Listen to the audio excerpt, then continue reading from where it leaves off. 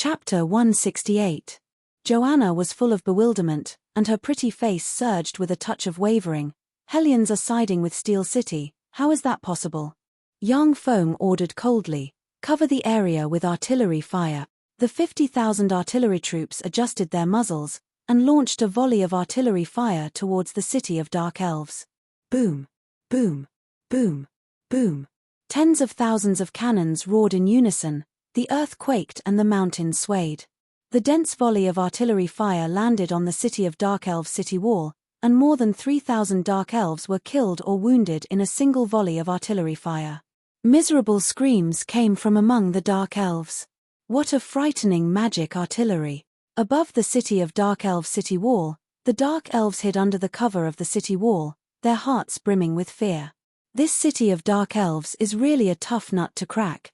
Yang Feng's eyebrows creased slightly, and a touch of graveness flashed past the abyss of his eyes. He had watched very carefully a moment ago. The scope of the artillery fire of the artillery troops should have a diameter of 45 meters. But there was a mysterious force shrouding the city of Dark Elves, forcibly suppressing the scope of the artillery fire to about 3 meters.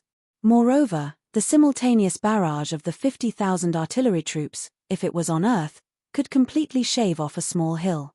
However, when the 50,000 artillery shells bombarded the city of Dark Elves, they merely left behind traces of smoke, and were unable to shake the city of Dark Elves in the slightest. Yang Feng had the 50,000 artillery troops carry out 2 volleys of artillery fire in a row, but the effect of the shelling was getting worse and worse. Above the city wall, the Dark Elves hid in the caverns of the city of Dark Elves, and weren't affected by the artillery fire in the slightest. Countless Dark Elves had already entered the temple of the goddess Lolth, prostrated themselves on the ground, and prayed very respectfully. Tremendous and pure faith power entered the statue of the goddess Lolth in the center of the temple, and then released formidable and pure divine power through the statue, firmly guarding the city of Dark Elves. After being blessed by the divine power of the goddess Lolth for several millennia, the city of Dark Elves had already begun to transcend the ordinary, and possessed terrifying might. The city of Dark Elves was the greatest foundation of Dark Elves, as well as the greatest capital for Dark Elves to gain a foothold in the underworld. Mortals believed in gods, and gods protected mortals. The survival ability of a race that had the protection of a god was much stronger than other races. Because of this, many races in different planes had gods that they believed in. Those gods would also protect the races they protected, and the two were interdependent. Even the world of warlocks, before the rise of the first warlock dynasty, was also a world ruled by the ancient gods. All races believed in the ancient gods and were ruled by the ancient gods. After the rise of the first warlock dynasty's Time Lord, he led the human warlocks to kill, seal, and refine the ancient gods that ruled the world one by one, knocking the gods off their pedestals, and thus establishing the first glorious first warlock dynasty. Ever since the first warlock dynasty, human warlocks had continuously developed and strengthened, possessing power surpassing that of gods. Only then did they attack other planes everywhere, plundering their knowledge and civilization inheritances. In the colonization war of other planes, human warlocks encountered ancient demons, ancient fiends, ancient devils, giants, dragons, and other powerful enemies. Among them, the most powerful enemies were the gods from other planes. When the 8th Warlock dynasty attacked a plane that had the protection of a powerful god, it fought against that plane's powerful god until both sides suffered. Coupled with the internal strife within the dynasty, only then did it collapse. It was precisely because the gods were so powerful that even though the goddess Lolth was licentious and shameless, inciting the Dark Elves to kill each other and torture each other for fun, those Dark Elves still respectfully believed in her for several millennia, not daring to slight her in the slightest. Strength was the truth, weakness was a sin. Assault helicopters. Yang Feng's eyebrows creased slightly when he saw that the effects of the bombardment weren't great, and he ordered. 20 Falcon heavy-duty assault helicopters suddenly took off, flew to an altitude of 300 meters, and then flew towards the city of Dark Elves. Yang Feng's gaze fell on the 20 Falcon heavy-duty assault helicopters. Once the Falcon heavy-duty assault helicopters could fly into the city of Dark Elves, then he could directly use airdrop tactics, and directly airdrop 100,000 beast-type bladed troops into the city of Dark Elves.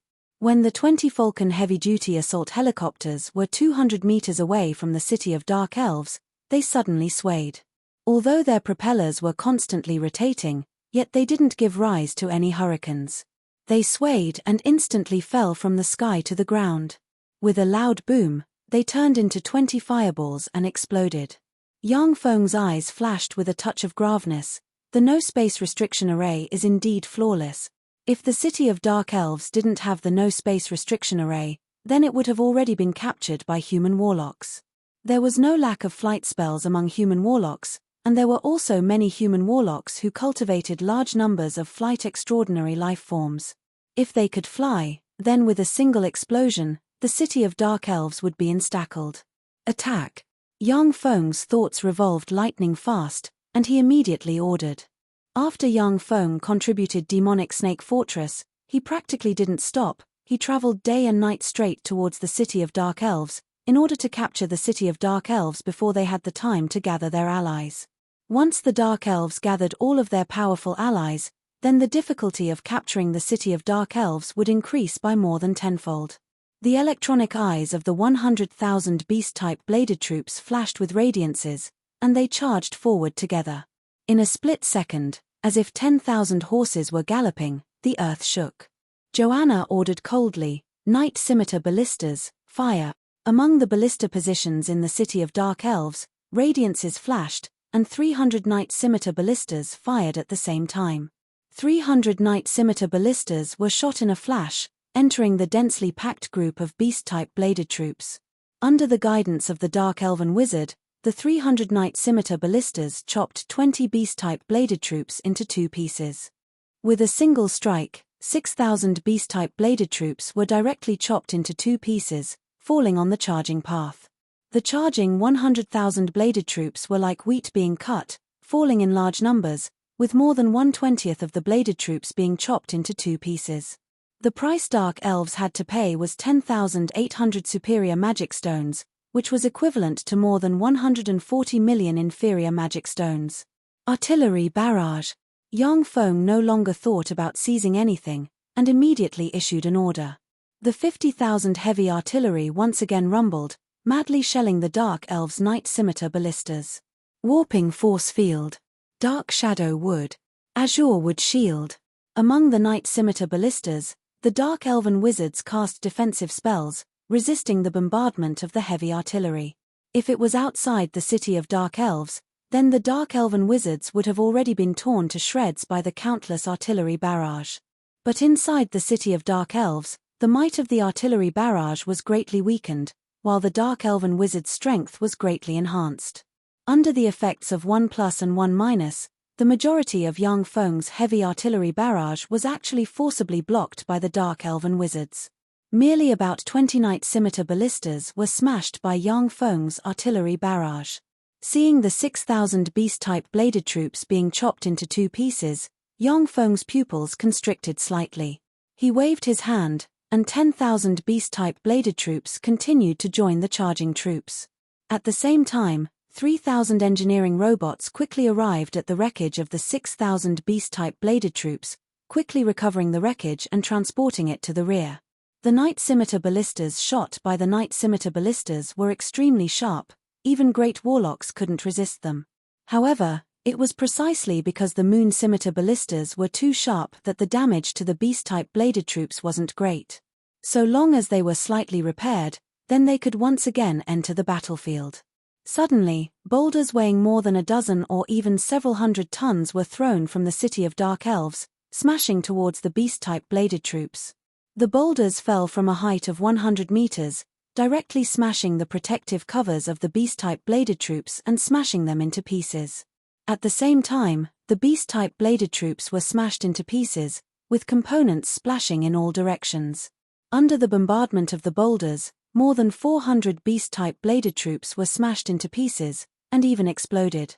Yang Feng's face twitched slightly when he saw this scene. The bladed troops smashed into pieces by the boulders, even if their wreckage was recovered, but they still needed to be sent back to the surface world's munitions factories to be melted down, only then could they be manufactured again. In other words, Yang Feng couldn't recover them before the end of the war. When the 100,000 beast-type bladed troops arrived before the moat of the City of Dark Elves, they stopped at once. Inside the moat in front of the City of Dark Elves, black liquid was churning, continuously bubbling and emitting traces of black fog. As soon as the beast-type bladed troops approached the moat, many parts of their bodies showed signs of slow corrosion. Yang Feng's eyes flashed with a touch of graveness. Dark Poison River, the most terrifying moat of the City of Dark Elves. Once one falls into it, then even great warlock rank experts will be corroded into slag. Release the arrows. Joanna shouted sternly, and suddenly shot countless arrows from above the City of Dark Elves, shooting towards the beast-type bladed troops. The majority of the arrows were blocked by the protective covers of the beast-type bladed troops, but there were still more than 3,000 arrows that pierced through the protective covers of the beast-type bladed troops and stabbed into their bodies. Among the more than 3,000 arrows, more than 300 arrows directly exploded, blasting 200 beast-type bladed troops into pieces. In the City of Dark Elves, experts were as common as clouds, and the archery of many archers could even penetrate the protective spells of level 2 warlocks. Under the blessing of the temple, they would become even more powerful. Chapter 169. Thud. Thud. Thud. As soon as the Dark Elven archers emerged, the 100,000 gunner troops immediately opened fire, and countless Gauss shells shot towards the Dark Elves. In a split second, more than 1,000 Dark Elves above the City of Dark Elf city wall were blown up by the gunner troops. Joanna's complexion changed slightly when she saw this. There were a large number of priests in the City of Dark Elves. With the help of divine power, the priests could cast divine spells to heal the wounded. But after being hit by the Gauss shells, the Dark Elves would either die or be crippled. Unless superior divine spells were cast, it would be very difficult to heal them. The gunner troops' firepower completely suppressed the Dark Elves above the city wall. The engineering robots quickly erected thick steel pontoon bridges above the Poison River. Once the steel pontoon bridges were erected, the 50,000 artillery troops adjusted their muzzles, and madly bombarded the huge ancient trees and vines crawling above the City of Dark Elves. The gunner troops also madly fired at the huge ancient trees and vines with their Gauss shells. Under the frenzied barrage, the huge ancient trees and vines crawling above the City of Dark Elves were broken inch by inch, fell into the moat, issued sizzling sounds, and melted. Joanna's complexion changed slightly, and she barked, "Fuck, wake them up."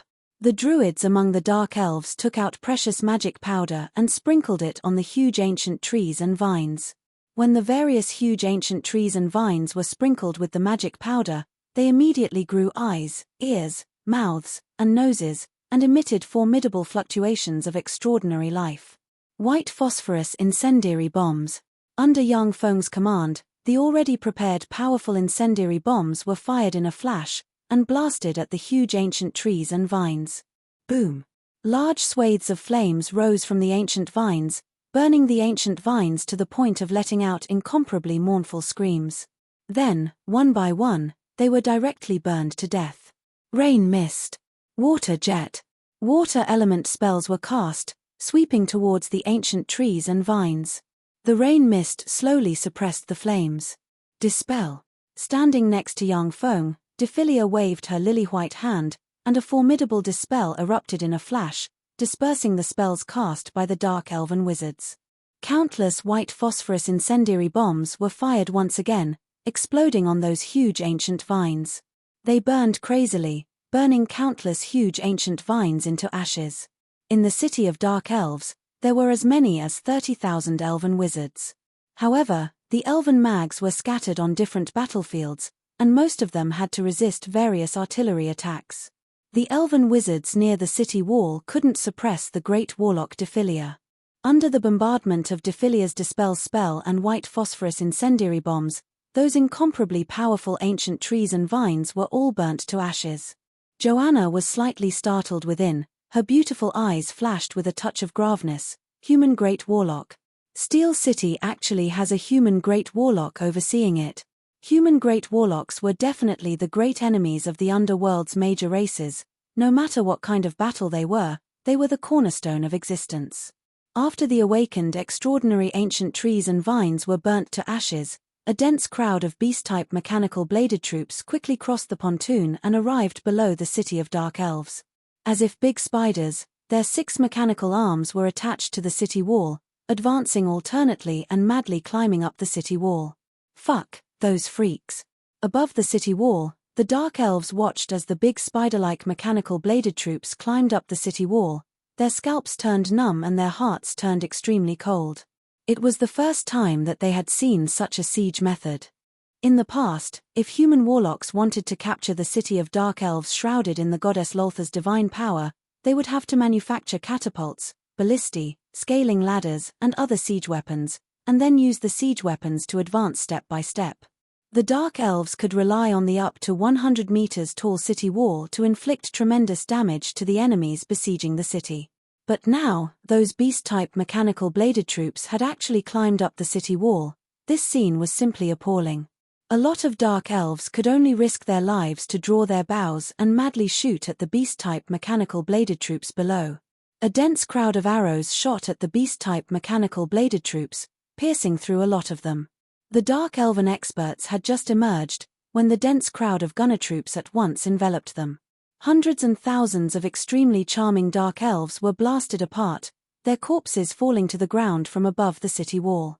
In this decisive battle that would decide Steel City's future, it was impossible for young Feng to show mercy to the fairer sex. He could only attack the city of dark elves in the strongest way possible. If necessary, he wouldn't hesitate to use nuclear weapons to bombard the city of dark elves. Young Feng had to win this battle. Once he was defeated, there would be no place for him in the entire Turandot subcontinent. Joanna said coldly, "Dispatch the mountain giant." The mountain giants were one of Dark Elven clan's trump cards. Adult mountain giants were up to 30 meters tall, with terrifying defensive strength and an extremely formidable life force. They were categorized as level 4 extraordinary life forms and could contend against great warlock rank experts. In the past several millennia, the entire Dark Elven clan had only subdued 4 mountain giants under the guidance of the goddess Lolth. A Dark Elven beauty said with a bitter smile, "Great matriarch, you still haven't held the inheritance ceremony and obtained the recognition of the mighty goddess Lolth. You still haven't obtained the divine spells and the dark scepter bestowed by the goddess Lolth. You simply can't command the mountain giants. Once they're awakened, they'll immediately become our enemies." Joanna's pretty face suddenly became very unsightly. The time she had spent seizing power was really too short. Even though the upper echelon of Dark Elven clan had chosen to submit to her, but the power that originally belonged to the Great Matriarch hadn't been handed over to her. If it was a time of peace, then as long as she performed several wicked sacrifices to the goddess Lolth, she would be able to control the power of the entire Dark Elven clan under the guidance of the goddess Lolth. But she had just rebelled, and young Feng had led his troops over. She basically couldn't inherit the power that should belong to the Great Matriarch. At this moment, the beast-type bladed troops under the cover of the gunner troops and artillery troops climbed the city wall. Once they climbed the city wall, as if moving meat grinders, they rushed into the Dark Elven camp. A copious amount of blood splashed. The beast-type bladed troops, as if peerless generals, madly slaughtered the dark elves within their range of attack. The countless beast-type bladed troops instantly tore an opening in the midst of the dark elves, before rushing into the city in a steady stream. "Break for me." A dark elven archer with battle prowess comparable to that of a level 3 human warlock gave a shrill cry and shot an arrow. As if a shooting star, an arrow pierced through the protective cover of a beast-type bladed troop, before exploding and blasting it to pieces. The Dark Elven archer didn't even have time to gasp for breath, before more than 30 beast-type bladed troops rushed towards her. The nearly 100 spider drow guarding in front of the Dark Elven archer also rushed over and attacked the beast-type bladed troops. The beast-type bladed troops erupted with a protective cover. After blocking the attacks of the spider drow, they brandished the high-frequency oscillation blades in their hands and easily chopped the spider drow to pieces. The spider drow were considered to be battle golems with excellent martial arts, but in front of the terrifying beast-type bladed troops that combined offense and defense, they were simply unable to withstand a single blow. Bearing the countless fragments, the more than 30 beast-type bladed troops at once rushed before the Dark Elven archer.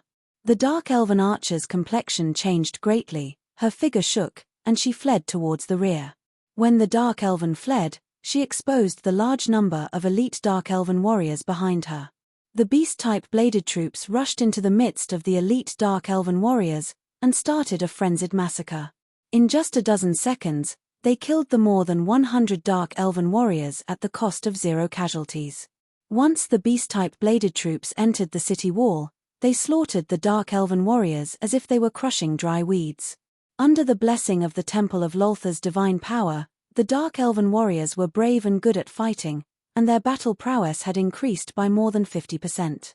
But against the beast-type bladed troops, they still didn't have the slightest bit of resistance. Only the most skilled and powerful dark elven archers, who possessed the power to kill warlocks, still continued to resist, as they shot the beast-type bladed troops to death. A steady stream of melting wax demons, spider drow, and all kinds of wicked weapons poured out of the city of dark elves, serving as cannon fodder to meet the beast-type bladed troops, before being chopped into pieces by the beast-type bladed troops. "Master, let me join the battle," the rock giant Bonadine shouted in a muffled voice. Such a bloody battle made his blood boil. Yang Feng shook his head slightly. "Now is still not the time. It's too dangerous for you to go." Inside the city of dark elves, there were more than 100 Knight Scimitar ballistas. The Knight Scimitar ballistas had the terrifying power to threaten great warlock rank experts.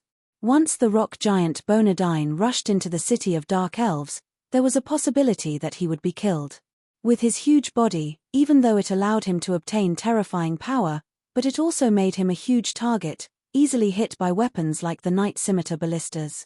If such a good fighter like the rock giant Bonadine were to die in vain in a place like the city of dark elves, then Yang Feng would suffer a great loss. He still wanted to take it to another plane to go on a campaign. The rock giant Bonadine muttered somewhat discontentedly, and then became well-behaved. These days, Yang Feng had already used the liquid metal nanorobots injected into its body to teach it a lesson that would leave a deep impression, making the always violent rock giant become well-behaved. Joanna took out the pitch-black, pitilessly exquisite legend-rank bow Nightstar engraved with countless mysterious runes. With the bow in hand, Joanna was in high spirits, and a domineering aura spread from her. Joanna's lily-white hands moved unceasingly, emerald-green arrows containing formidable life force instantly shot out, easily piercing through beast-type bladed troops, and then exploded, blasting the beast-type bladed troops into pieces. In a short 1 minute, more than 100 beast-type bladed troops had been blown to pieces by Joanna. However, Joanna had killed 100 beast-type bladed troops within a minute, yet close to 1,000 bladed troops had jumped up from above the city of dark elves city wall. It gave people a feeling of endless despair. Joanna clenched her teeth, and unleashed the secret method Thousand Arrow Rain. The Nightstar in her hands shot out an emerald-green arrow, before splitting into 1,000 and madly shooting at the beast-type bladed troops. Thousand Arrow Rain was one of the strongest inherited archery skills of the Dark Elves, and was also an archery skill passed down by a goddess of the Dark Elven divine system. One arrow could attack 1,000 enemies. However, its weakness was that its power was too scattered, and it wasn't useful against powerful enemies. After the 1,000 emerald green arrows hit the protective covers of the beast-type bladed troops and set off ripples, they immediately collapsed. Joanna couldn't help but say powerlessly, "Damn it, the defensive strength of these alchemical golems is really too strong." With the help of the legendary bow Nightstar, Joanna's Thousand Arrow Rain could kill a level 1 warlock, but it was unable to penetrate the protective covers of the beast-type bladed troops, making her feel some despair. At this moment, the Knight Scimitar ballistas, which were suppressed by Yang Feng's artillery and didn't dare to come out, once again launched. Knight Scimitar ballistas suddenly erupted, chopping the beast-type bladed troops in two. More than 4,000 beast-type bladed troops were chopped in a split second. However, the beast-type bladed troops were still pouring into the city of Dark Elves in a steady stream. Under the Dark Elves' all-out resistance, more than 30,000 beast-type bladed troops had already been destroyed. However, there were also 30,000 beast-type bladed troops that had rushed into the city of Dark Elves, as if entering a no-man's land, went on a killing spree, forming rivers of blood wherever they passed. The Dark Elven experts desperately resisted, but could only retreat in defeat. An upper-class dark elf couldn't help but ask Joanna, "Great matriarch, what do we do now?" The gazes of the other upper-class dark elves were focused on Joanna, the newly appointed great matriarch, thirsting for an answer. Joanna played it down. "What else can we do? Since we can't beat them, then surrender. In any case, it's not like we dark elves have never surrendered to humans." Joanna's words gave rise to a great uproar among the upper-class dark elves. In the era of the ancient warlocks, even the primary goddess of the dark elves Lolth didn't dare to provoke the ancient warlocks, and obediently hid in her divine country, not daring to come out. She was afraid of being caught by the ancient warlocks, and then treated as a pet or a bed-warming slave. Turandot subcontinent's dark elves were also pets raised by the ancient warlocks. Chapter 170. However, the glory of the ancient warlocks had already passed. Under the protection and guidance of the goddess Lolth, the dark elves had already become half the rulers of the underworld.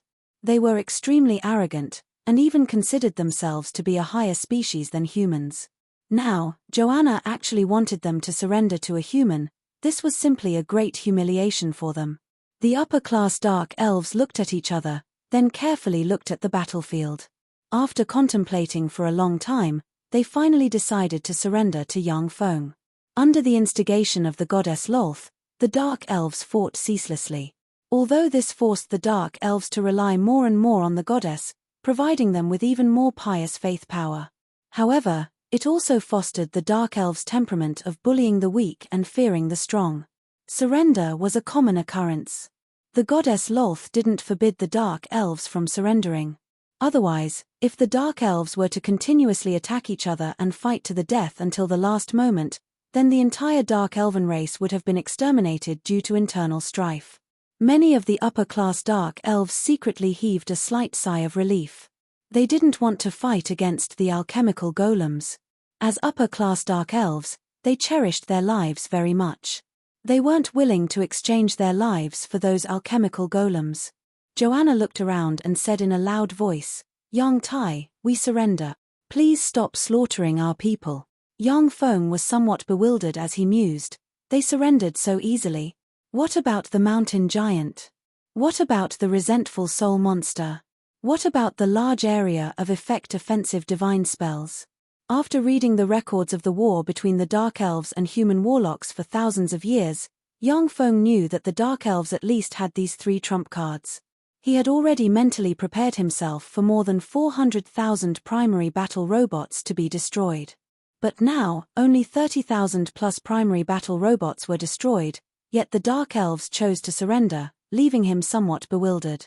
Give up resistance, drop your weapons, raise your hands high, surrender and you won't be killed. Young Feng's mind moved, and the beast-type bladed troops transmitted cold voices from their loudspeakers, urging them to surrender. The Dark Elven warriors were originally only under the blessing of the divine power released by the temple. They were courageous enough to fight against the ice-cold, ruthless and powerful beast-type bladed troops. Now that they heard Joanna's words of surrender, their hearts turned cold and their morale dropped to the extreme. They dropped their weapons, raised their hands high and chose to surrender. The upper-class Dark Elves also urged them to surrender one after another. The entire city of Dark Elves surrendered at the mere sight of the wind, opening its gates and letting young Feng's beast-type mechanical legion march straight in. After the Dark Elves surrendered, Joanna led the upper-class Dark Elves to have an audience with young Feng. Joanna looked straight at young Feng and said in a neither servile nor overbearing manner, "Marshal Young Tai, I am the great matriarch of the Dark Elves, Joanna.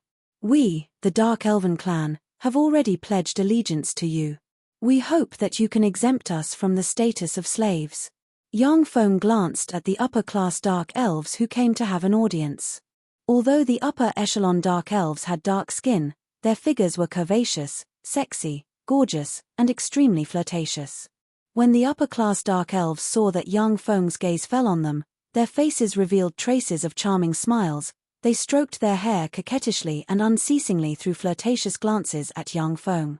Joanna was incomparably beautiful and had a heroic temperament, which made her feel out of place among the upper echelons of the Dark Elves. Young Feng said without batting an eyelid, "Isn't Cheyenne the great matriarch of the Dark Elves? Joanna said in a neither servile nor overbearing manner, Cheyenne was the great matriarch of the past, while I am the great matriarch of the Dark Elves. Joanna was a great warlock rank expert, moreover, her power wasn't sealed. Even if she was in Yang Feng's lair, she still had the confidence to escape from Yang Feng. Yang Feng said lightly, "Is Cheyenne still alive?" Joanna hesitated for a moment before saying, "She's alive." Yang Feng said lightly, "Leave her to me. Then, I need the Dark Elves to attack the city of Hellions with me. After capturing the city of Hellions, I'll pardon you for your crime of rebellion and abolish your status as slaves of the Dark Elves. Under my command, I won't let anyone do anything unfair to the Dark Elves.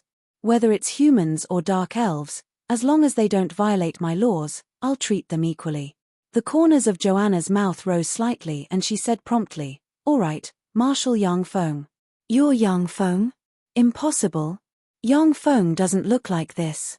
The Dark Elven upper echelon's pretty complexions changed and they exclaimed. Steel City's forces had already attracted the attention of the Dark Elves. They had spent a great deal of effort to collect the images of Steel City's important figures, so they naturally knew what Yang Feng looked like. Yang Feng was slightly startled, yet he said without batting an eyelid, "What are you talking about? I'm Yang Tai, not Marshal Yang Feng. No soul. The golem avatar you made is very exquisite, it looks exactly like a living person. With a cursory look from a distance, even a great warlock rank expert would find it difficult to discover the difference between it and a living person. But as long as one looks closely, one would be able to discover that the golem avatar doesn't have a soul. Any intelligent life form has a soul. Your golem avatar doesn't have the smell of a soul, it can only be an avatar. Steel City's city master, Yang Yi, doesn't get close to women. The only one who would ask me for Cheyenne is you, the only blood relative of the Steel Lord, Yang Feng. Only you have the authority to formulate Steel City's laws." Joanna analyzed calmly. Yang Feng's complexion changed slightly, he stared fixedly at Joanna, clapped his hands and said extremely frigidly, "Joanna, you're really smart. Unfortunately, you're too smart. Haven't you heard of the saying that knowing too much can lead to death?" The rock giant Bonadine took a step forward, directly sealing the retreat of the upper-class Dark Elves in the room. Outside the room, countless primary battle robots took out their weapons and pointed at the room. Defilia also sighed faintly, flipped her lily-white hand, and the legend-rank secret treasure ice snowbox appeared in her hand. Although she appreciated Joanna's intelligence, but since Yang Feng had already spoken, she could only act. The corners of Joanna's mouth rose slightly, her beautiful eyes flashing with a touch of disdain. "You want to keep me here by relying on Snow White Madam and that stupid rock giant? Of course it's not just them. I'm not that naive to think that you can keep a legend-rank Dark Elven expert with just 2 great warlocks. If you add them to the mix, then what are your chances of escaping?" Yang Feng pressed the dimensional crest on his chest, and rays of light suddenly flew out from the dimensional crest. Morphin demonic polar bear, blue Dokfen demonic ice wolf, Amani lightwing icebird, Koloman boa, one after another, mechanical battle beasts comparable to level 4 extraordinary life forms appeared in the surroundings, exuding great warlock rank life force. A total of 10 mechanical battle beasts comparable to level 4 extraordinary life forms surrounded Joanna and the other Dark Elven experts, exuding a terrifying life force as they stared fixedly at Joanna. Under the coercion of those mechanical battle beasts comparable to level 4 extraordinary life forms, the pretty complexions of the upper-class Dark Elves changed, their delicate bodies trembling slightly. Even Joanna's beautiful eyes flashed with a touch of dread. The 10 mechanical battle beasts comparable to level 4 extraordinary life forms, coupled with Defilia and the rock giant Bonadine, had a 90% chance of killing Joanna. Joanna couldn't help but feel a touch of remorse, secretly hating herself for talking too much just now. Joanna looked straight at Yang Feng and said lightly, "What do you want? Do you want to kill us here to keep us quiet? I really don't want to silence us." Yang Feng clapped his hands. A robot holding a vial of liquid metal nanorobot elixir came out. Yang Feng said lightly, "This is a god-extinguishing elixir. As long as I inject it into each of you, I can guarantee that you won't betray me. That way, there's no need to silence us." Joanna's eyes were as sharp as blades as she said coldly, And if I say no? Yang Feng's eyes flashed with a touch of a cold glint. Although it's a pity, but I can only get rid of you here, and then support Cheyenne. She's the former great matriarch of Dark Elven clan. I think that she should be able to quickly take control of Dark Elven clan. Joanna was silent for a moment, before saying, "What are the side effects of this elixir? Will it affect one's mind?" Yang Feng said with a smile, "There are no side effects, nor will it affect one's mind. Moreover, it's of great benefit to the human body. It can assist in your cultivation, and also clean the impurities within your body. Apart from being used to control people, the liquid metal nanorobots could also be used in the medical field and the cultivation field." Yang Feng had injected himself with a large amount of liquid metal nanorobots to clean the impurities within his body and improve his physical constitution over time. Joanna said lightly, "All right, I promise you." The robot stepped forward and injected the liquid metal nanorobot elixir into Joanna. Joanna was a great warlock rank expert. Her physical constitution was extremely formidable. Once the liquid metal nanorobots entered her body, 1/3 of them were directly killed by her immune system. The remaining 2/3 of the liquid metal nanorobots fused with her.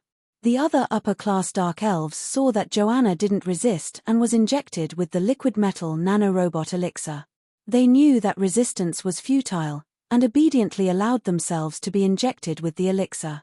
Yang Feng sensed the changes within Joanna's body, and his eyes flashed with a touch of regret. At present, the limit of the improved liquid metal nanorobots can only control great warlock rank experts. They can't control starry sky warlock rank experts. Chapter 171.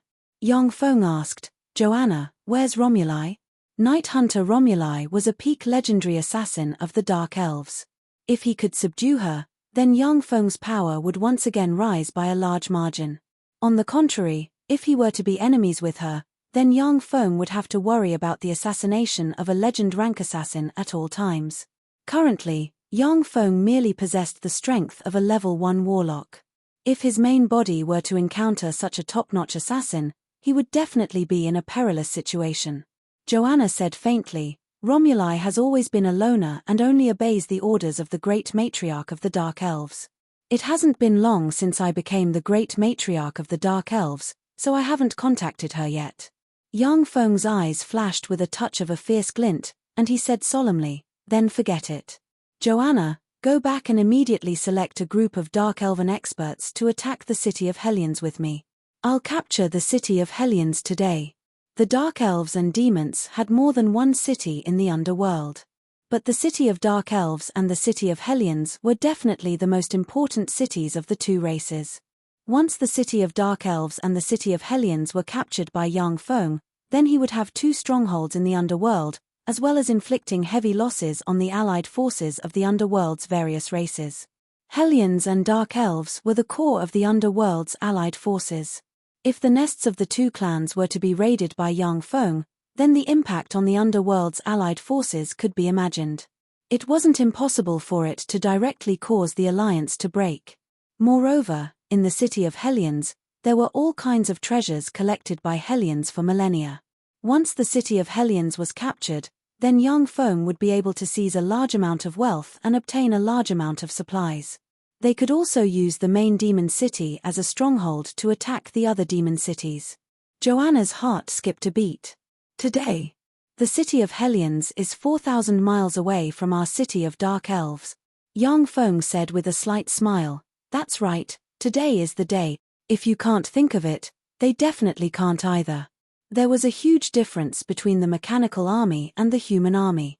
As long as they had enough energy, they could keep moving and fighting until their components were damaged or their energy was depleted. After a brief pondering, Joanna immediately agreed, "All right." Of the 1 million battle robots Yang Feng brought with him, 100,000 were stationed in the city of Dark Elves, while the remaining 900,000 along with the Dark Elven experts rushed towards the city of Hellions. Among the 100,000 battle robots stationed in the city of Dark Elves, there were also 5,000 engineering robots. The 5,000 engineering robots took all kinds of materials and quickly started building all kinds of munitions factories and defensive installations in the city of Dark Elves. They wanted to fortify the city of Dark Elves. Yang Feng didn't intend to let the Dark Elves continue to worship the goddess Lolth. In this way, the city of Dark Elves would lose the baptism of goddess Lolth's divine power, and become an ordinary giant city. However, after the city of Dark Elves was rebuilt by Yang Feng's mechanical legion, it could transform into a terrifying fortress of another form. About an hour after the army commanded by Yang Feng had left the city of Dark Elves, a figure invisible to the naked eye was silently shuttling back and forth in the direction of the holy spring divine pool within the temple. In every corner of the temple stood beast-type bladed troops, gunner troops, and artillery troops. The figure silently shuttled back and forth among the battle robots, before quietly sneaking into the holy spring divine pool and seeing Cheyenne, who was severely injured and paralyzed inside the holy spring divine pool. Big sister Cheyenne, you cut a sorry figure. Space distorted, and a petite girl with a pair of pointy ears, a pair of D-cups, and exquisite facial features walked out of the distorted space.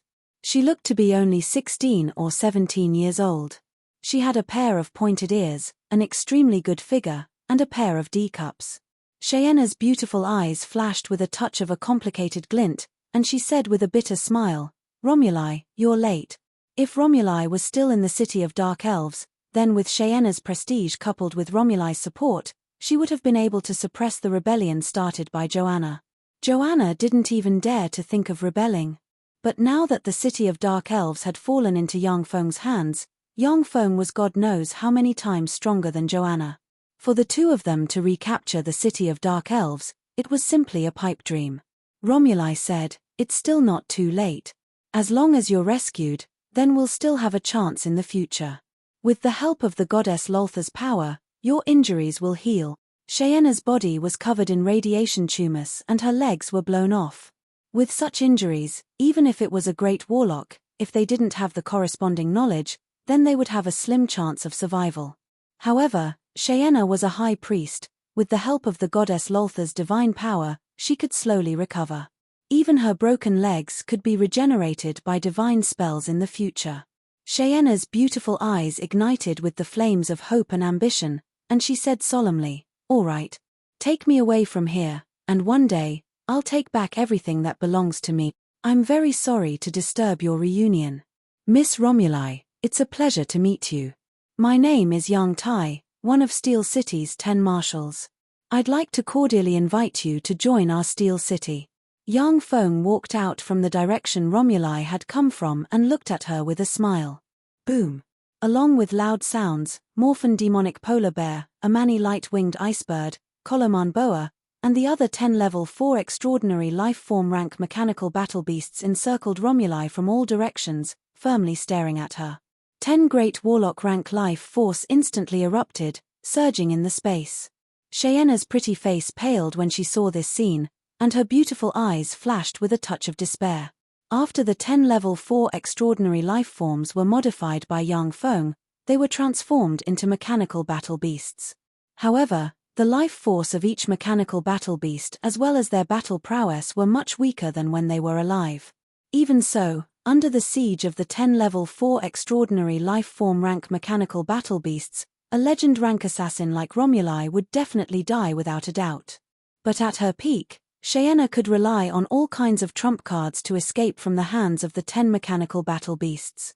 Romuli swept Yang Feng with a glance and said with a contemptuous smile, "You're not a human, but just an alchemical golem.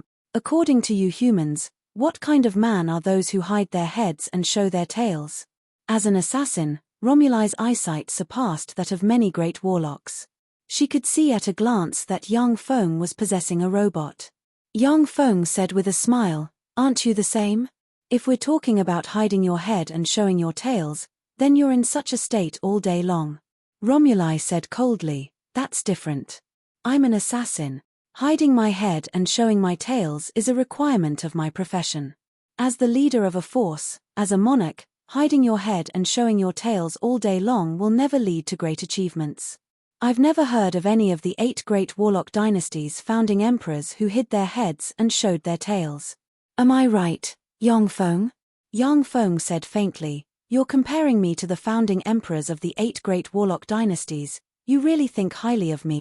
I'm still relatively self-aware. With my current strength as a level 1 warlock, If I didn't hide my head and show my tails, then I wouldn't know how many times I would have died. In this world, the winner is king and the loser a bandit. I only seek victory. As for the process, it doesn't matter. Romuli, do you surrender or not? Romuli sighed somewhat vexedly and said, there's no way around it, I can't beat so many alchemical golems. I surrender. With a flick of his wrist, Yang Feng took out a vial of liquid metal nanorobot elixir and walked towards Romuli. Stand still, let me give you an injection. Romuli's beautiful eyes flashed with a touch of a peculiar glint and she said with ridicule, you can only rely on alchemical elixirs to control others, then you'll never be able to gain their true loyalty. Even if I yield to the elixir's power, I still won't admire you. I don't need your admiration, I only need you to obey my orders and not betray me. People are fickle, I still believe in the power of alchemy. Yang Feng remained unmoved, he directly pricked Romuli's arm with the vial of liquid metal nanorobot elixir and injected the elixir into her body. Romuli's immune system at once activated, killing 1/10 of the liquid metal nanorobots. Her eyebrows rose slightly, but she didn't say anything. After she agreed to let Yang Feng inject her with the elixir, she understood that what Yang Feng was injecting was definitely nothing good. After injecting the liquid metal nanorobot elixir into Romuli's body, Yang Feng heaved a slight sigh of relief. One could be a thief for 1,000 days, but one couldn't guard against a thief for 1,000 days. For Yang Feng, a legendary assassin like Romuli was the most frightening and most dangerous existence. Once she locked onto the position of his true body, then Yang Feng would have a slim chance of survival. But once she became Yang Feng's person, then she would be equivalent to having the sharpest blade in his hands. Romuli said lightly, help me cure big sister Cheyenne's injuries. As long as you cure her, then I'll serve you wholeheartedly. Whoever you want me to kill, I'll kill. Even if it's Anthony, Aldrich, those old freaks, as long as they dare to come out of their lairs, then I'll assassinate them in front of you. Yang Feng said somewhat expectantly, you're good at killing people, then what about being a bodyguard? Yang Feng's cultivation base as a level 1 warlock was already considered as an expert in Turandot subcontinent, but in front of great warlock rank experts, he was basically unable to withstand a single blow. What he lacked the most was a powerful bodyguard. Romuli thought for a moment, then shook her head slightly and said, I'm an assassin, not a bodyguard. I'm good at killing people, but I'm not good at protecting people. Alright, I'll help you cure big sister Cheyenne's injuries. Besides, I also need her to serve me. Yang Feng took out a vial of liquid metal nanorobot elixir and injected it into Cheyenne's body. Chapter 172. Once the liquid metal nanorobots were injected into Cheyenne's body, they quickly cleaned up the cancerous radiation cells inside her. Shizu's research on nuclear power by far surpassed the level of Turandot subcontinent's warlocks. Those liquid metal nanorobots also had the miraculous effect of cleaning up the power of nuclear radiation. Cheyenne only felt her throat emit bursts of strange movements. She opened her cherry lips and spat out a pitch-black, ink-like filth emitting a disgusting stench. After Cheyenne spat out that mouthful of filth, she felt her whole body become a lot more relaxed and comfortable. It's still not enough, your body is too much. It seems like I have to inject more elixirs. Yang Feng's eyebrows creased slightly, and he immediately took out 5 vials of liquid metal nanorobots and injected them into Cheyenne's body. The original treatment method of liquid metal nanorobots was to stimulate the human body's potential, to let the human burst out with formidable life force, and to remove all kinds of diseases and toxins from the body. Although Cheyenne was a legend rank expert, but her injuries were too serious, and she could only rely on the liquid metal nanorobots to remove the power of radiation from her body, therefore, the consumption was enormous. Once the 5 vials of liquid metal nanorobot elixirs entered Cheyenne's body, they quickly cleaned up the cancerous radiation cells inside her. The ugly radiation tumors on Cheyenne's body burst open one by one, and oozed out layers of rancid pus. The scars all over her body fell off one by one, revealing a bright and flawless, alluring and lovely body.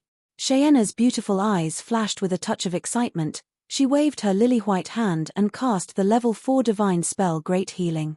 An incomparably resplendent divine light shrouded her body. Bursts of numbness and itchiness were transmitted from the severed parts of Cheyenna's legs. Countless granulation tissues squirmed, and a pair of elegant and slender legs slowly grew out.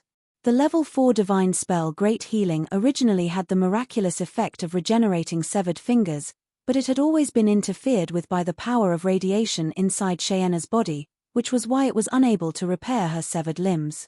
Now that the radiation energy was completely removed by the liquid metal nanorobots, Cheyenna used a level 4 divine spell to repair her severed limbs. Cheyenna jumped lightly and jumped out of the holy spring divine pool. Countless streams of water washed her body, cleansing away all the filth. From a disgusting and ugly cripple with tumors all over his body and 2 broken legs, he had transformed into a bright, moving, and pitilessly beautiful dark elf. Cheyenna gave a flirtatious smile and said charmingly, "Thank you Sir Yongfeng for your help. Cheyenna is willing to serve you as my master." Yongfeng revealed a trace of a smile. "She's really sensible, no wonder she could become the great matriarch of the Dark Elves." Since Cheyenna was so sensible, Yongfeng didn't let her have a taste of the liquid metal nanorobot's backlash. Even such a proud and powerful expert infinitely close to the Starry Sky Warlock rank like Carolina couldn't resist the backlash of the liquid metal nanorobots, so it was impossible for Cheyenna to resist it. Yongfeng waved his hand and threw a mobile phone to Romuli. "Cheyenna, come with me to the city of Hellions and attack it. Romuli, guard the city of Dark Elves in secret. If anything happens, use this magic soundbox to notify me." Romuli took the mobile phone and fiddled with it, revealing a trace of curiosity. "The magic soundbox manufactured by your Steel City looks really unique." The magic soundbox, such a convenient alchemical item, was also the focus of the transactions between Dark Elves and human warlocks. Basically, every upper-class Dark Elves had one in their hands. Romuli had seen a lot of them, but she hadn't seen an Earth-style mobile phone. Cheyenna said deferentially, "Yes, sir." Only then did Yongfeng take Cheyenna and the 8 level 4 extraordinary life-form rank mechanical battle beasts towards the city of Hellion clans. The flying speed of the Amani light-winged icebirds surpassed the speed of sound. They could catch up to the troops ahead. It was precisely because of this that Yongfeng had left the 10 mechanical battle beasts to guard Cheyenna. He hadn't expected that he would be so lucky as to capture Romuli. The city of Hellions. Different from the city of Dark Elves, the city of Hellions was merely a huge city with a city wall more than 30 meters tall. Within the city of Hellions, there were all kinds of grotesquely shaped lairs. Hellions were monsters artificially manufactured by the Second Warlock Dynasty's taboo lord with humans as the main body and the blood meridians of various formidable beings from different planes. Hellions possessed the blood meridians of countless formidable beings.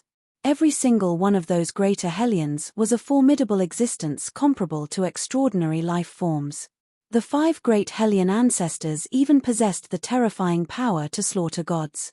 It was precisely because Hellions were so formidable that they didn't believe in any gods. At the same time, they weren't proficient in alchemy. Without the support of formidable alchemy, no matter how sturdy the city wall they built, it still wouldn't be able to withstand a blow from an expert. A casual all-out blow from a great warlock could destroy the city of Hellions. They naturally weren't willing to waste their efforts. Hellions could obtain most of the other party's knowledge and a part of their power by devouring them. Therefore, the majority of Hellions didn't like to bitterly practice cultivation, but rather thought of ways to hunt humans. This was the reason why humans were so hostile towards Hellions and wanted to exterminate them. In the underground world, the fiendish demon clan was definitely the strongest clan. Although Dark Elven clan had Cheyenna, the number 1 expert of the underworld, but the number of great warlocks of Dark Elven clan was far less than that of Hellions. But Hellions were also divided into different tribes, and there were many contradictions between the major tribes. This was the reason why Dark Elven clan was the most formidable force in the underworld. Within the city of Hellions, in an exquisite and luxurious palace that wasn't the slightest bit inferior to human imperial palaces. A godlike handsome young man with a tall stature, a head full of dazzling short golden hair, dressed in black, was quietly reading a book in his hands. Beside the young man, there were 7 beautiful young girls dressed in light muslin sitting on their knees. The 7 young girls were looking at the young man with coquettish eyes, their beautiful eyes brimming with adoration. An eagle-eyed, hook-nosed young man exuding a capable aura strode into the room. Without even giving the 7 charming young girls a glance, he said in a deep voice, "Your Majesty, Steel City's expeditionary army has broken through the city of Dark Elves and is currently advancing towards our city of Hellions." The golden-haired young man was the king of Turandot subcontinent's Pantheon Hellion clan, the Pantheon Hellion monarch. Although he looked to be only 23 or 24 years old, but he had already lived for more than 3,000 years, he was an old freak in name only. Pantheon Hellion clan's inheritance came from the Pantheon Hellion ancestor. The Pantheon Hellion ancestor's body had gathered the blood and divinity of countless formidable gods from different planes, and was the most formidable among the 5 great Hellion ancestors. Pantheon Hellion clan was also the longest-lived among Hellion clans, and was the most formidable among those of the same rank. The only weakness of Pantheon Hellion clan was their very low fertility, and their numbers were the least among Hellion clans. Every adult descendant of Pantheon Hellion clan would possess a cultivation base comparable to that of a great warlock rank expert. Moreover, once they reached adulthood, then as long as time passed, even if they didn't practice cultivation, they would still slowly condense a trace of divinity, and become a divine life form. The Pantheon Hellion monarch was the only expert of Pantheon Hellion clan in Turandot subcontinent. Together with the undead Hellion monarch and the myriad beasts Hellion monarch, they were known as Hellion clan's 3 great tycoons. The eagle-eyed, hook-nosed young man exuding a capable aura was the Pantheon Hellion monarch's trusted aide Wormisley. The Pantheon Hellion monarch's eyes flashed with a touch of astonishment, and he exclaimed, "So fast? The city of Dark Elves has the divine power of that whore Lolth. How could it be breached so quickly? How could Steel City's mechanical legion be so powerful?" Wormisley said with a bitter smile, "I don't know either. I only know that they're heading this way. Not long ago, the warriors of the 8th outpost were annihilated." The Pantheon Hellion monarch creased his eyebrows slightly, saying, "It seems that Steel City's mechanical legion will reach our city of Hellions in 30 minutes at most. Such a fast speed of advance. At this time, there's no news from the undead Hellion monarch, and the myriad beasts Hellion monarch is presiding over the surface world. Am I the only one left in the city of Hellions?" Wormisley said with an expectant look on his face, "That's right, Your Majesty, our city of Hellions now depends on you." The Pantheon Hellion monarch's eyebrows suddenly relaxed, and he said with a faint smile, "In that case, pass down my order. Everyone is to immediately leave the city of Hellions and give this city to Steel City." Wormisley stared blankly, and said with some disbelief, "Your Majesty, did I hear wrong? Give this city of Hellions to Steel City? This would be the greatest humiliation of our Hellion race for several millennia." The Pantheon Hellion monarch said indifferently, "Wormisley, which one has a stronger defense, our city of Hellions or the city of Dark Elves?" Wormisley said without hesitation, "The city of Dark Elves has the divine power of the goddess, it's full of incredible extraordinary power, and its defense is far stronger than our city of Hellions." The Pantheon Hellion monarch continued, "The main force of our Hellion race has already gone to the surface world. How is the strength of the city of Hellions compared to the city of Dark Elves?" Wormisley was silent for a moment, and then said with difficulty, "The remnant strength of our city of Hellions can't compare to that of the city of Dark Elves." The Pantheon Hellion monarch's eyes flashed with a radiance of wisdom, and he analyzed in a logical manner, "Since the other party can capture the city of Dark Elves in a short period of time, then our city of Hellions also can't withstand their offensive. Staying here would just be throwing away our lives in vain. We'll take the initiative to evacuate and leave this empty city to them. In the future, we'll think of a way to recapture this city. The underworld belongs to us. No matter how strong humans are, they still can't stay here for a long time." Wormisley sighed in admiration, "That's right, the underworld's environment isn't suitable for human survival. Even if they hide in the city of Hellions, it's still nothing to be proud of. We'll just take it back in the future. Your Majesty, you're really amazing, this subordinate is far inferior to you." Finished speaking, Wormisley saluted the Pantheon Hellion monarch, and then quickly left the palace. The Pantheon Hellion monarch suddenly sighed in disappointment and frustration. Steel City, interesting, to actually be able to capture the city of Dark Elves. It seems that the rumor of it annihilating 18 great warlocks in one fell swoop isn't false. Alchemy is really too powerful. Human warlocks' alchemy. When humans contended against other formidable beings, all kinds of incomparably formidable alchemical secret treasures emerged one after another. Only then could they overwhelm those exceptionally talented formidable beings. In terms of cultivation aptitude, more than 99% of humans simply couldn't compare to fiends, ancient demons, demigods, and other formidable beings. The Pantheon Hellion monarch's strength was astonishing. If he didn't have secret treasures, then his battle prowess would be Turandot Subcontinent's #1, and even Starlight Aldrich might not be his match. But if he could use secret treasures, then Starlight Aldrich would be able to defeat him after paying a great price. When Yang Feng's huge mechanical legion arrived at the city of Hellions, he saw raging flames rising from inside the city of Hellions, and countless plumes of smoke rising from it. Fortify the walls and clear the field. When Yang Feng saw the city of Hellions gate open and the raging flames, his eyes flashed with a touch of graveness, and he felt that things had become thorny.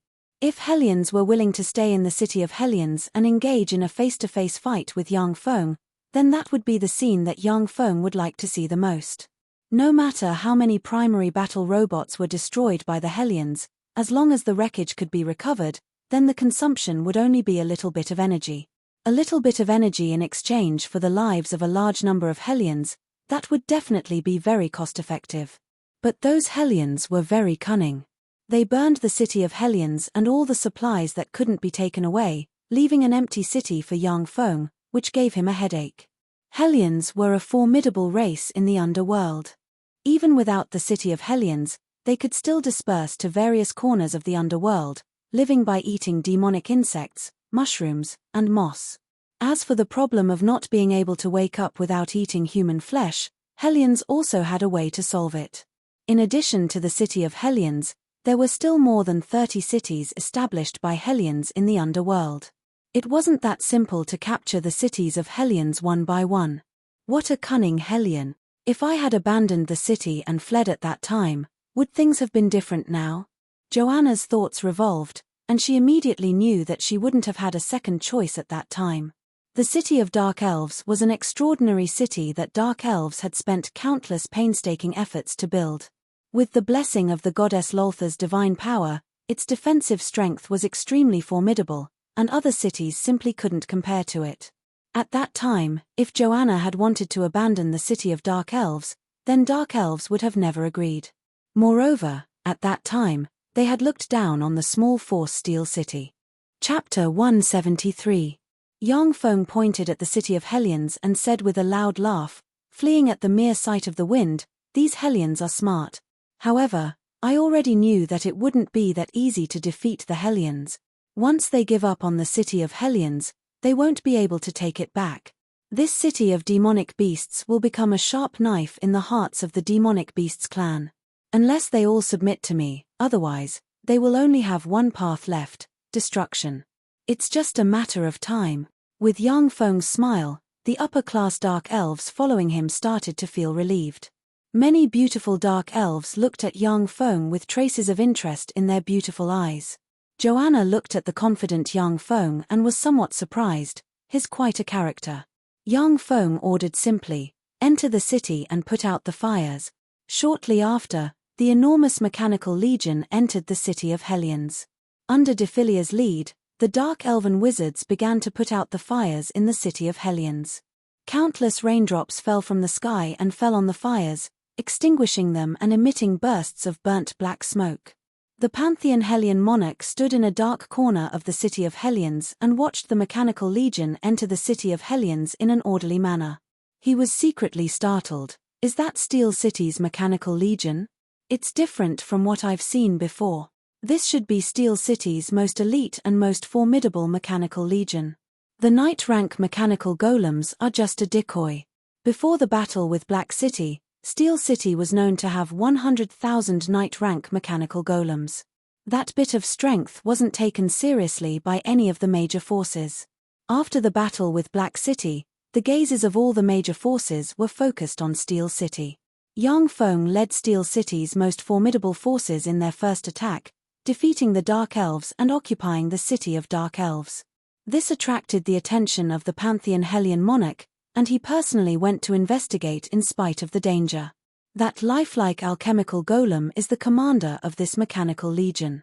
That being the case, the true commander of this enormous mechanical legion is either Yang Feng or Yang Yi.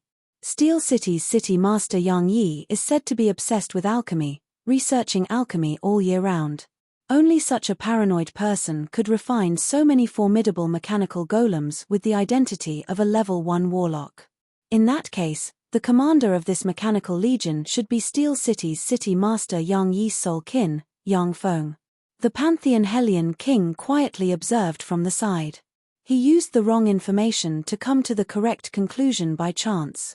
As soon as the huge mechanical legion entered the city of Hellions, the 100,000 engineering robots began to carry out construction and fortification of the city. The Pantheon Hellion king's heart sank when he saw the Hellion main city being transformed into a fortress by the siege robots. He was very clear that once the city of Hellions was completely fortified by Yang Feng, it would become a huge fortress that would be akin to a dagger pointing at the heart of the Hellions. Using the city of Hellions as a stronghold, Yang Feng could attack everywhere, sweep through the Hellions, gradually compress the living space of the Hellions, and finally wipe them out. Inside Rose Garden, the beautiful eyes of Eunice, who was researching a new spell model in a laboratory, suddenly flashed with a whiff of alarm. Suddenly, fluctuations of magic came from behind her. Her quick-witted and spirited eyes suddenly dimmed, losing all of their luster. As if a walking corpse, she silently walked outside. As one of Yang Feng's forbidden descendants, Eunice's status in Rose Garden was extremely high. Along the way, she easily passed through one checkpoint after another and arrived outside Rose Garden. When Eunice arrived outside Rose Garden, she waved her lily-white hand and a magic carpet suddenly flew out. With a light leap, she landed on the magic carpet. "Teacher Eunice, what's wrong? Didn't Master tell us to stay inside Rose Garden?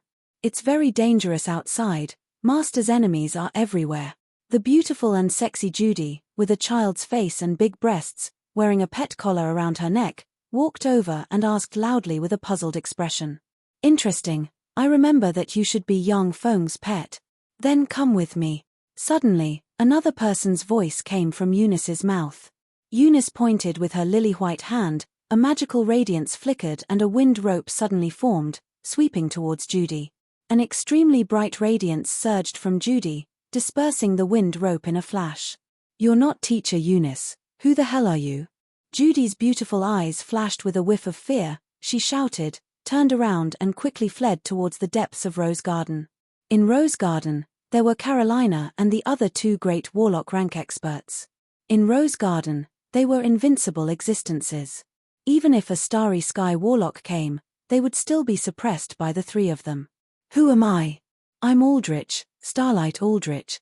You actually have a level 3 defensive secret treasure on you. It seems that youngster Yang Feng is quite fond of this pet of yours.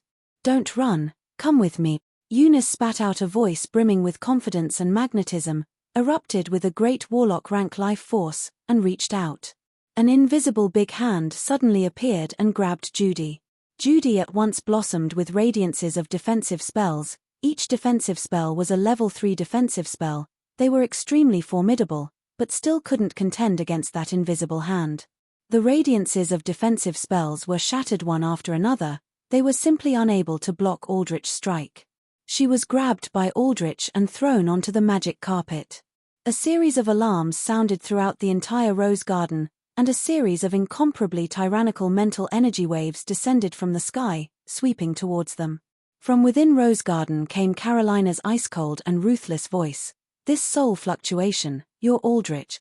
Aldrich, you've got some nerve. You actually dare to come to our Rose Garden to snatch someone. Do you want to provoke a war between Rose Garden and Warlock College Antalya?" Aldrich said with a slight smile, "Your Rose Garden has already been subdued by Steel City. You've been reduced to Steel City's slaves. You're no longer fit to stand side by side with us. Carolina, immediately inform your master, Yang Yi, to personally come to Warlock College Antalya to apologize for his offense. Otherwise, I'll burn his only blood kin, Yang Feng's two most beloved women, to death at the stake." Carolina's beautiful eyes flashed with a touch of coldness, and she said coldly, "Aldrich, Eunice is your daughter, you're actually so heartless as to burn her to death. To accomplish great things, one must not bother with trifles. If she dies, I'll feel a bit of heartache, but that's all. Compared to my pursuit of the path of immortality, love isn't worth mentioning. Besides, so what if my daughter dies? As long as I'm still alive, I can have as many as I want in the future. Please inform young Feng to have his uncle come to Warlock College Antalya to apologize for his offense. If Yang Yi doesn't come in 2 days, then I'll burn them to death in Warlock College Antalya." Aldrich laughed wildly, then turned into a stream of light while riding the magic carpet and flew into the distance. Carolina stood quietly in Rose Garden, not moving an inch. After a long while, the powerful mental energy finally retracted with some regret. Inside Rose Garden, with the help of the semi-divine armament Rose Divine Mirror, Carolina could even suppress a Starry Sky Warlock rank expert. But once she left Rose Garden, then there was a possibility that she would be defeated. Starlight Aldrich, Tyrannical Black Dragon Anthony, Steel White Elephant Harris, Behemoth Claw Cornell, and Sword of Justice Aitchison. These 5 people were the leaders of Warlock College Antalya, Black Dragon Pagoda, White Elephant's Ivory, Savage Claw and Eyes of Justice, the 5 great Warlock groups' leaders. They were also publicly recognized as Turandot Subcontinent's 5 great experts, each of them wielded 1 or more semi-divine armaments. Carolina was very outstanding. She didn't think that she would lose to any one of the 5 great experts, but she also didn't have absolute certainty that she could defeat any one of them. Once 2 or more of the 5 great experts besieged her, then there was a possibility that she would be defeated. Therefore, even someone as powerful as her didn't dare to rashly leave Rose Garden. Cordelia arrived beside Carolina and said faintly, "Judy and Eunice have been captured. Big sister Carolina, what should we do now?" Carolina was silent for a moment, then said somewhat unwillingly, "Immediately inform Yang Feng of the situation here." Carolina had always thought highly of herself, and now that Judy and Eunice had been seized from under her eyes, it was simply a great humiliation for her. If it was any other time, she would have already flipped out at Warlock College Antalya. But now Rose Garden was practically standing on the opposite side of the 5 great Warlock groups. Even if Carolina flipped out, it would still be of no use. Cordelia smiled slightly. She didn't argue with Carolina. She took out a communications magic box and reported the situation to Yang Feng in the distance. Underworld, within the city of Hellions. After listening to Cordelia's report, Yang Feng's complexion was ashen. He slapped a table, directly smashing it into pieces. "Fuck, Aldrich's move is too ruthless." Yang Feng had always suspected that Aldrich had done something to Eunice, therefore, he hadn't dared to touch her. Now, his suspicions had really come true. Aldrich was obviously monitoring Yang Feng's actions. Only after Steel City's main army had gone on an expedition to the underworld, did he move in one fell swoop and capture Eunice and Judy. If Yang Feng's mechanical legion were to stop at the city of Dark Elves, and then be forced to return to the surface world, then Steel City would face the crisis of a pincer attack. The underworld's allied forces would take advantage of this opportunity to counterattack, coupled with the 5 great Warlock groups taking advantage of this opportunity to hit Steel City while it was down. A moment of carelessness would lead to the collapse of Steel City. Chapter 174. Yang Feng's heart was filled with lingering fear. "Fortunately, I attacked the city of Dark Elves first, or else it would have been troublesome." When he attacked the city of Dark Elves, Yang Feng was already mentally prepared. If he was unable to capture the city of Dark Elves in a short period of time, he would dispatch engineering robots to build a stronghold in the 3rd layer of the underground world. They would mine and collect all kinds of resources, and build new munitions factories to fight a long war. If Yang Feng really did that, then he would now be faced with a dilemma. Yang Feng silently calculated, the city of Dark Elves and the city of Hellions, each city must be guarded by 100,000 primary battle robots in order to be as stable as Mount Tai. In other words, I only have 800,000 main battle robots left. Defilia suddenly asked, "Eunice and Judy, are you going to save them?" Eunice was just a level 1 warlock. Judy was just a pet gifted to Yang Feng by Sanger clan. If it was a peerless, ambitious and ruthless character, his expression would definitely change and he would tell them to die. He could do whatever he wanted without being affected in the slightest. Eunice is just a trifling level 1 warlock and Judy is just a pet. In your position, women more beautiful than them can easily be found. Cordelia, Carolina, and Clarissa's appearance and temperament are a notch better than Eunice's. The dark elven great matriarch Cheyenne is even more beautiful. According to your current situation, the most stable method should be to use the Demon City as a stronghold and sweep away the underground world's resistance forces. Excavate more ore veins and let your uncle refine more powerful puppets. Once he had accumulated enough power, he would kill his way out of the underground world. As long as you accumulate for 10 years, no one in Turandot subcontinent will be your opponent. Defilia calmly analyzed. Defilia's every word struck Yang Feng's heart. Indeed, as Defilia said, as long as Yang Feng hid in the underworld and developed for 10 years, then used the underworld's countless mineral resources to build a legion of more than 10 million primary battle robots, no one in Turandot subcontinent would be his match. Even if it was Warlock College Antalya, after 10 years, Yang Feng also had the confidence to flatten it. But now against Warlock College Antalya, Yang Feng wasn't completely sure. Joanna and the upper echelon of the Dark Elves focused their gazes on Yang Feng, waiting for his decision. Yang Feng gave a domineering smile, and his eyes flickered with a fierce glint. Ha ha ha, what's there to choose? Of course, they had to be saved. As for why? Of course, it's because they are my women. Even Judy's pet is also my, Yang Feng's, pet. Whoever dares to touch her will die. The corners of Defilia's mouth rose slightly, revealing a smile. Good, well said. That was more like a man.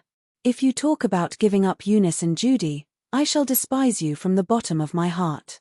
Defilia was also a woman, and the kind of men she hated the most were those who abandoned their wives and children in order to achieve great things. Although she had always been somewhat dissatisfied with Yang Feng for saving her and then profiting from her misfortune, but at this moment, all the grudges disappeared, her mood became carefree, and she felt that Yang Feng was a lot more pleasing to the eye. A smear of admiration flickered in Joanna's eyes as she smiled. Well said. Only a real man would not abandon his own woman. I'll lend you a helping hand. Cheyenne's face revealed just the right amount of admiration, and at the same time, she calmly looked in Joanna's direction. Darren, you're really manly. Cheyenne has fallen head over heels for your manliness. Yang Feng promptly ordered, abandon the city of Hellions, and immediately return to the surface world.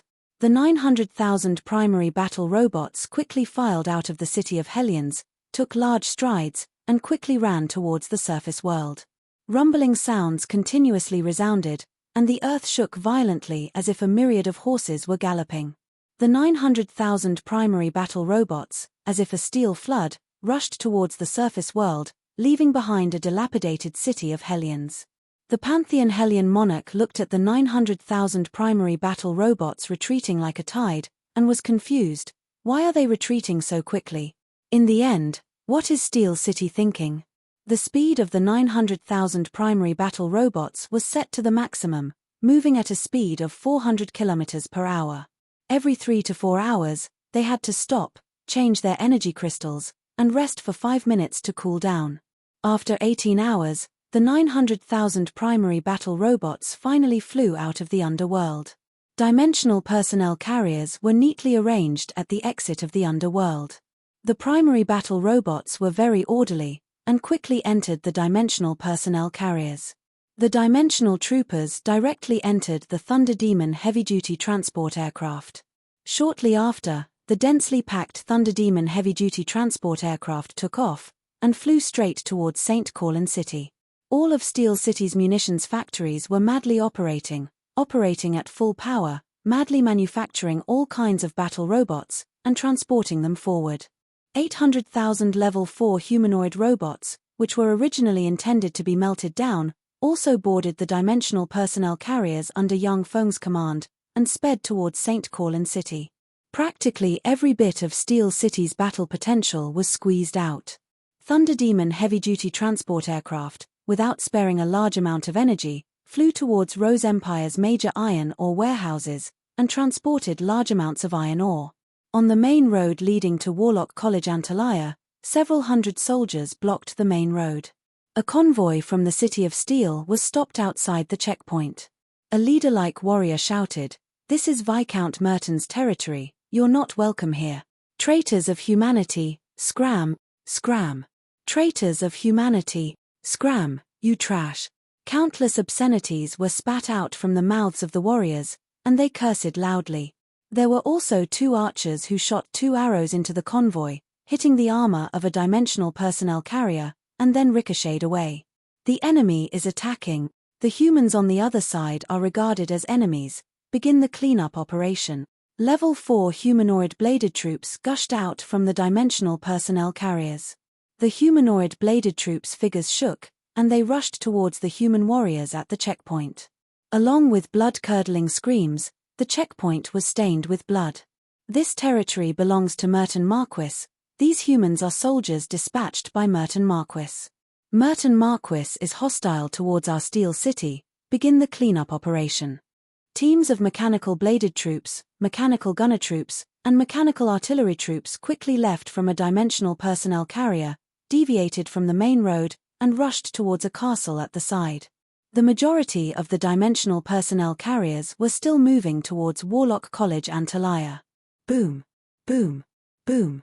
Along with the sound of tremendous artillery, the gate of Merton Marquis Castle was directly blown to pieces. The mechanical bladed troops and mechanical gunner troops took advantage of the situation and rushed into Merton Marquis Castle. Not long after, miserable screams sounded inside, and then stopped. Engineering robots entered the castle of Marquis Morton's territory. Not long after, they sucked up all the metals and threw them into a dimensional personnel carrier. On the road leading to Warlock College and Talia, countless forces of various sizes began to obstruct the advancement of Steel City's army according to Warlock College and Talia's orders. Those human forces of various sizes were completely wiped out by the Level 4 robots, and all their assets and metals were plundered. Wherever Steel City's army passed, it swept away everything in its path. Countless human forces of various sizes were uprooted, and fell under Steel City's control. Every time a force was wiped out, Steel City would leave behind a few Level 4 robots to maintain order. The various metals plundered from those places could be used to manufacture hundreds of such Level 4 robots. If he wasn't afraid of Warlock College and Talia, then Yang Feng would have already had his mechanical legion push all the way, flattening the forces belonging to Warlock College and Talia one by one, and bringing them under his control. Now that he had already shed all pretense of cordiality, he no longer had any misgivings, and began to frantically erode Warlock College and Talia's forces. 2 days later, outside St. Corlin City, the huge mechanical legion stretched for more than 100 li, practically surrounding St. Corlin City. Panic pervaded St. Corlin City. In these several millennia, it was the first time that someone had led an army to attack St. Corlin City. Even the allied forces of the underworld's races, because they didn't want to anger Warlock College and Talia, they didn't dare to push their front lines to St. Corlin City. "Aldrich, I'm Yang Feng, come out. Didn't you want to see me? I'm here." Yang Feng stood in the middle of the mechanical legion and said loudly. The powerful loudspeaker madly amplified Yang Feng's voice, and it reverberated in St. Corlin City. "Yang Feng, the one I want to see is your uncle Yang Yi, and not you, an immature brat." An incomparably formidable pressure swept out from the depths of Warlock College and Talia, and shrouded the earth. As if a god had spoken in the sky, a voice shook the area, completely suppressing Yang Feng's words. Yang Feng gave a mischievous smile, his eyes flashed with a touch of a cold glint, and he said sternly, "My uncle doesn't have the time to see you. Therefore, I've come, and I've even brought along Steel City's mechanical legion. Return Eunice and Judy to me, and I'll immediately take my troops and leave. Otherwise, today will be the day that Warlock College and Talia disappears from Turandot subcontinent." Aldrich said lightly, "My Warlock College and Talia has been established in Turandot subcontinent for nearly 10,000 years, and all of our enemies are already dead. I'd like to see what ability you have to breach our Warlock College and Talia. If you really have that ability, then I'll return them to you." Chapter 175. Yang Feng's eyes turned, a scheme came to mind, and he goaded, "Since your Warlock College and Talia is known as one of Turandot subcontinent's 6 overlords, Then do you dare to come out of St. Corlin City and have a decisive battle with our Steel City? If you don't dare, then your Warlock College Antalya is just an undeserved reputation, a group of wastes relying on the strength of their seniors. St. Corlin City wasn't built by your Warlock College Antalya. St. Corlin City was built by the ancient Warlocks, and was later occupied by Warlock College Antalya's first generation of Warlocks, who established Warlock College Antalya and passed it down to this day. Aldrich calmly said, "It's no use, I'm right here. If you have the ability, then capture St. Corlin City. I'll naturally return Eunice and Judy to you. If you can't capture St. Corlin City, I'll burn them alive in front of you." Unlike Defy, who wholeheartedly cultivated painstakingly and didn't understand the ways of the world, Aldrich had experienced countless hardships step by step, stepped on the corpses of countless geniuses, and finally sat on the throne of Warlock College Antalya's dean. Psychological tactics were useless against such an old monster. Behind Aldrich, although the Level 3 Warlocks disapproved of his decision, but they still didn't dare to refute. Warlock College Antalya had a total of 4 Great Warlocks. After 2 Great Warlocks died in Black City, only Aldrich and another Great Warlock remained in the entire Warlock College Antalya. In this way, as Warlock College Antalya's dean, Aldrich could practically cover the sky with one hand, grasping all of Warlock College Antalya's power. The other Great Warlock Holden was basically unable to contend against him. Absolutely calm, absolutely callous, this was Warlock College Antalya's Dean Starlight Aldrich. He's here, he's actually here. How formidable Warlock College Antalya is, he should be aware. But for me, he still came. In his heart, I'm not a lowly slave. Eunice stood beside Aldrich. Her beautiful eyes were full of hope, and there was a trace of emotion in the depths of her eyes. The world of Warlocks was extremely cruel. A great Warlock like Aldrich, in order to obtain a trace of a possibility of progress, would kill his wife and daughter, extract their blood meridians, and enhance his own strength. It was truly a chilling sight. Such Warlocks were not uncommon in the world of Warlocks, everything was for the sake of power. Having grown up in such an environment, Eunice's mentality was somewhat twisted and abnormal. But seeing young Feng recklessly launch an attack on Warlock College Antalya for her, it finally moved the softest part of her heart. Judy's beautiful eyes also revealed a trace of emotion. 2 streams of tears flowed from her beautiful eyes. As expected, I'm not dispensable in his heart. Judy was a pet gifted to young Feng by the Sanger clan in order to quell his anger. Because of this, Judy had always felt inferior in her heart. Now that she saw that young Feng was willing to come here and fight for her, she felt moved and warm inside. Then, let's fight. Fire. Young Feng's eyes flashed with a peculiar glint and he barked. Boom. Boom. Boom. Boom. 10,000 cannons roared. 20,000 mechanical artillery troops as well as various kinds of self-propelled artillery, howitzers, rocket launchers, and other kinds of artillery bombarded St. Corlin's city wall. Above St. Corlin City's city wall, 9 5-story-tall Warlock pagodas flickered with radiance. Incomparably formidable fluctuations of spells shrouded the city wall. When the various kinds of artillery bombarded the city wall, the steel rock of St. Corlin City's city wall at once revealed its might. It was only slightly dented by the bombardment of the heavy artillery comparable to level 3 spells, before being easily restored to its original state under the effect of the spells. The various kinds of heavy artillery bombarded the city wall, unceasingly extending towards the inside of the city wall, blasting countless buildings into pieces. Thousands of St. Corlin City's human warriors were killed or injured by the artillery bombardment. Laser-guided bombs also flew straight towards Warlock College Antalya's inner court. The core of St. Corlin City was Warlock College Antalya, while the core of Warlock College Antalya was the inner court. There were a large number of official Warlocks and densely packed Warlock pagodas in the inner court. So long as an official Warlock was killed, then the pressure of besieging the city could be reduced by a portion. Warlock College Antalya was one of Turandot subcontinent's 6 great overlords. Young Feng didn't dare to hold back in the slightest when attacking such a terrifying existence. Red radiances were shot from Warlock College Antalya's inner court Warlock pagodas and fell on the laser-guided bombs. Boom. Boom. Boom. Boom.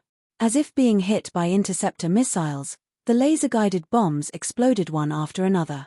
In Warlock College Antalia's inner court, a 7-story-tall Warlock pagoda suddenly lit up, as if it was the center of the world. The large energy-absorbing ancient tree in the center of the inner court suddenly operated frantically, extracting a tremendous amount of magic energy and pouring it into the Warlock pagodas. The Warlock pagodas in Warlock College Antalia's inner court suddenly lit up. An incomparably tremendous power instantly pervaded the entire St. Corlin city. The bombardment of the heavy artillery that could originally cover half a football field was at once shrunk to a diameter of about 5 meters or so. Its might was reduced by several tens of times. The originally world-shaking and unstoppable bombardment at once became bearable. Yang Feng's eyes constricted slightly. The bombardment's might has been reduced. This is the power of Warlock College Antalya. The ancient human warlocks, who are known to be able to simulate the cultivation of all kinds of power, are really terrifying. The ancient human warlocks used the astral boundary as a fulcrum, searching for other planes everywhere, establishing planar passageways and colonizing and enslaving other planes. In the process of unceasingly attacking other planes, the ancient warlocks obtained countless knowledge, and were known to be able to simulate all kinds of power. Even the most mysterious divine power could be simulated through spells to achieve the same effect. Warlock College Antalya was able to weaken the might of the heavy artillery's bombardment. It was obvious that they had simulated the effect of divine power and weakened the might of the heavy artillery's bombardment. Yang Feng's eyebrows creased slightly. It's really troublesome. In this way, the bombardment won't have much effect. The tens of thousands of heavy artillery continuously bombarded St. Corlin City, yet it didn't have any effect. It was just a waste of energy and ammunition. Yang Feng calculated within, it's not that there's no effect. If this goes on, then it'll become a battle of attrition.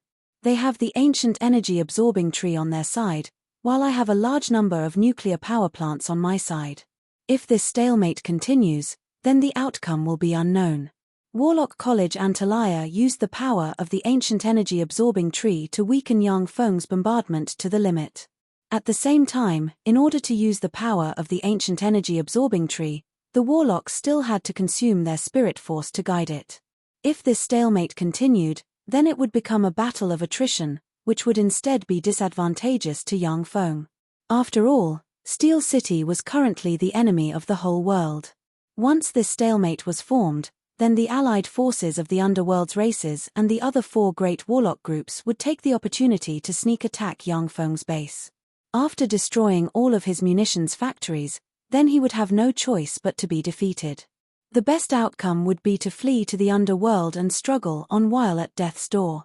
The battle with Warlock College Antalya was a battle that would determine the general trend of the world.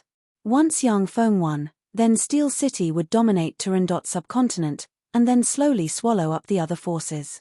Once Yang Feng was defeated, then he could only be driven around like a stray dog, with hardly a place to stay.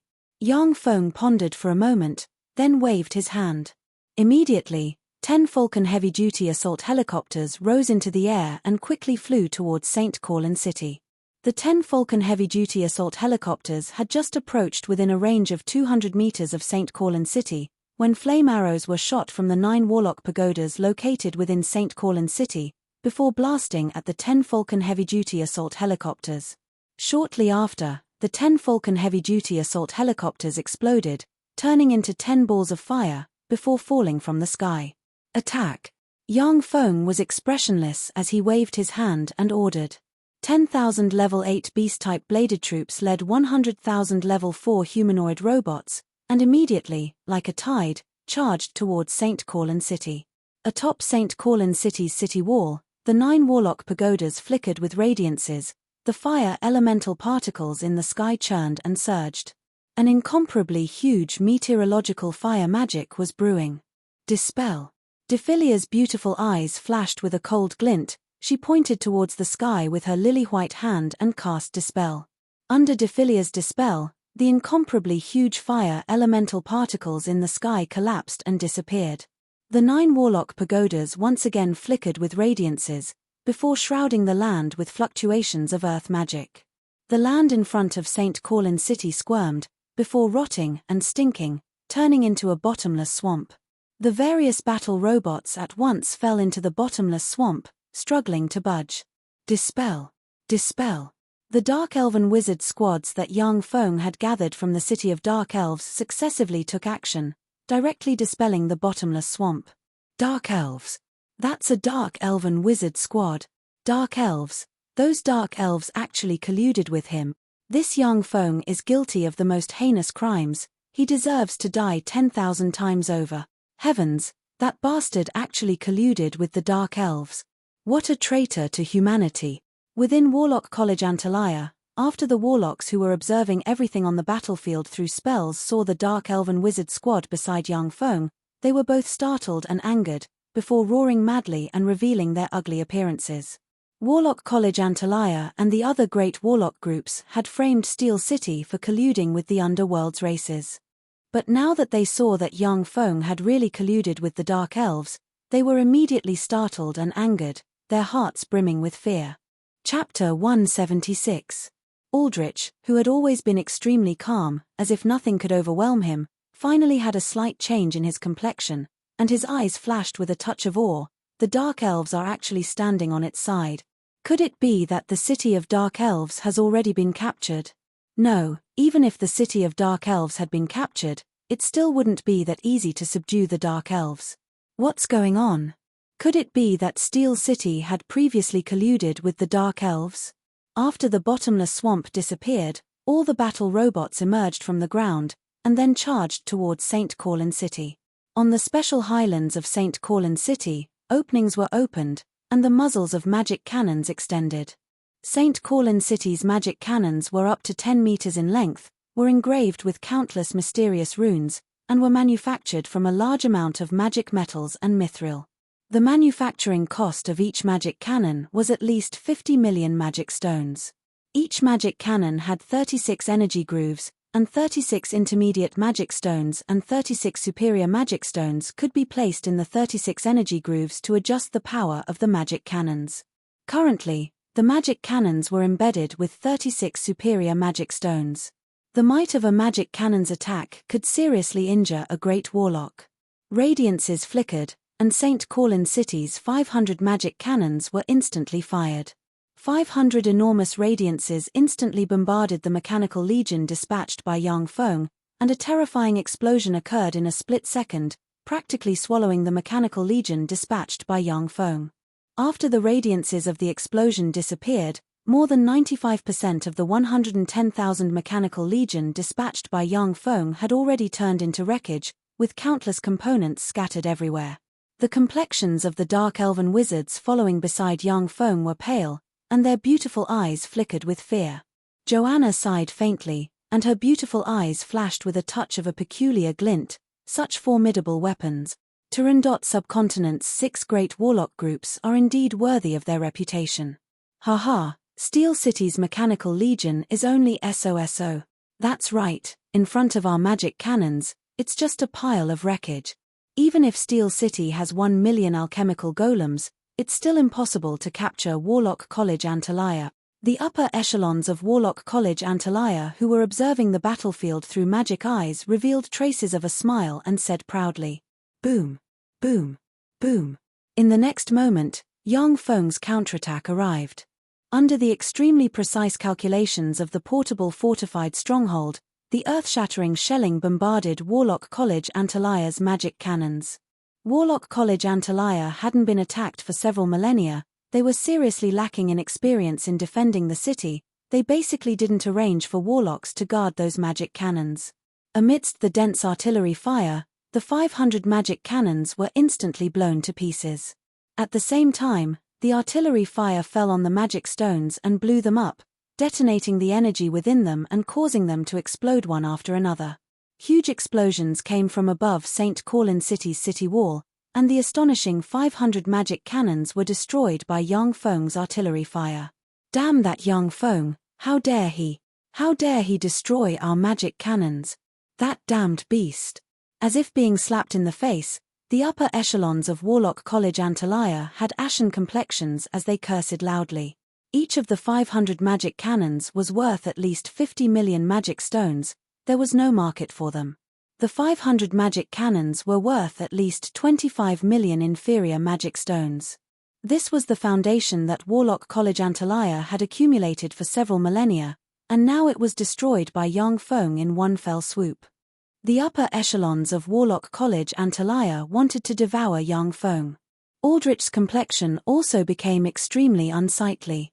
During the process of the artillery fire, 5,000 engineering robots quickly arrived at the battlefield, quickly absorbed the destroyed robot wreckage, threw it into the wreckage recovery vehicle, and then quickly transported the wreckage to the rear. Yang Feng waved his hand, and the legion formed by 18,000 level 8 primary battle robots and 100,000 level 4 humanoid robots continued to attack St. Corlin City. In St. Corlin City, there were all kinds of elite knight orders that Warlock College Antalya had drawn from the major city-states, with the number of knights in those elite knight orders reaching up to 1 million. Seeing the battle robots approach, the 9 Warlock towers above St. Corlin City flickered with radiances, and large area of effect spells blessed with strength, agility, physique, and spirit fell on the human experts above the city wall. Once the human knight rank experts received the spell blessings, their strength immediately soared by more than twofold, and their hearts brimmed with courage. Human powerhouses who were proficient in archery took out enchanted bows and arrows and shot them at the mechanical army below. Although humans weren't as talented in archery as the Dark Elves, but the human population was still several hundred times that of the Dark Elves. The human experts in St. Corlin City were experts that were 1 in a million, and their archery wasn't the slightest bit inferior to that of the Dark Elves. Arrows fell from the sky, and shot at the huge mechanical legion. Many of the arrows directly penetrated the heads of the level 4 humanoid robots, before nailing them to the ground. The archery of the human experts in St. Corlin City was very tyrannical, but the robots had an extremely high resistance towards arrows. Many level 4 humanoid robots were covered in arrows, as if hedgehogs, yet they still advanced towards St. Corlin City in large strides. The level 4 gunner troops madly swept at the human experts above the city wall with Gauss rifles in their hands. Amidst the dense hail of bullets, a large number of human knight rank experts were hit by the Gauss bullets, before falling from above the city wall. The level 4 gunner troops' marksmanship was incomparably accurate, forcibly suppressing the human archers above the city wall to the point that they didn't dare to reveal themselves. The densely packed primary battle robots at once approached the edge of St. Corlin City's moat. The water of St. Corlin City's moat was drawn from the nearby Poa River. It was 60 meters wide and 100 meters deep. The river surged violently, and no matter how many people were killed, it would be difficult to fill up the moat. Once the 5,000 engineering robots arrived before the moat, countless metal blocks quickly unfolded, and spacious huge metal pontoon bridges quickly extended towards St. Corlin City's city wall. Once the pontoon bridges were built, the densely packed primary battle robots quickly arrived below St. Corlin City's city wall along the pontoon bridges, before madly crawling towards the top of St. Corlin City's city wall like spiders. Aldrich revealed a trace of a smile, and waved his hand. Idiots. Huge flood dragon-like crow white-scaled boars covered in white scales suddenly emerged from the moat, and fiercely rammed against the steel pontoon bridges. The adult crow white-scaled boars were level 2 extraordinary life forms. When they rammed against the steel pontoon bridges, relying on their terrifying brute force, they sent the steel pontoon bridges flying.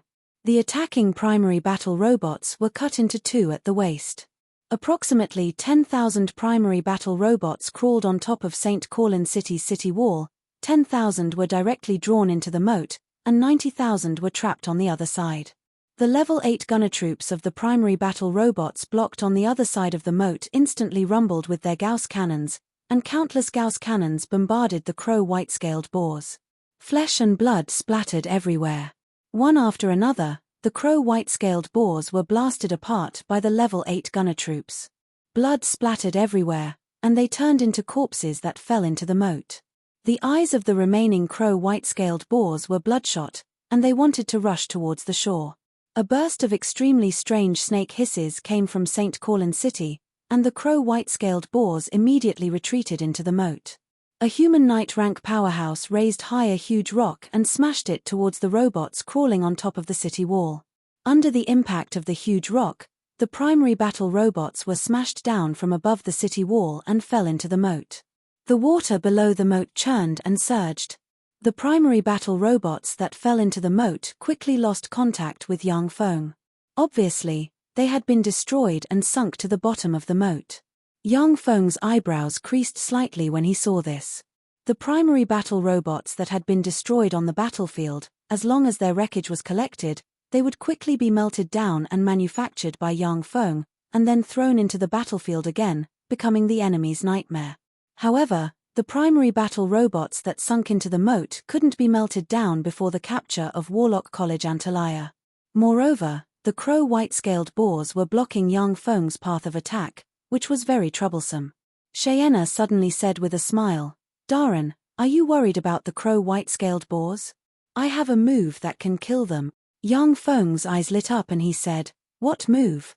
Speak quickly." Cheyenne took out a crystal vial containing a black elixir and said with a light smile, "This is a highly toxic substance refined from demon burial earth mixed with the juice of the 9-leafed Portman flower, demon burial poison.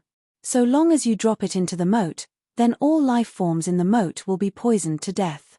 The demon burial ground was formed from the blood essence of fallen ancient demons, whose strength was comparable to that of gods, fusing with the earth. The 9-leafed Portman flower was a kind of highly toxic substance for many life forms. The 9-leafed Portman flower was a kind of rare flower produced in the underworld. It had a healing effect. When the two things were mixed together, it would become an extremely terrifying poison. In the underworld, dark elves were definitely experts in using poisons. When they assassinated each other, they would often use poisons. Therefore, their research on poisons was the best among the underworld's races. Chapter 177. Very good. Yang Feng revealed a trace of a satisfied smile. With a wave of his hand, a humanoid robot immediately took the vial of elixir from Cheyenne's hand. The 200 shield troops guarding beside Yang Feng started at full strength, madly rushing towards St. Corlin City's moat at a terrifying speed of 400 km per hour. Under the cover of the primary battle robots below, the primary battle robots above the city wall quickly climbed up the city wall. After paying the price of 1,000 primary battle robots falling to the ground, they jumped onto the city wall. Human Knight rank experts were everywhere above the city wall. When they saw the level 4 humanoid robots jump onto the city wall, the Human Knight rank experts rushed forward and engaged in close combat with the level 4 humanoid robots. 30 Swift Hawk heavy-duty assault helicopters suddenly flew up, rumbled their autocannons, and madly strafed the human experts above the city wall. Under the bombardment of the 30 Swift Hawk heavy-duty assault helicopters, hundreds and thousands of human experts turned into large pieces that splashed in all directions. The 9 Warlock towers above St. Corlin City's city wall flickered with radiance, and fired flame arrows, blasting at the 30 Swift Hawk heavy-duty assault helicopters. Boom! Boom! Boom! The 30 Swift Hawk heavy-duty assault helicopters immediately turned into 30 fireballs, fell to the ground, and exploded. Yang Feng's eyes constricted slightly, and he mused, "Warlock towers are really troublesome, worthy of being one of humanity's strongest defensive weapons." Warlock towers were one of humanity's strongest defensive weapons. In human history, there were several crucial battles where the survival of the race was at stake, and it was entirely by relying on Warlock towers to defend to the death, blocking the enemy's offensive, obtaining a chance to breathe, and ultimately achieving victory. Warlock College Antalya inherited the lair of the ancient Warlocks, so Warlock towers naturally had extremely formidable defensive capabilities. There had never been a time when St. Corlin City had been breached. The reason why Aldrich forced Yang Feng to come to St. Corlin City to fight was in order to use defense as a fence, to annihilate Steel City's main force in one fell swoop, and then oppress Steel City's living space, before finally destroying Steel City in one fell swoop. While the Mechanical Legion was madly fighting with the human powerhouses of St. Corlin City, a humanoid robot finally arrived in front of St. Corlin City's moat under the cover of shield troops, and poured the demon burial poison into the moat. When the few drops of demon burial poison fell into the moat, the originally clear and transparent moat seemed to be dyed black by endless ink. It became as black as ink and emitted a foul smell. The water of St. Corlin City's moat suddenly surged. One after another, the Krona white-scaled giant snakes madly writhed and issued incomparably mournful shrieks, causing the water of the moat to splatter in all directions. Not long after, the moat stopped churning, and one after another, the corpses of the Crow white-scaled giant snake floated up from the moat. Apart from the Kiro white-scaled giant snake, there were also piles of dead fish, shrimps, turtles, and crabs floating in the moat. It was like hell. So poisonous. What a terrifying poison. Dark elves, damn it, it's definitely those bitches. They are proficient in refining all kinds of poisons. When the Warlock College Antalia's warlocks saw this scene, they gnashed their teeth and cursed. The engineering robots once again stepped forward and built pontoon bridges leading to St. Corlin City. The pontoon bridges have just been set up, when flame arrows shot from the 9 Warlock towers and blasted into the pontoon bridges. Boom, boom, boom. The pontoon bridges that had just been set up were destroyed by the 9 Warlock towers and collapsed. OM, OM, OM, OM. Rumbling sounds unique to bombers came from the sky. Countless bombs dropped from the sky, and as if raindrops, fell towards the 9 Warlock towers with extreme precision. Extremely strange hurricanes blew above the 9 Warlock towers, forming a storm that swept the countless bombs towards the Mechanical Legion. Boom, boom, boom. A variety of bombs instantly blossomed within Yang Feng's Mechanical Legion, blowing the primary battle robots into countless components. Dispel. The 2 great Warlock rank experts Defilia and Cheyenne acted one after another, casting Dispel at the 9 Warlock towers, continuously dispersing the spells released by the 9 Warlock towers. Boom, boom, boom, boom, boom. Cluster bombs, drilling bombs, sonic bombs, incendiary bombs, all kinds of bombs at once bombarded the 9 great Warlock pagodas, causing the 9 great Warlock pagodas to be engulfed in flames. Almost all the apprentice warlocks inside the Warlock pagodas were killed, and less than half of the official level 1 warlocks were also killed. However, the 9 Warlock towers were extremely sturdy. Even under the bombardment of the Colossus heavy-duty bombers, they still didn't shatter, and stood firm amidst the explosions. Suddenly, mandala-winged flying snakes with a pair of wings, a body length of up to 10 meters, and a single horn on their head flew out from Warlock College Antalia's inner court, and flew towards the sky. Once the mandala-winged flying snakes matured, they would become level 2 extraordinary life forms, possessing the terrifying power to manipulate wind elemental particles, and could freely soar in the sky. They were aerial weapons that Warlock College Antalya had carefully nurtured. Under the leadership of a mandala 4-winged flying snake comparable to a level 3 extraordinary life form, 1,500 mandala-winged flying snakes soared into the sky, and flew towards the Colossus heavy-duty bombers high in the sky.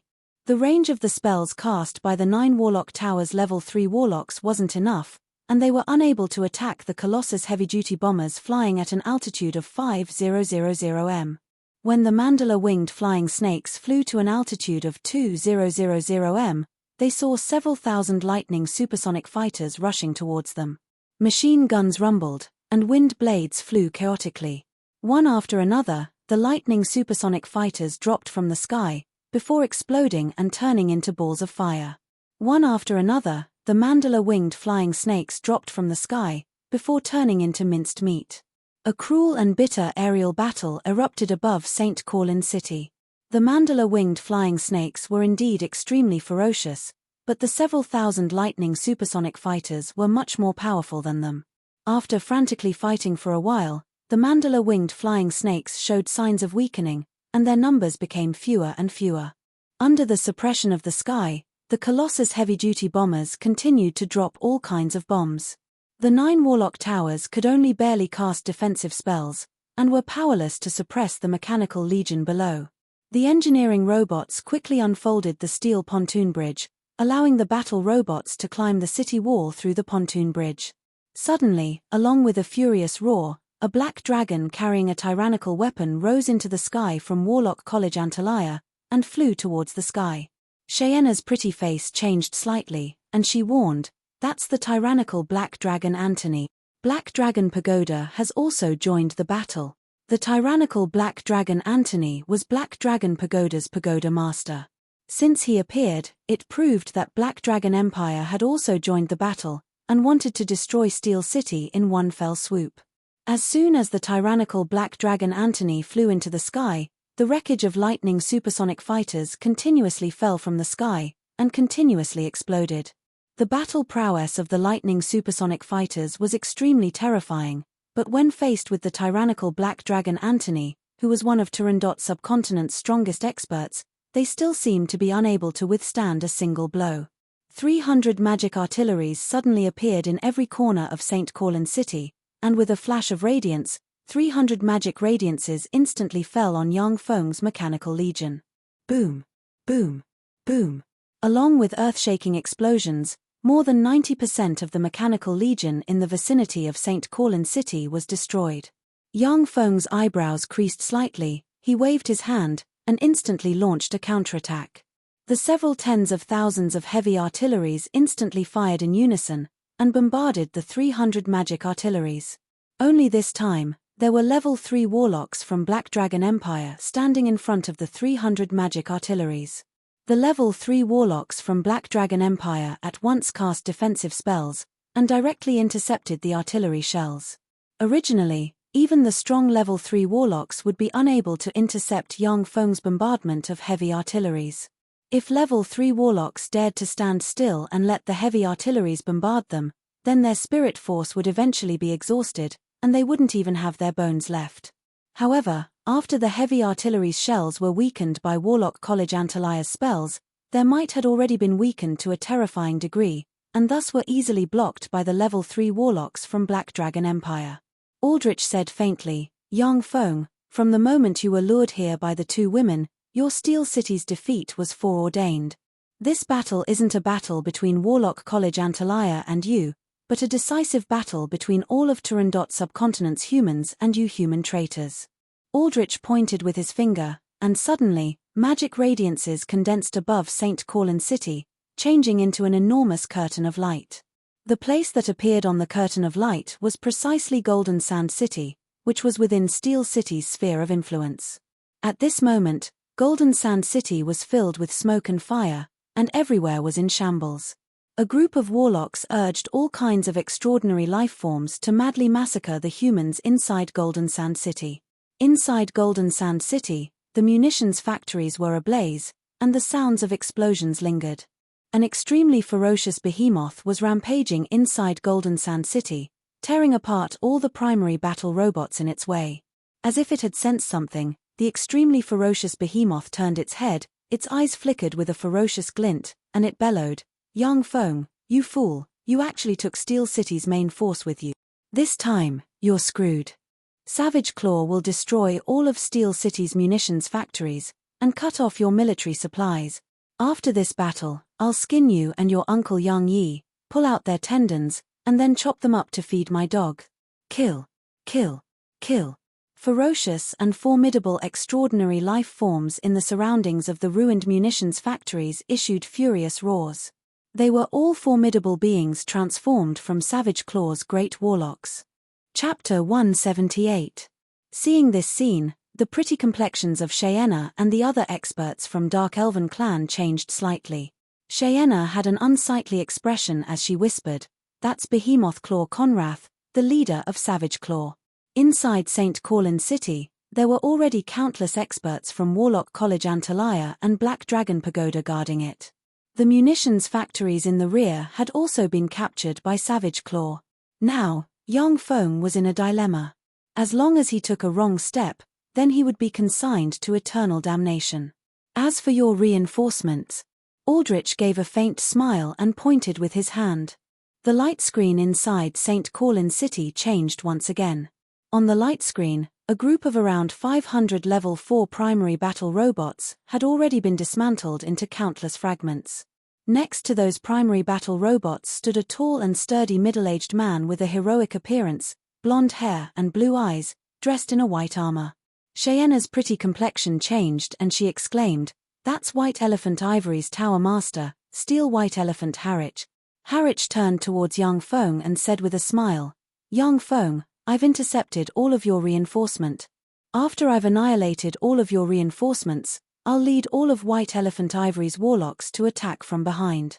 You won't have any reinforcements, Your fate is to die here. The light screen above St. Colin City continuously rotated. On the light screen, everywhere were the remains of Level 4 primary battle robots as well as the remains of all kinds of munitions factories.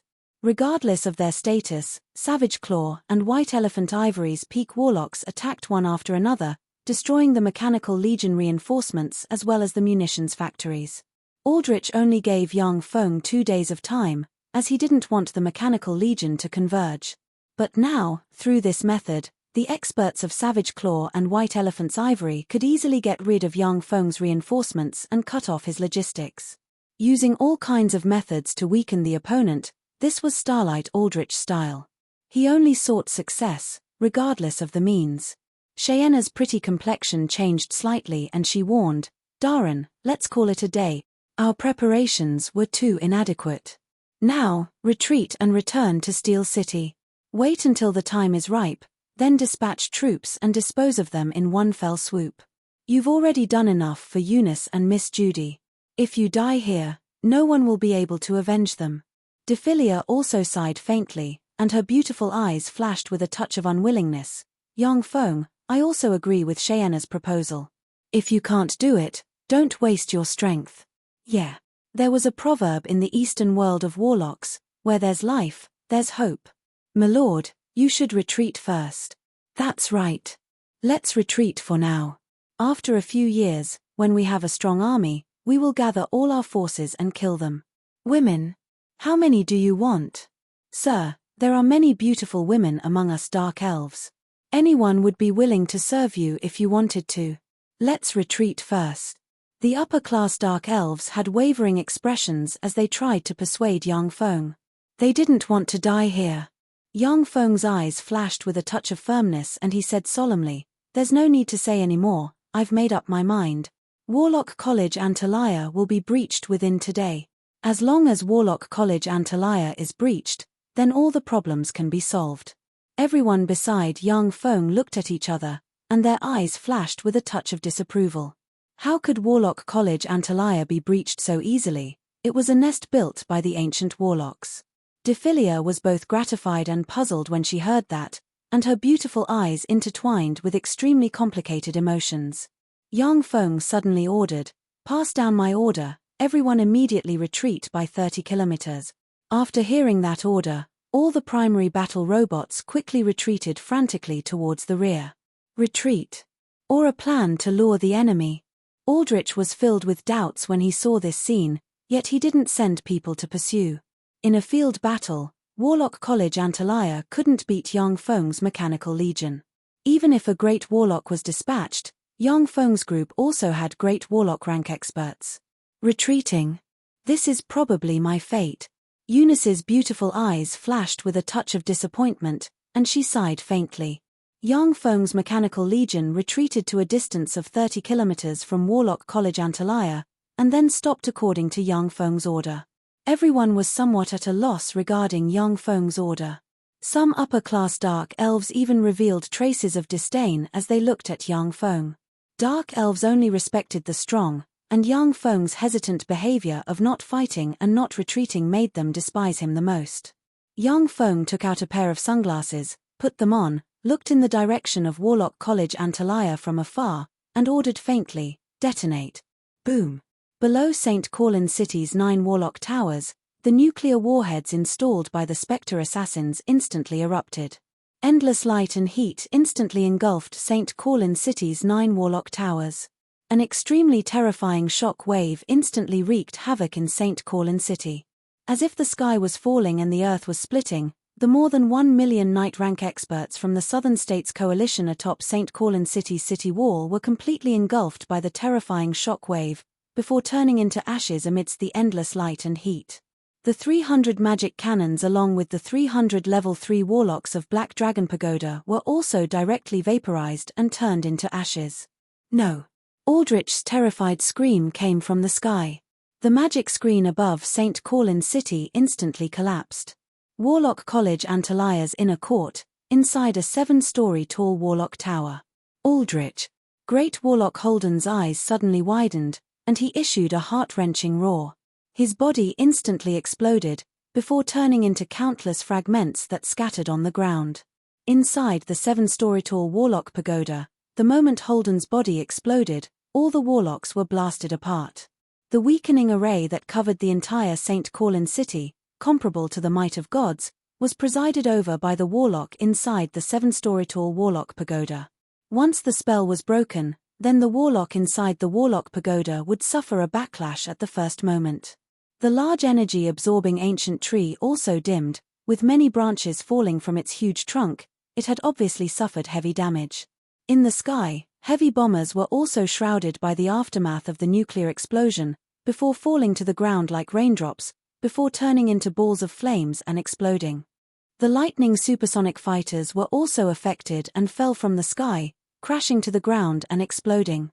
In the sky, the tyrannical black dragon Antony, who had transformed into a black dragon, was also affected by the nuclear explosion's shockwave, before spitting out a large mouthful of blood. Suddenly, the stone-like mechanical black dragons hidden in the clouds opened their eyes. Their electronic eyes flickered with an ominous glint. They descended from the sky, opened their ferocious maws, and ferociously bit at the neck of the tyrannical black dragon Antony, transformed into a black dragon. They forcefully tore off a large chunk of flesh from the neck of the tyrannical black dragon, transformed into a black dragon. "Fuck, you're just a smelly golem, break for me." Antony gave a furious roar, and ferociously whipped the mechanical black dragon with his tail, sending the mechanical black dragon, the strongest among Yang Feng's mechanical battle beasts, flying for a dozen meters. After the mechanical black dragon flew for a dozen meters, it flapped its wings and continued to fly towards Antony. "Aldrich, you good for nothing." Antony swept the area below with his gaze. He saw that the 9 Warlock Pagodas and the 300 Black Dragon Pagodas level 3 Warlocks had already disappeared. He faced upwards and issued a howl of grief and indignation. He cast a spell, turned into a black ray of light, and quickly fled in the direction of the Black Dragon Pagoda. "So decisive, Antony. These old geezers are really hard to kill." Among the clouds, the space distorted, and Carolina slowly walked out of the space. She looked in the direction Antony had fled in, and sighed faintly. According to Yang Feng's plan, Carolina should have appeared when Antony and Aldrich were mutually wounded, and then harvested Antony's life in one fell swoop. However, Antony was extremely cunning.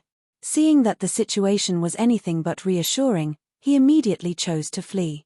Carolina didn't have the ability to make Antony stay, since he was bent on leaving. Carolina glanced at St. Colin City below, and her beautiful eyes flashed with a touch of apprehension.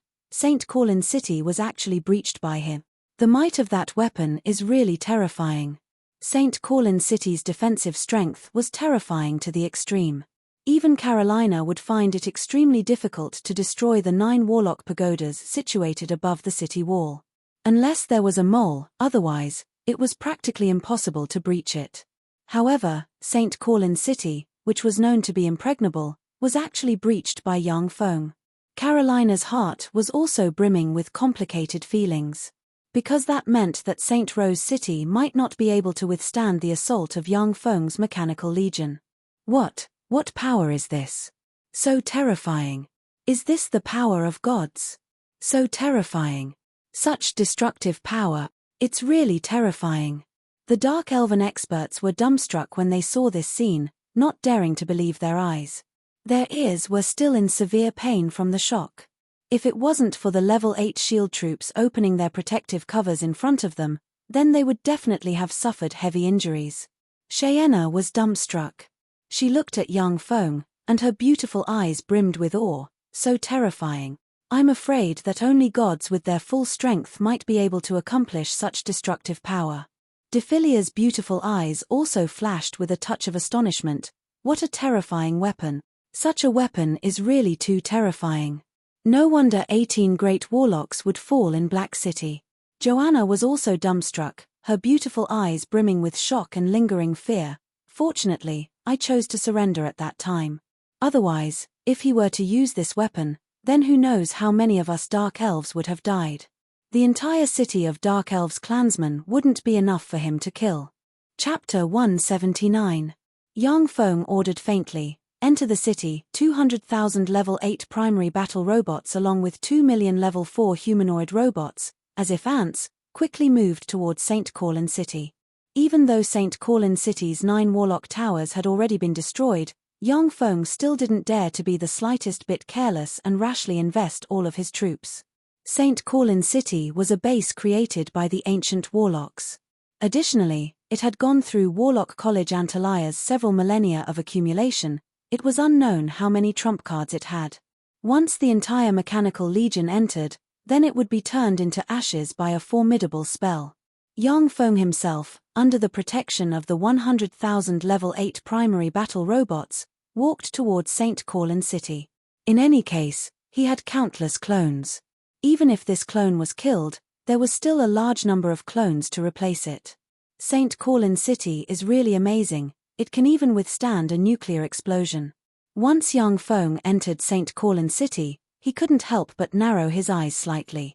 The explosion of the 9 nuclear warheads merely destroyed more than half of St. Corlin City's city wall. At the same time, under the protection of St. Corlin City, the might of the nuclear explosion was greatly weakened, merely extending 500 meters into the city. Miraculously, St. Corlin City remained intact from the nuclear explosion. Only the city wall was destroyed and the defenders were wiped out. Practically all the defenders were wiped out by the 9 nuclear warheads in the vicinity of St. Corlin City's city wall. Only then did Yang Feng enter the city and move towards the inner court. Warlock College Antalia's inner court was the core of St. Corlin City. Once the inner court was destroyed, the entire St. Corlin City would fall into Yang Feng's hands. If the inner court wasn't destroyed, then even if Yang Feng occupied the entire St. Corlin City, it would still be reversed. Under the protection of the huge Mechanical Legion, Yang Feng arrived before Warlock College Antalia's gate. Yang Feng looked at Warlock College Antalia's gate, his heart filled with complex emotions.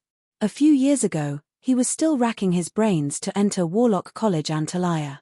Furthermore, he had suffered the blows of the Scarlet Hands Blitz and the bullying of his mentor Eunice. But now, he came to Warlock College Antalia with a magnificent army and countless experts as a conqueror.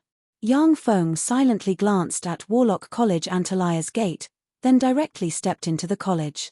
In Warlock College Antalia's outer court, there were students who weren't even apprentice warlocks. When the students saw Yang Feng and the Mechanical Legion behind him, their eyes flashed with panic and fear, and they successively surrendered. Suddenly, an excited voice came from the crowd. "Yang Feng, is that you?" "I'm Jarl." Yang Feng looked in the direction of the voice and saw a youngster standing in the crowd. It was the youngster Gars who had accompanied him through the Hunting Fangs wilderness. "So it's Gars, come here." Yang Feng smiled and waved his hand. The battle robots made way for him. Gars had a complicated look in his eyes, a touch of envy and jealousy flashed past the abyss of his eyes, and he sighed slowly. "Yang Feng, you've changed a lot in just a few years." A few years had passed, yet Gars was still an outer court student of Warlock College Antalia. As for Yang Feng, not only was he a formidable level 1 warlock, but he was also Steel City's Grand Marshal, commanding the Mechanical Legion to breach St. Corlin City. The difference in strength and status between the two parties was like night and day. Naturally, Garland felt a little strange. Yang Feng said lightly, If there's anything to say, then wait until I breach Warlock College Antalia's inner court." Gars also felt the pressure of a superior coming from Yang Feng, and he couldn't help but respond, "All right." The huge Mechanical Legion quickly advanced and arrived at the entrance of Warlock College Antalia's inner court. This is the entrance to Warlock College Antalia's inner court. No one is allowed to enter. The huge Moloch direwolf Julcum opened its eyes, firmly stared at Yang Feng and the huge Mechanical Legion, and barked loudly. In a flash, a terrifying life force comparable to that of a level 3 warlock erupted. Its whole body absorbed the surrounding rocks and condensed into a thick layer of rock armor. Yang Feng's eyes flashed with a touch of a peculiar glint, and he opened his mouth to recruit. "Julcum, I've breached St. Corlin City. Warlock College Antalia's history ends today. Abandon Warlock College Antalia and follow me. I need your help. I'll give you double the treatment Warlock College Antalia gave you." Julcum's eyes widened, and he barked, "I promised my master to protect Warlock College Antalia. A Moloch direwolf's oath can never be violated. If you want to enter the inner court, Then you'll have to do it over my dead body. Finished speaking, Julcum suddenly leaped, and as quick as lightning, madly pounced towards young Feng. What a loyal wolf, but unfortunately, I can't make use of you. Young Feng sighed slightly. In the world of warlocks, mutual deceit and intrigue were common. All kinds of extraordinary life forms and formidable beings captured by warlocks from other planes, none of them weren't thinking of ways to rebel against their master and gain freedom. Only loyal and formidable extraordinary life forms like Julcum, who kept their promises, were rare and precious. More than a dozen mechanical shield troops raised their shields and suddenly stepped forward to block. Layers of level 3 protective covers suddenly appeared, blocking in front of young Feng. Julcum extended its claws and madly slapped, smashing a shield troop's protective cover with a terrifying force. At the same time, the level 3 shield troop's shield caved in, and it was sent flying, before crashing into another shield troop. Thousands of mechanical gunner troops and artillery troops opened fire in a flash. Countless Gauss cannons' shells bombarded Julcum, and countless rock fragments splashed about. Julcum only resisted for less than 10 seconds, before collapsing and turning into a pile of rocks under the concentrated fire of the countless artillery shells. Whether it was physical resistance or magical resistance, the Moloch direwolf was very formidable. But under the concentrated fire of thousands of level 8 mechanical gunner troops and artillery troops, no matter how formidable it was, it could only die with a grievance. What a pity! Young Feng sighed faintly, and then walked towards the inner court. A humanoid robot stepped forward, took out Julcum's magic core, and put it away. Eunice and Judy had been injected with liquid metal nanorobot elixir. Through the liquid metal nanorobot elixir, young Feng could easily lock onto their positions. Under young Feng's lead, the Mechanical Legion advanced in the inner court, before arriving below a 7-story-tall warlock pagoda. Stop, young Feng. Following a furious bellow, Starlight Aldrich grabbed Judy and Eunice, and appeared at the top of the 7-story-tall warlock pagoda. At this moment, Aldrich, who had always maintained a calm demeanor and killed his wife and daughter without batting an eyelid, had his hair in a mess, blood spilled from the corners of his mouth, and cut a sorry figure like a beggar. He looked at young Feng with eyes brimming with resentment. The might of the super-defensive spell that enveloped St. Corlin City was comparable to that of a divine spell cast with the help of a god's power. Even with the help of St. Corlin City left behind by the ancient warlocks, Aldrich still suffered a huge backlash from the nuclear explosion. But Aldrich was very cunning, and transferred the majority of the backlash onto the great warlock Holden as well as the countless low-level warlocks, bursting Holden as well as the countless official warlocks in the inner court in one fell swoop. Even so, his injuries weren't light, and he was naturally brimming with resentment towards young Feng. Young Feng raised his hand, and the 200,000 level 8 primary battle robots and the densely packed level 4 humanoid robots behind him stopped. Very good. Young Feng, it seems that you value these two women very much. Immediately hand over the control of your Mechanical Legion to me, and then immediately leave St. Corlin City along with all of Steel City's great warlock rank experts. Otherwise, I'll kill them at once. Aldrich's eyes flashed with a touch of malevolence, he flicked his hand, and two black claws suddenly appeared, grabbing at the throats of Eunice and Judy, ready to crush their throats at any time. Aldrich, don't be naive. Today's battle will decide the life and death of Steel City. I won't take even half a step back. I won't hand over the control of the Mechanical Legion to you. Otherwise, wouldn't the millions of citizens of our city of steel all die at your hands? I admit that I value Eunice and Judy very much. However, your conditions are too outrageous, and I can't agree to them. How about this, you return the two of them to me, and I'll let you live and give you a chance to stage a comeback. For a selfish person like you, your life is more important than anything else. Let them go, and you'll live. Otherwise, only death awaits you. Young Feng took a step forward, his eyes flickered with a cold glint, and he barked. Aldrich burst into laughter, his eyes brimming with contempt. Ha, you want to kill me? How could it be that simple? Just by relying on those metal lumps. Although I can't kill those metal lumps, but if I want to escape, then who in the world can stop me? Young Feng's Mechanical Legion's frontal assault was extremely powerful. However, It was extremely difficult to make a peak great warlock like Aldrich stay. Is that so? Why don't you take a look at this? Yang Feng gave a cold smile, and pressed the dimensional crest on his chest. A radiance suddenly flew out, fell on the ground, and revealed a figure. It was the level 4 extraordinary life-form mechanical morphin demonic polar bear. Aldrich said disdainfully, "It's just a trifling level 4 extraordinary life-form rank alchemical golem. I can easily dismantle such an alchemical golem." Yang Feng sneered, and continuously pressed the dimensional crest on his chest. A mani lightwing icebird, Colomon boa, fire lion, lightning leopard, one after another, level 4 extraordinary life-form rank mechanical battle beasts suddenly appeared in front of Aldrich. Before long, 13 level 4 extraordinary life-form rank mechanical battle beasts appeared in front of Yang Feng, exuding terrifying life force and staring covetously at Aldrich.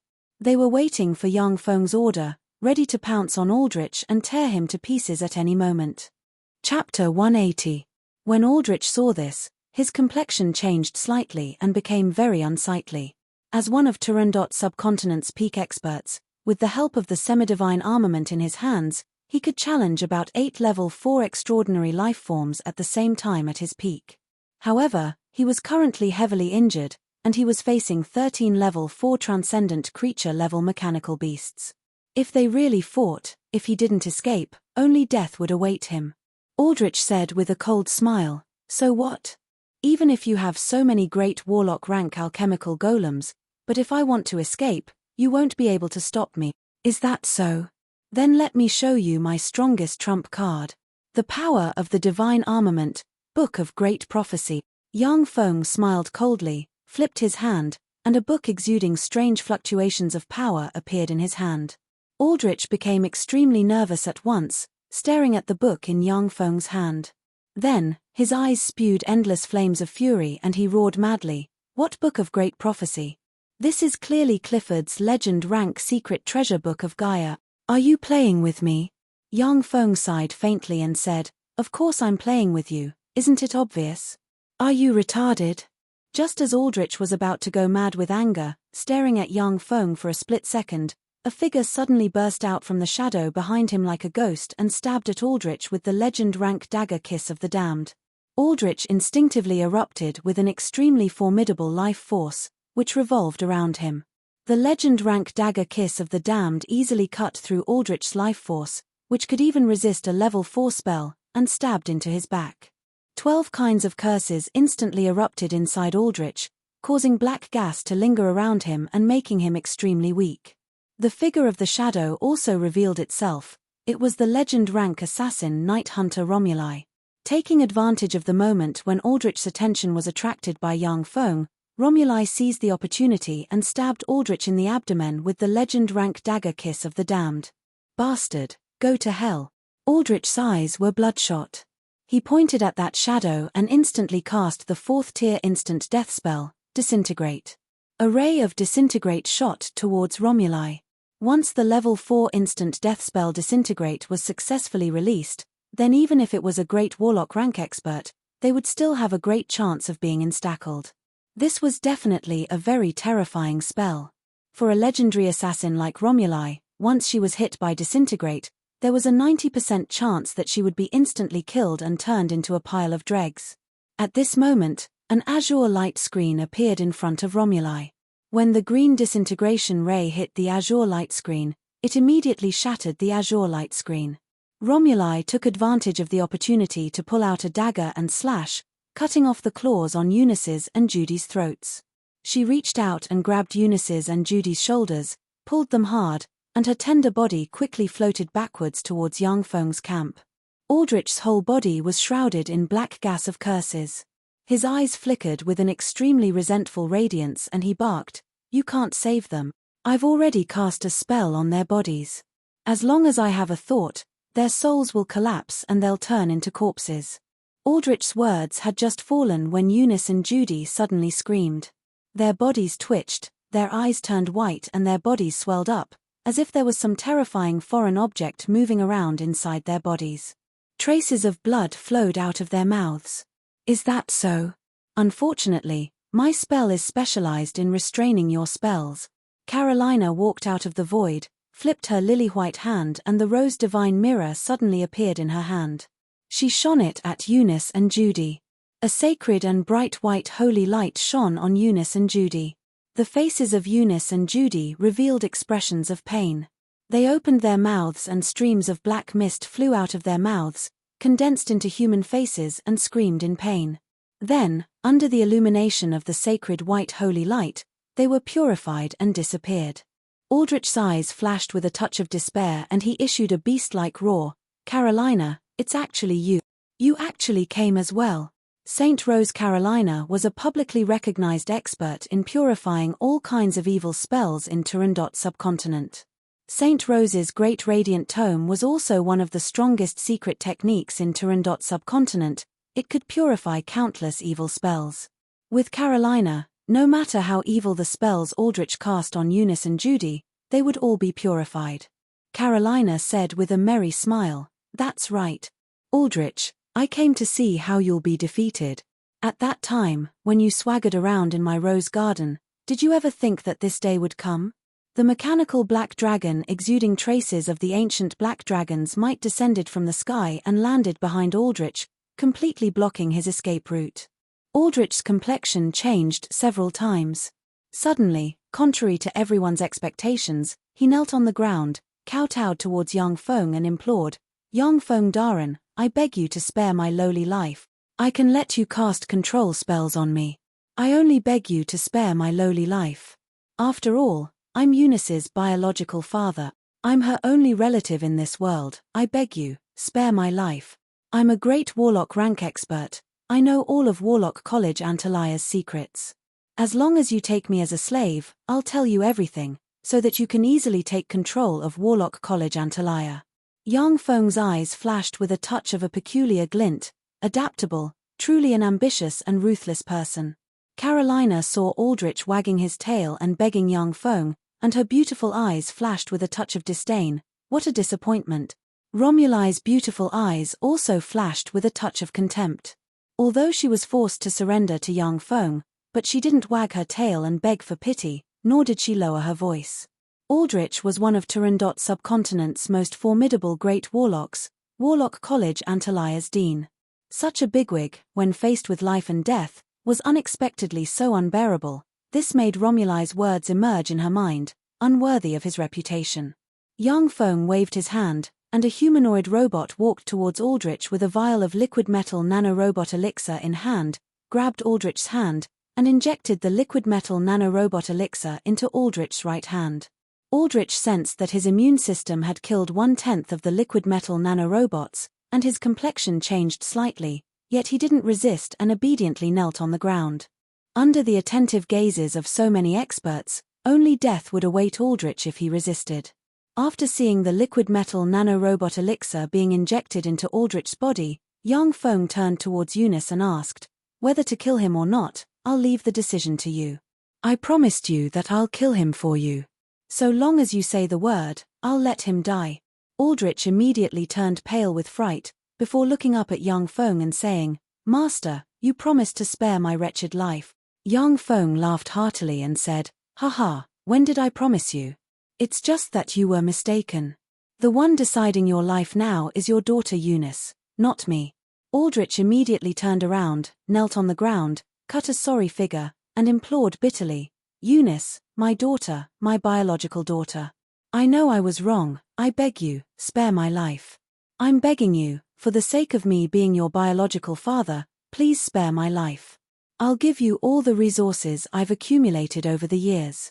Moreover, as long as I give you careful pointers, you'll definitely become a great warlock in the future." Eunice gave Aldrich a deep look, her beautiful eyes concealing a touch of deep resentment. "Aldrich, my dear biological father. At that time, my mother and my elder sister also implored you to not act against them. But you bastard, in order to obtain a trace of progress in your strength, you cruelly killed them. I'll never forgive you. Master, kill this bastard. Henceforth, my body and heart are yours.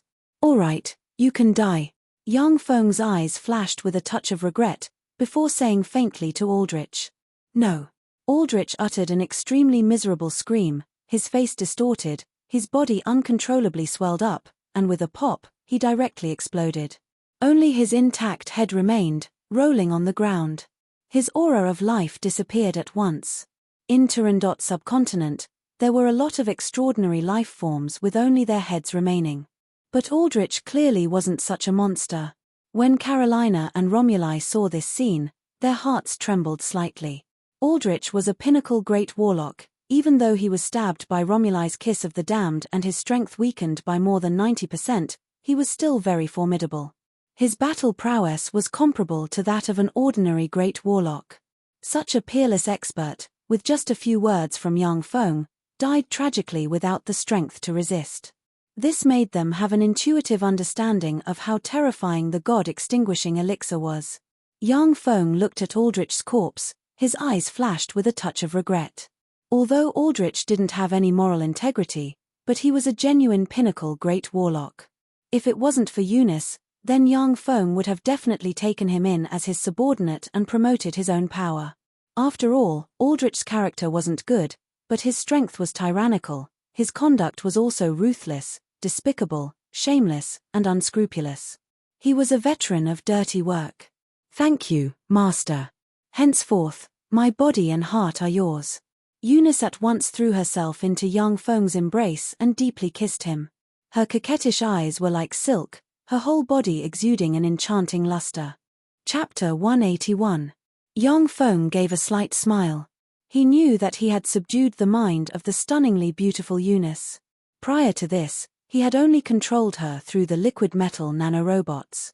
The wonderful feeling of having one's heart and mind fusing was more than 100 times better than having the body of a walking corpse. Judy gave Eunice a somewhat envious glance, then went to young Feng's side. She kissed him on the cheek and said with a smile like a flower, "Thank you, Master." Young Feng laughed heartily and embraced Judy and Eunice.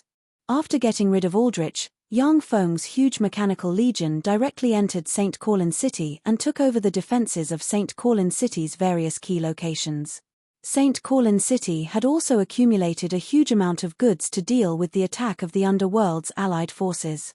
The huge amount of goods fell into young Feng's hands, making him unable to conceal his grin.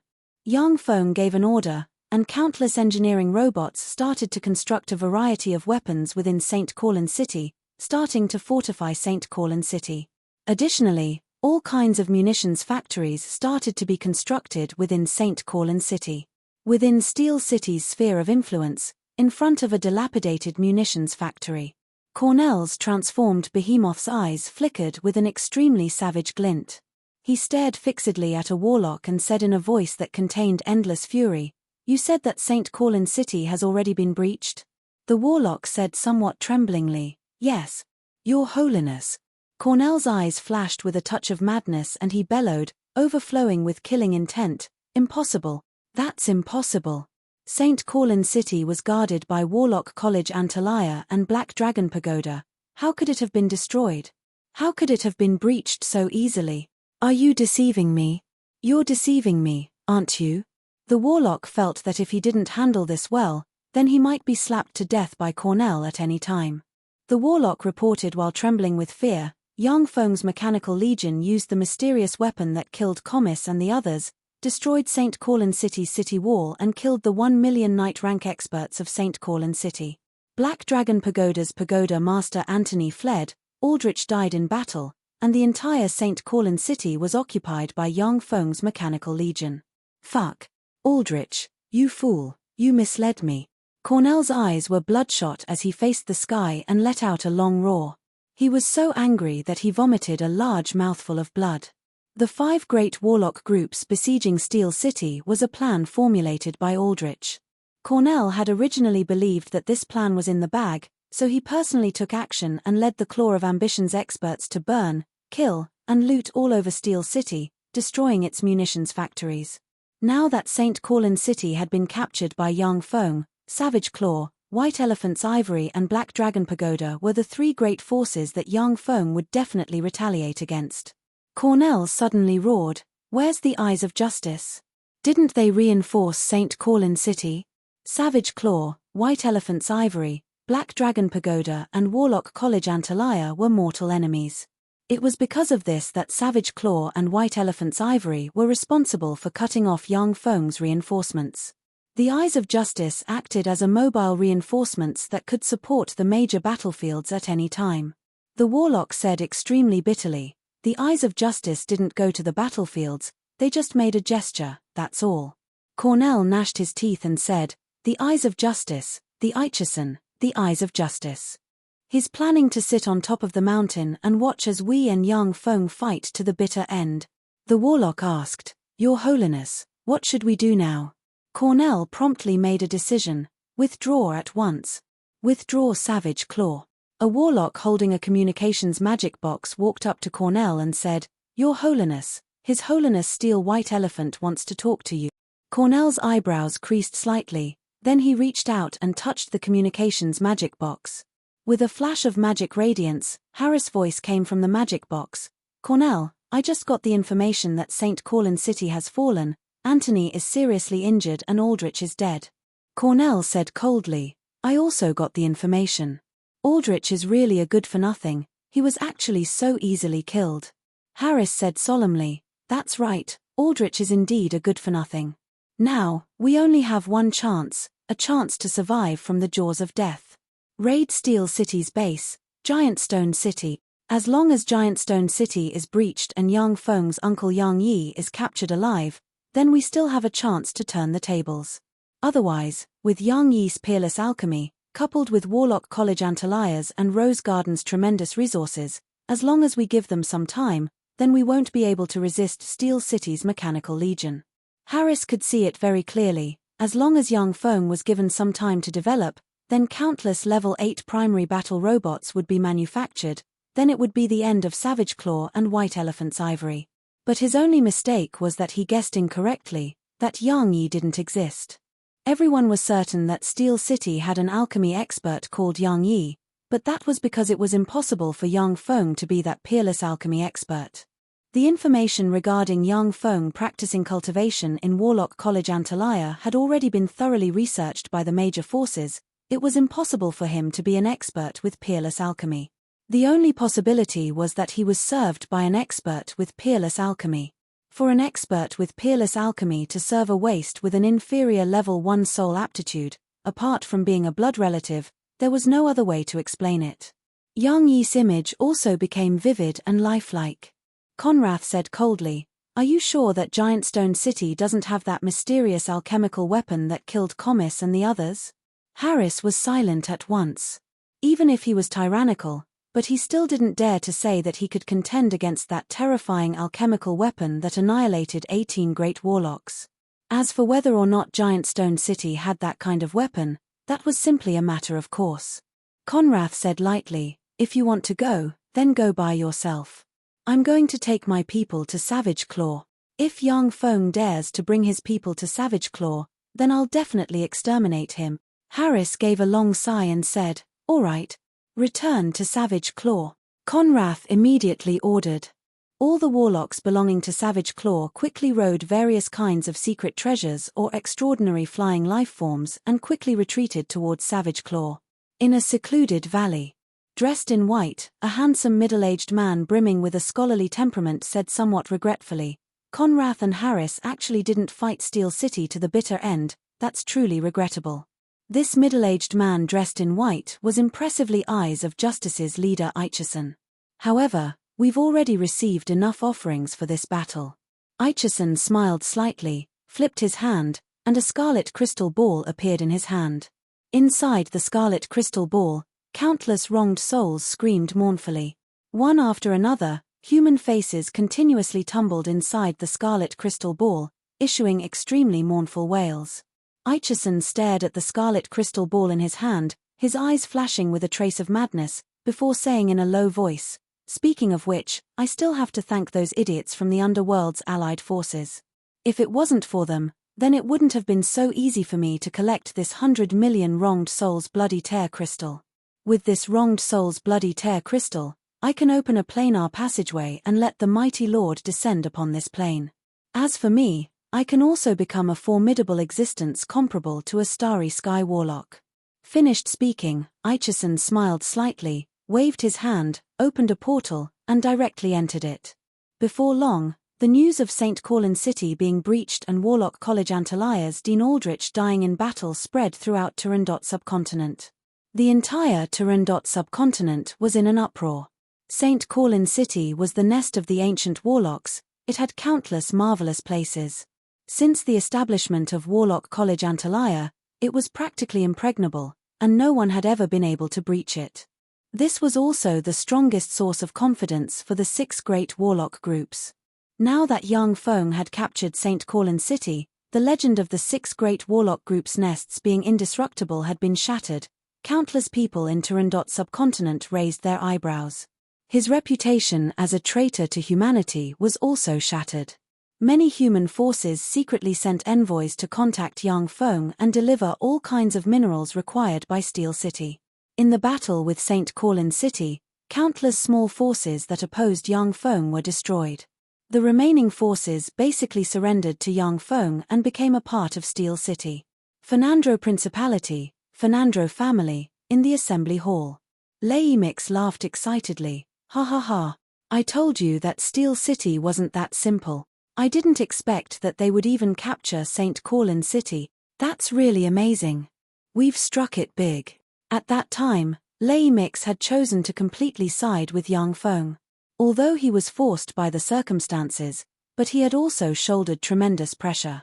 Now that Steel City had become Turandot subcontinent's overlord rank force, it proved that his decision at that time was completely correct. In the assembly hall, the faces of all the elders were also brimming with excitement. After the battle with Steel City, it had become Turandot subcontinent's overlord rank force. The forces that had sided with it earlier would also reap tremendous benefits. One of the elders hastily flattered, "Patriarch is really wise. Young Feng has already become Steel City's Grand Marshal by marriage.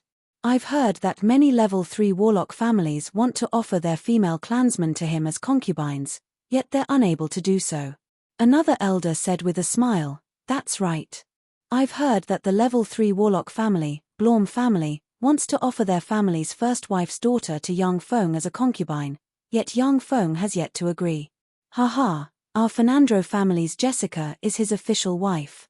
In the future, when Steel City establishes an empire, she'll at least be an imperial concubine, her status unspeakably noble." Chapter 182. The faces of the Fernandro clan's elders were flushed as they laughed heartily.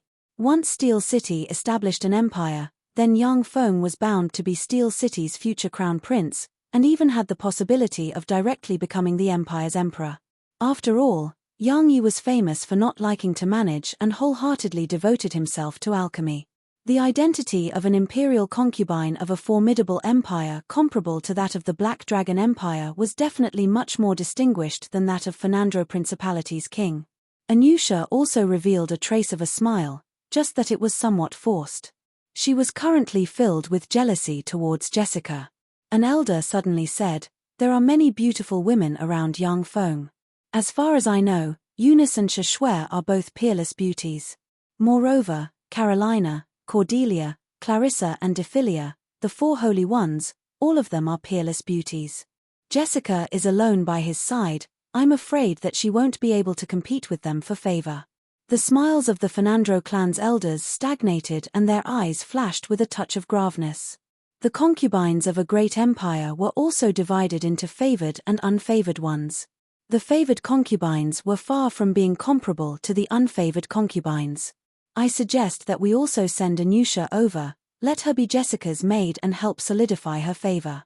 "Good idea." The elders in the conference hall nodded slightly in agreement with this proposal. Laemix waved his hand, suppressing the discussions of the elders in the conference hall. He stared at Anusha and said, "Anusha, are you willing to go to young Feng's side for the sake of Fernandro clan and help solidify Jessica's favor?" Young Feng's status was now different. Moreover, the story of young Feng leading Steel City's main force to breach St. Corlin City in one fell swoop for the sake of Eunice and Judy had already spread throughout the continent.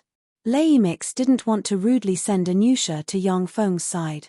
If he nurtured an enemy of the clan, then it would be troublesome. Anusha gave a reserved smile, suppressed the excitement in her heart and said flatly, "Patriarch, I'm willing." Laemix nodded in satisfaction and said with a smile, "That's good, I'll take you to St. Corlin City tomorrow." Apart from Fernandro clan, all the major forces in the entire Turandot subcontinent began to move. Many forces sent the most beautiful women of their families in an attempt to offer them to Yang Feng and become his women. After Yang Feng captured St. Corlin City, he once again began to build munitions factories everywhere and fortify St. Corlin City. At the same time, he had the two female Great Warlock Defilia and Clarissa preside over St. Corlin City's affairs. In Warlock College Antalia's inner court, there were many more female warlocks from Rose Garden. With Rose Garden's support and the two female Great Warlocks Defilia and Clarissa keeping watch, St. Corlin City once again became impregnable and recovered part of its power. The Dark Elves' powerhouses returned to the Dark Elves' main city in the underground world. After handing over all the affairs to others, Yang Feng, Shushue, Eunice and Judy, the four people arrived at Rose Garden. In the depths of Rose Garden. This is my Rose Garden's divine-level secret treasure, the Rose Divine Pool. Carolina took Yang Feng's group of four all the way to a pond and pointed at it. Yang Feng took a closer look. Blue jade-colored roses were in full bloom at the center of a wide pond. As if it had a life of its own, the pond revolved continuously and absorbed the surrounding magic energy.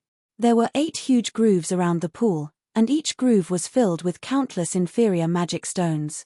With every passing minute, many low-level magic stones would turn into dust, and all the magic energy would be sucked dry. The magic energy would be directly absorbed into the Rose Divine Pool. From time to time, a drop of blue liquid would fall from the roots of the blue jade-colored roses into the pool, forming the Rose Divine Pool's water. Yang Feng was somewhat speechless. So extravagant, how many inferior magic stones would be consumed in a year? Carolina said flatly, 1 billion inferior magic stones must be consumed in a year to maintain it. It would take 3 years and 3 billion magic stones to accumulate such a pool of water. This pool of water can at most supply 30 people. With this Rose Divine Pool, my Rose Garden can give birth to 27 first-rate geniuses every 3 years and maintain its inheritance. 3 billion magic stone.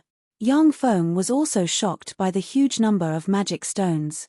He had expended a lot of effort to get his hands on magic stones, yet he still might not reach 3 billion magic stones. This was the foundation of Turandot subcontinent's 6 Overlord rank forces. Carolina warned, after you enter and start practicing cultivation, remember to leave immediately if you feel that your body can't bear it. Otherwise, the tremendous power contained in the Rose Divine Pool might directly burst your body. I've seen a lot of idiots think that they're exceptionally talented, that they're peerless geniuses, but in the end, their bodies burst and they die worthless deaths. Yang Feng nodded slightly, took off his clothes, his figure shook, and he jumped into the Rose Divine Pool. As soon as Yang Feng entered the Rose Divine Pool, he felt extremely pure life magic energy spread towards his limbs and bones. When every cell of Yang Feng's body encountered the life magic energy, it was like a thirsty traveler in a desert, madly absorbing the extremely pure life magic energy. Yang Feng operated the secret method Black Dragon Morph, as if the incarnation of a black dragon, madly devouring the extremely huge amount of life magic energy. Yang Feng's spirit sea churned and surged, extremely formidable spirit force was released from his soul seed, slowly condensing into the second innate spell model, Dragon Force. Warlocks with Black Dragon's blood meridians practiced cultivation according to the secret method. Every time they promoted a level, an innate spell model would automatically be born. The level 1 innate spell model was Black Dragon Scales. The level 2 innate spell model was Dragon Force. The level 3 innate spell model was Dragon Breath. The level 4 innate spell model was Dragon Might. The 4 innate spell models solidified in the spirit sea of Black Dragon's Blood Meridian Warlocks would evolve along with the cultivator.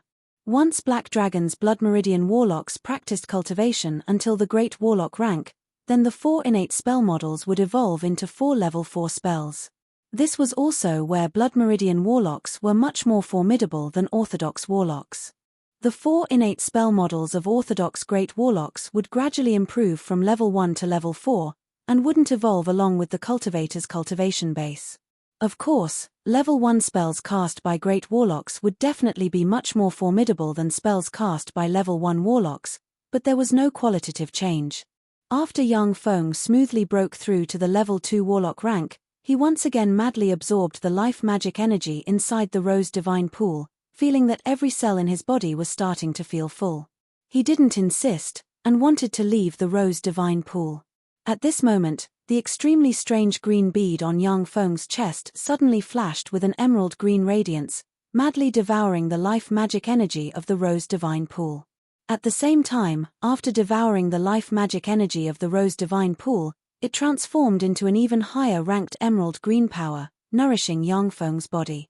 Under the nourishment of the emerald green power, Yang Feng only felt his whole body become extremely hungry, madly devouring the emerald green power, continuously making him more powerful. The traces of residual elixir toxins accumulated inside Yang Feng's body due to him drinking too many elixirs were also expelled from his body inch by inch. An hour later, Judy climbed out of the Rose Deity's pool. She was already unable to absorb the Rose Divine Pool's power. Once Judy came out of the Rose Divine Pool, the distant Carolina sensed her and said faintly within, "This girl's aptitude is really poor." In the past, those who could enter the Rose Divine Pool were all geniuses. They could at least last for more than 6 hours. Judy only lasted for an hour. The poor aptitude could be well imagined. Time continued to pass. 28 hours later, Eunice finally leapt out of the Rose Divine Pool, her body emitting a formidable life force. She had also promoted from a level 1 warlock to a level 2 warlock. After Carolina sensed Eunice, she gave a knowing smile. "This young lady isn't bad, her aptitude is just a bit worse than mine at that time." Yang Feng, this youngster, really struck gold. Yang Feng and Shi Shui, the two of them actually didn't come out. Could it be that their aptitudes are more formidable than Eunice's? That's impossible. Yang Feng's aptitude is publicly recognized as trash, inferior level 1. Even if he promoted to a warlock, he would still have walked the evil path of a Blood Meridian warlock. How could he have stayed in the Rose Divine Pool for so long? Carolina's beautiful eyes flashed with a touch of worry, her figure shook and she immediately appeared next to the Rose Divine Pool, her tremendous spirit force at once entering the Rose Divine Pool. Two incomparably formidable life forces were transmitted from the Rose Divine Pool, making Carolina slightly loosen her heart. Then she surged with a touch of curiosity. "Since there's nothing going on, then I want to see how long they can stay inside." 3 days later, the Rose Divine Pool bubbled and Shi Shui lightly leapt out of the Rose Divine Pool. In a flash, a terrifying life force of a level 3 warlock erupted from her tender body. She had actually stepped into the realm of a level 3 warlock. When Carolina sensed Shi Shui's aura, she was immediately dumbstruck, not daring to believe her eyes. 3 days, she can actually stay in the Rose Divine Pool for 3 days. What kind of freak is she? The strongest genius in the history of Rose Garden only stayed in the Rose Deity's pool for 38 hours. She actually stayed in the Rose Divine Pool for 76 hours. She's simply a freak. Shortly after Shi Shui left the Rose Divine Pool, the Rose Divine Pool bubbled and surged. Yang Feng at once leapt out of the Rose Divine Pool. After Yang Feng leapt out of the Rose Divine Pool, the entire Rose Divine Pool lost all of its life magic energy, turning into a pool of wastewater. Chapter 183. Yang Feng opened his eyes flickered and brimmed with vigor. His whole body was brimming with indescribable strength, his entire person started to become more handsome and charming, exuding a charming temperament. Gentle energy diffused from the green bead on Yang Feng's chest and entered his body, continuously nourishing his fleshly body and enhancing his strength. Carolina stared at Yang Feng. Suddenly a thought emerged within her. Why does this guy look so much better than before? Black Dragon's blood meridians were originally one of Turandot's subcontinent's first-rate blood meridians. Yang Feng possessed ancient Black Dragon's blood meridians. The ancient Black Dragon's blood meridians were imperceptibly changing him practically every day, making him evolve in a more perfect direction. Blood Meridian warlocks with Black Dragon's blood meridians were basically handsome men and beautiful women. There were no ugly people. Even if there were ugly people, under the influence of the blood meridians, they would slowly change into handsome men and beautiful women. Unless they were under a strong curse or some sort of dark spell, they would remain ugly. Cheyenne came out from the side with a merry smile and said, Congratulations Darren for promoting to a level 2 warlock and taking another step towards the great warlock path. Yang Feng said with a carefree smile, haha, you're such a sweet talker. Speak, what do you want from me? After Yang Feng's cultivation base was promoted to a level 2 warlock, his strength suddenly soared and his survivability once again soared by a large margin. His lifespan increased once again, naturally making him feel extremely carefree. Cheyenne said with a smile, I have a matter to report to Darren, as for how to deal with it, I'll leave it to Darren to decide. Yang Feng said lightly, speak. Cheyenne sweetly smiled and said, our dark elves spent several hundred years in the surface world to support the hidden vampires in the human world. We originally planned to use them as our dark elves' pawns, but they recently broke away from our control. This kindred monarch actually intends to condense divinity and directly ascend to godhood. Yang Feng's eyes flashed with a touch of graveness as he said, ascend to godhood. With the help of faith power, ascend to godhood, condense a demigod lattice, and become a transcendent being with terrifying strength. This was the most crucial step in the evolution of many formidable beings from other planes. Once the kindred monarch became a demigod, then he would possess terrifying battle prowess comparable to that of a starry sky warlock. Even a terrifying existence like the ancient black dragon Vedania at its peak could fight against it. Yang Feng's eyes flashed with a fierce glint, and he said coldly, that won't do. I have to kill it before it ascends to godhood. Cheyenne's beautiful eyes flashed with splendor, and she said with a sweet smile, Sir, I have a suggestion. The deepest part of the Eye of Justice headquarters was a forbidden area that only the current leader of the Eye of Justice and the various great elders could enter. A 10-meter-tall monster statue with a wolf's head, a human's head, and a tiger's head sat in the center of a blood-red altar. It had a beast-like body, long claws on both hands and feet, a pair of wings on its back, and a scorpion tail. Around the blood-red altar, there were 8 pools of blood that emitted an endless evil aura. Each of the pools was constantly churning, condensing into human faces that let out mournful and terrifying cries. No one would have thought that the Eye of Justice headquarters, which had always been fair and claimed to represent justice, would actually have such an evil blood-red altar that had killed an unknown number of living beings.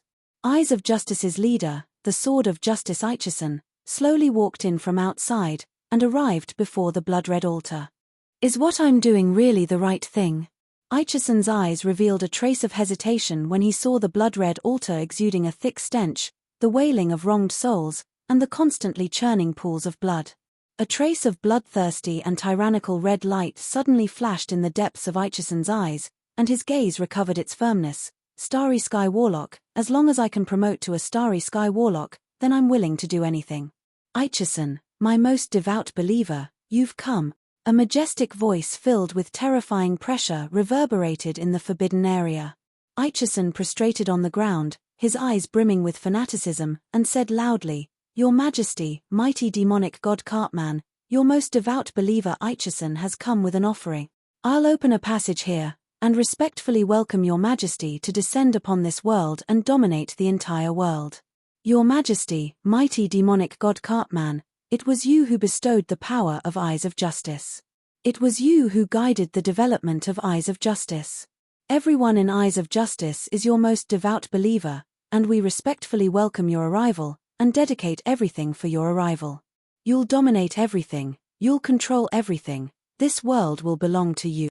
8 wizened old men, who looked as if they would die from a gust of wind, yet exuding great warlock rank life force, walked out of the caves behind the statues.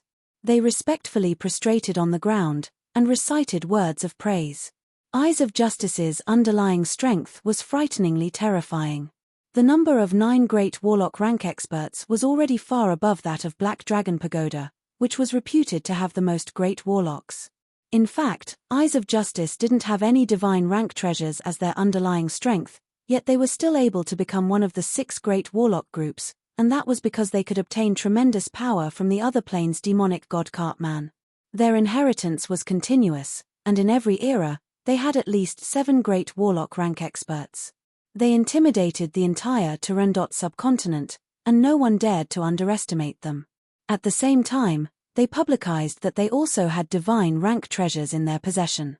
Aichison raised the myriad wronged soul's bloody tear crystal high, and silently recited an incantation.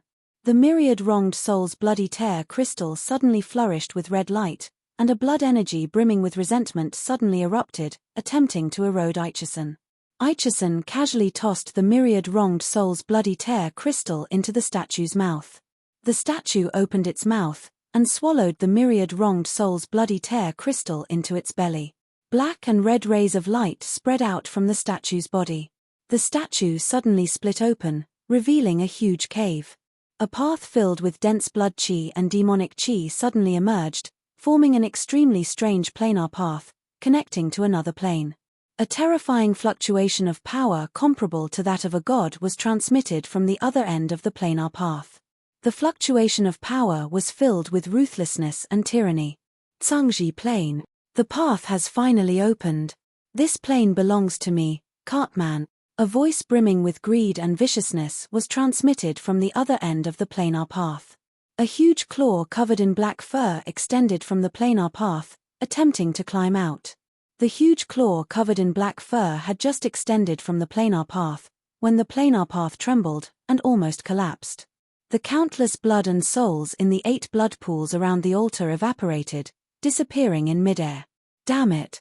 This planar path is still too fragile, it can't accommodate my true body. A world-shaking roar was transmitted from the planar path, and the huge claw covered in black fur unwillingly withdrew into the passageway. Aichison, don't resist. I'll grant you the power to become a starry sky warlock. You'll be my divine emissary in the Zhangji plane, and represent my will. Think of ways to sacrifice more life forms and stabilize this planar path. A fierce voice was transmitted from the planar path, and a sphere of blood flew out in a flash, before falling on Aichison's head. As if it had a life of its own, the sphere of blood frantically drilled into Aichison's eyes, ears, mouth, and nose. Aichison was alarmed, and instinctively had an ominous premonition. He operated his secret method, attempting to shatter the sphere of life form. But Aichison had just willed it, when like a tide, the life force inside him was absorbed by the sphere of blood. Aichison's eyes turned white, and his body twisted. An incomparably formidable power pervaded his body, directly breaking through one cultivation bottleneck after another. A boundless and terrifying life force comparable to that of a starry sky warlock slowly pervaded his body. The 8 great elders of Eyes of Justice, who looked as though they would be blown away by a gust of wind, sensed the frightening life force spreading from Aichison's body. Each and every one of their eyes revealed a trace of ecstasy and longing. They frantically kowtowed and begged, "Your Majesty, the mighty demon god Cartman, we are your most devout believers. We have dedicated everything for your great cause, please be merciful and bestow us with more lifespan and strength." The Eyes of Justice's great elders were already nearing the end of their lifespans, and were on the verge of dying of old age. This was why they were so devout towards such a formidable existence like Cartman. They longed to obtain the lifespan and strength bestowed upon them by him. Now that they sensed the terrifying starry sky warlock rank power emitting from Aichison's body, they became even more devout and respectful. Strength and lifespan? All right, I'll grant you even greater strength and lifespan. Aichison's face flashed with a touch of a queer expression. He smiled malevolently and waved his hand. From the strange planar passageway, 8 lumps of blood flew out and pounced on the faces of the 8 Eyes of Justice's great elders. The 8 Eyes of Justice's great elders first revealed traces of smiles, then their faces twisted, as if they had seen the most terrifying thing, and their eyes flashed with a touch of despair. Before long, the bodies of the 8 Eyes of Justice's great elders began to transform. They became younger and younger, and possessed more and more strength, before finally recovering their peak state when they were young. Greetings, Your Majesty, the mighty demon Emperor Cartman. After the 8 Eyes of Justice's great elders recovered their youthful appearance, their eyes flickered with inhuman glints. They knelt on one knee in front of Aichison and said respectfully. Cartman's eyes flickered with an excited glint, and he burst into laughter. "Ha ha, after thousands of years of planning, it's finally time to reap the harvest. The Zhangji Plains Dawn Imperial Court has already collapsed. Now it has become a piece of juicy meat, whoever can snatch it, it will belong to them. I, Cartman, We'll open a planar passageway leading to our demon race in the Tsangji plane. We'll once again descend upon this plane and become its ruler. I, Cartman, will also be promoted to a true demon god because of this achievement. Cartman said lightly, "Go and summon Eyes of Justice's warlocks. I'm going to transform all of them into puppets of our race.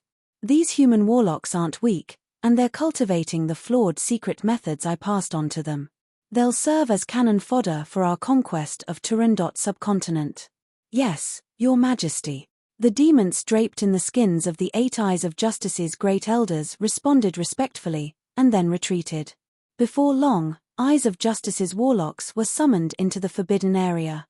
After they came out, although they were still draped in a layer of human skin, but they were no longer human on the inside. Before long, all of Eyes of Justice's human warlocks had been transformed into demons.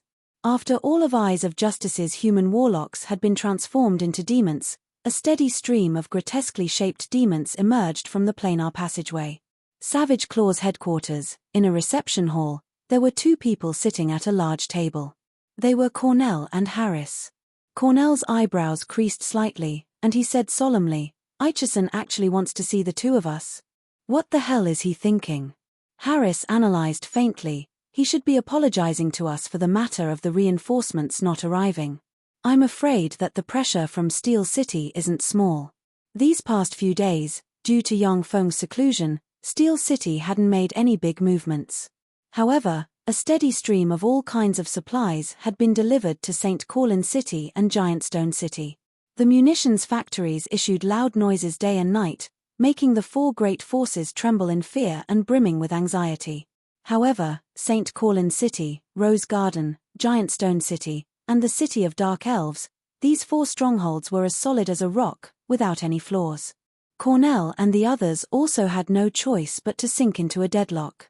They could only watch helplessly as Yang Feng continued to grow stronger. Cornell snorted coldly, "Humph, that coward, he actually fled midway. If he had led Eyes of Justice's people to support Aldrich, then Aldrich might not have been defeated so quickly." Warlock College Antalya had 9 7-story-tall warlock pagodas. According to Reason, it required 7 great warlock rank experts in coordination with countless warlock rank experts, in order to display Warlock College Antalya's most formidable battle strength. With every additional great warlock rank expert, Warlock College Antalya's defense would double. If Aitchison had led all of Eyes of Justice's experts to station themselves in Warlock College Antalya's warlock pagodas, then Yang Feng might not have been able to capture Warlock College Antalya. Harris smiled bitterly, and didn't say much. He was very clear that even if Aitchison had led Eyes of Justice's experts to support Warlock College Antalya, Aldrich still wouldn't have let them station themselves in the core 9 warlock pagodas. Otherwise, it would be equivalent to inviting a wolf into the house, and exposing his mysteries to Eyes of Justice. Chapter 184. Sorry, I'm a bit late. With a graceful smile on his face, Aitchison slowly stepped into the hall. As if he had eaten gunpowder, Conrath said coldly with a straight face, "You still have the face to see us?" Harris swept Aitchison with a glance and creased his eyebrows slightly. He vaguely felt that something was amiss, but he couldn't tell what exactly was wrong. Aitchison said with a mysterious smile, "Everything that happened before was my fault. I've prepared a big gift for the 2 of you. I guarantee that you'll definitely like this big gift." Conrath sneered, "What big gift? What good things does Eyes of Justice have?" "That big gift is..." Aitchison took a step forward, his eyes suddenly flashed with a touch of a cold glint. In a flash, he erupted with the terrifying life force of a starry sky warlock. His hands were shrouded in dense demonic chi, and he shot towards the 2 great experts Conrath and Harris. With a starry sky warlock rank expert launching a sneak attack at such a close distance, Conrath basically couldn't react in time. Defensive force fields flickered on his body, and at the same time, space distorted. He was about to launch a short-distance teleportation spell. Aitchison's right hand, shrouded in endless demonic chi, passed through Conrath's defensive force field, and patted Conrath's chest, directly interrupting the teleportation spell, and heavily stamped on Conrath's chest. Conrath spat out a large mouthful of black blood, and was sent flying, before crashing into the wall of the hall. On the other side, Harris was also sent flying by a palm strike, spitting out a large mouthful of blood, before crashing into the wall of the hall. "You're not Aitchison. Who the hell are you?" Harris was both startled and furious. He roared loudly, before forcefully tearing apart a life-saving long-distance teleportation spell scroll. "Interesting. You have a defensive demigod artifact on you." Aitchison revealed a trace of a smile of interest, before reaching out with his right hand. His right hand emitted a trace of spatial fluctuations, before grabbing at Harris. The spatial fluctuations shrouding Harris immediately disappeared, before he flew into Aitchison's hand. Aitchison reached out and pointed at Harris's body. With a flash of black light, the semi-divine tool white elephant battle armor flew out of Harris's body and fell into his hand.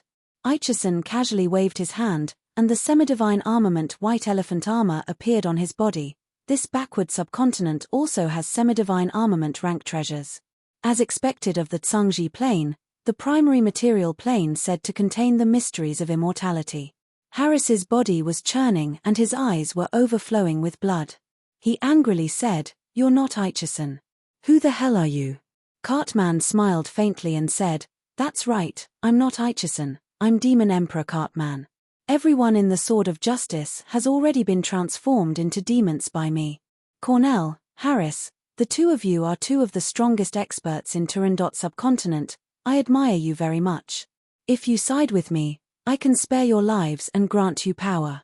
As long as you make enough contributions for me, I can even raise your strength to the demigod realm." Devils. As soon as he said that, Cornell and Harris were greatly shaken, and raging waves were set off in their hearts. Towards the end of the Third Warlock dynasty, the demonic divine dynasty, the Tsangji plane's human warlocks found a formidable plane, the demonist plane. The natives of the demonist plane were demons. The demonic divine dynasty's human warlocks launched a war of conquest towards the demonist plane. The fighting prowess of the demons was far beyond the imagination of the human warlocks. Although the Tsangji plane's human warlocks barely defeated the demons of the demonist plane, but it was still a situation where both sides suffered. After this war, the human warlocks were no longer able to suppress the various gods and demons that filled the demonic divine dynasty. Due to the rebellion of the various gods and demons, the dynasty collapsed. The demons were definitely one of the most terrifying enemies of the Tsangji plane's human warlocks.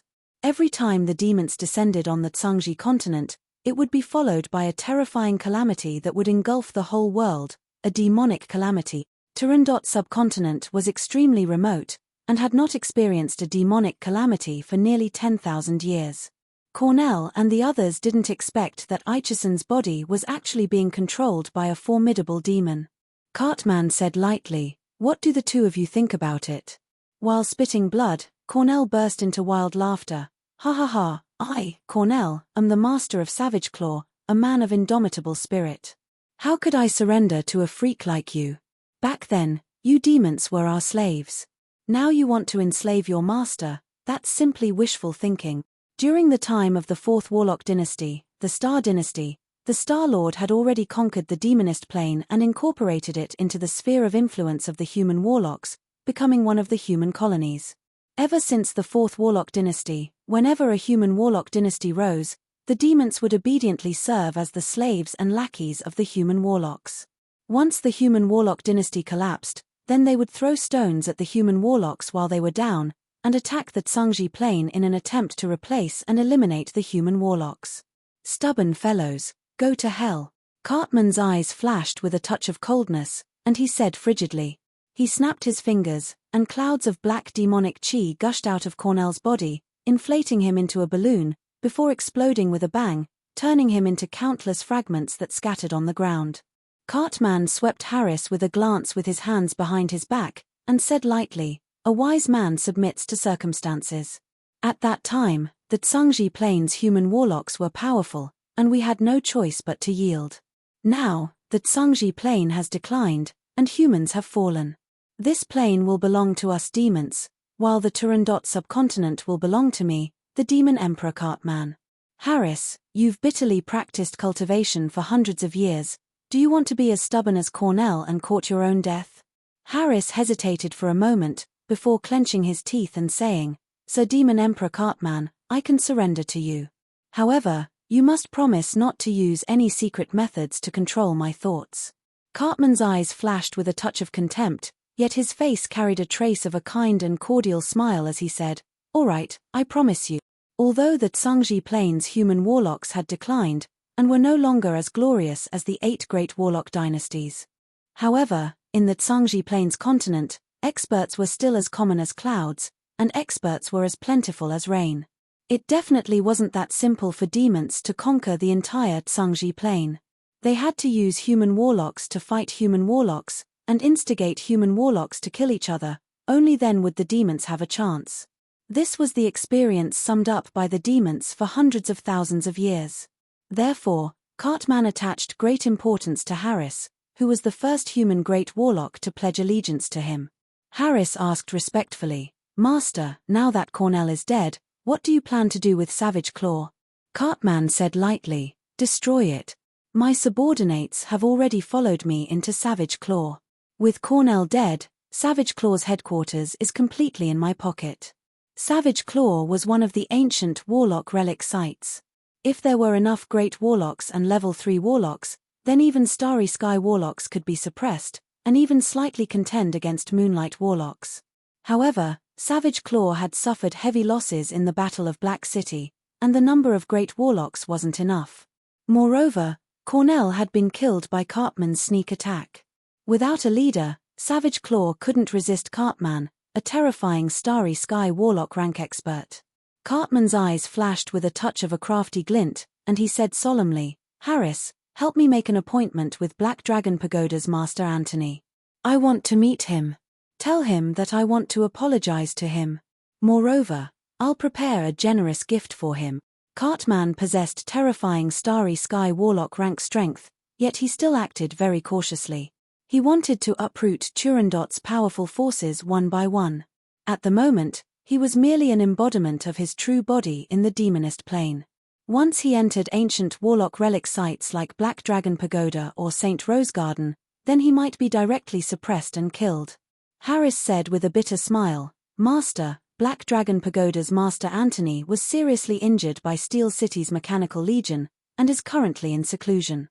I invited him before, but he ignored me."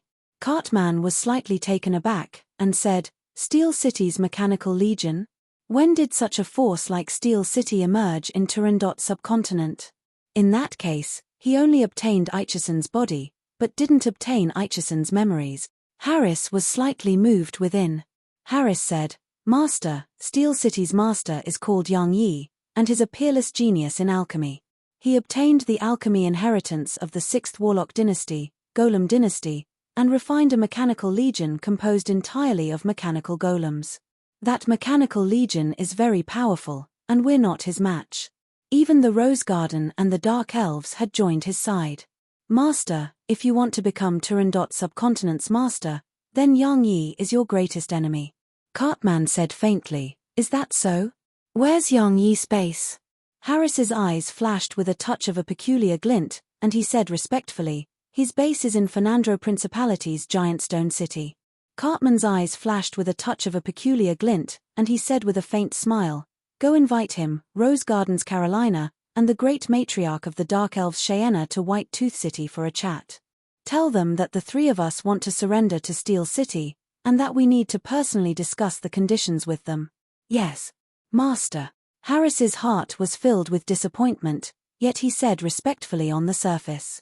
Cartman was already a Starry Sky warlock rank expert, an unparalleled existence in Turandot subcontinent, yet he still acted so cautiously and without the slightest flaw, which made Harris extremely disappointed. Before long, the envoys dispatched by White Ivory arrived at St. Corlin City.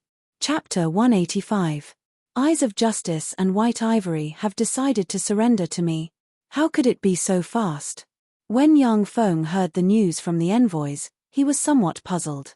Eyes of Justice and White Elephant's Ivory were 2 of Turandot subcontinent's 6 overlords. They had ancient warlocks relic sites as their headquarters and were extremely powerful. Yang Feng believed that as long as he was given some time to develop, he would definitely be able to flatten Eyes of Justice and White Elephant's Ivory. However, he did not expect such an overlord force to choose to surrender so quickly. Cheyenne came to Yang Feng's side and said resolutely, "That's right, there's definitely a conspiracy." Yang Feng asked curiously, "Why?" Although Yang Feng felt that there seemed to be something wrong, but he also couldn't tell what was wrong. In terms of development potential, Yang Feng's Steel City was indeed far superior to Eyes of Justice and White Elephant's Ivory. It was not strange that these two forces chose to surrender to him. Ever since Yang Feng breached St. Corlin City, countless large and small human forces in Turandot subcontinent had chosen to surrender to him. Eunice was in charge of dealing with the defection of human forces. Although Steel City was still a city, its sphere of influence had already expanded to the point where it could rival the Black Dragon Empire. This still didn't include Rose Garden's forces. If Rose Garden's forces were added, then Yang Feng's forces would be even more formidable and frightening. Cheyenne resolutely and decisively said, "I have studied the leaders of the 6 major forces of Turandot subcontinent in detail. Eyes of Justice's Aichison was brimming with ambition, and absolutely wasn't willing to be under others. Moreover, Wild Claw and White Elephant's Tusk were like birds of a feather, always exhaling from the same nostrils. Only White Elephant's Ivory had surrendered, while Savage Claw hadn't responded. This was definitely abnormal. There must be a conspiracy behind this." Yang Feng said with a faint smile, "Heh, since that's the case, then reply to them. Tell them that if they are sincere, they can come to Rose Garden. Anyway, we have the upper hand. Even if they don't come, we won't lose anything." Cheyenne said, "Yes, Lord." Yang Feng suddenly asked, "How are the preparations for that?" Cheyenne's beautiful eyes flashed with a dignified look as she said, "It's ready." The corners of Yang Feng's mouth rose slightly. "Very good." The Taiyan's dukedom was located next to the Satsuma dukedom. It was extremely vast and had a population of more than 1 million. That night, the capital of Duke Taiyan's territory, Palmer City. In the center of Palmer City, in a square lit with countless magic lamps, countless handsome young men and women gathered. Countless handsome young men and women were venting their lust together, and the ground was littered with broken human corpses that had died with grievances. Countless young human boys and girls were tied up like pigs, looking at the scene in front of them in horror. From time to time, naked handsome young men and women would walk up to those young men and women. They would grab one of them as if they were picking food. Then, they would open their mouths and reveal their sharp canine teeth. They would fiercely bite the young men and women's necks and crazily devour their blood. Those handsome men and beautiful women were the vampires and the servants they had created, vampires. Kindred was also a kind of formidable race. After every pureblood kindred reached adulthood, they would possess terrifying strength comparable to that of a level 1 warlock. Vampires, on the other hand, were pureblood kindred who injected a drop of their blood into other life forms, infecting them and transforming them into their servants. Vampires transformed by pureblood kindred had an extremely low status among kindred, and would be completely obedient to the pureblood kindred who transformed them, without any power to resist. There were 2 ways for kindred to increase their strength. One was to slowly increase their strength over time. The other was to absorb the blood of life forms with a formidable soul. In Turandot subcontinent, their favorite food was human blood. The lifespan of kindred was also much longer than that of many other races. A lowly kindred, if nothing unexpected happened, could even live for several thousand years and slowly promote to a high-level kindred. Kindred was also a race that gave birth to handsome men and beautiful women. At that time, after Tsangji Plain's great warlocks conquered the plane of kindred, they treated kindred as pets and brought them back to Tsangji Plain. In Turandot subcontinent, because of this, there were kindred. For ordinary people, kindred and vampires were formidable and invincible existences. But for human warlocks, they weren't difficult to deal with. Because the infection of kindred was too strong, they were hunted down by humans in Turandot subcontinent, and could only hide in dark corners. It was extremely unusual for so many kindred to gather in Palmer City. Moonlight sprinkled down from the sky. A blonde, pitilessly handsome, slender young man, exuding a charming temperament that would kill both men and women, slowly walked to the center of the square that reeked of blood and obscenity. This young man was the only true blood kindred in Turandot subcontinent with great warlock rank strength, the kindred monarch. Behind the kindred monarch followed 25 high-level kindred. The 25 high-level kindred were handsome men and beautiful women, making it hard for people to shift their gazes away. Among kindred, low-level kindred were equivalent to level 1 human warlocks, intermediate kindred were equivalent to level 2 warlocks, advanced kindred were equivalent to level 3 warlocks, and true blood kindred were equivalent to human great warlocks. True blood vampires had already purified the blood in their bodies to a terrifying degree. In the eyes of some ancient kindred experts, only true blood kindred could be considered as their compatriots, while the rest of the kindred were just ants. True blood kindred could also produce a large number of low-level kindred by injecting their true blood into other life forms. Ordinary kindred could only produce vampires, and their reproduction method wasn't much different from that of humans. The young man walked to the center of the square and said in a loud voice, "My compatriots, my servants. I am your monarch, Rarit. Monarch. Long live the monarch. Long live the monarch." Earth-shaking cheers came from below the square. Everyone stared at the young man, their eyes brimming with fanaticism. "We kindred were abducted from our homeland by the damned human warlocks and brought here. For the past 10,000 years, human warlocks have humiliated and hunted our compatriots, forcing us to flee like stray dogs. Now, it's finally time for us to strike back. As long as I, your monarch, become the god of kindred, then I'll shelter you with supreme divine power. I'll turn the entire Turandot subcontinent into our divine country. Any human will become our rations, our livestock, our slaves.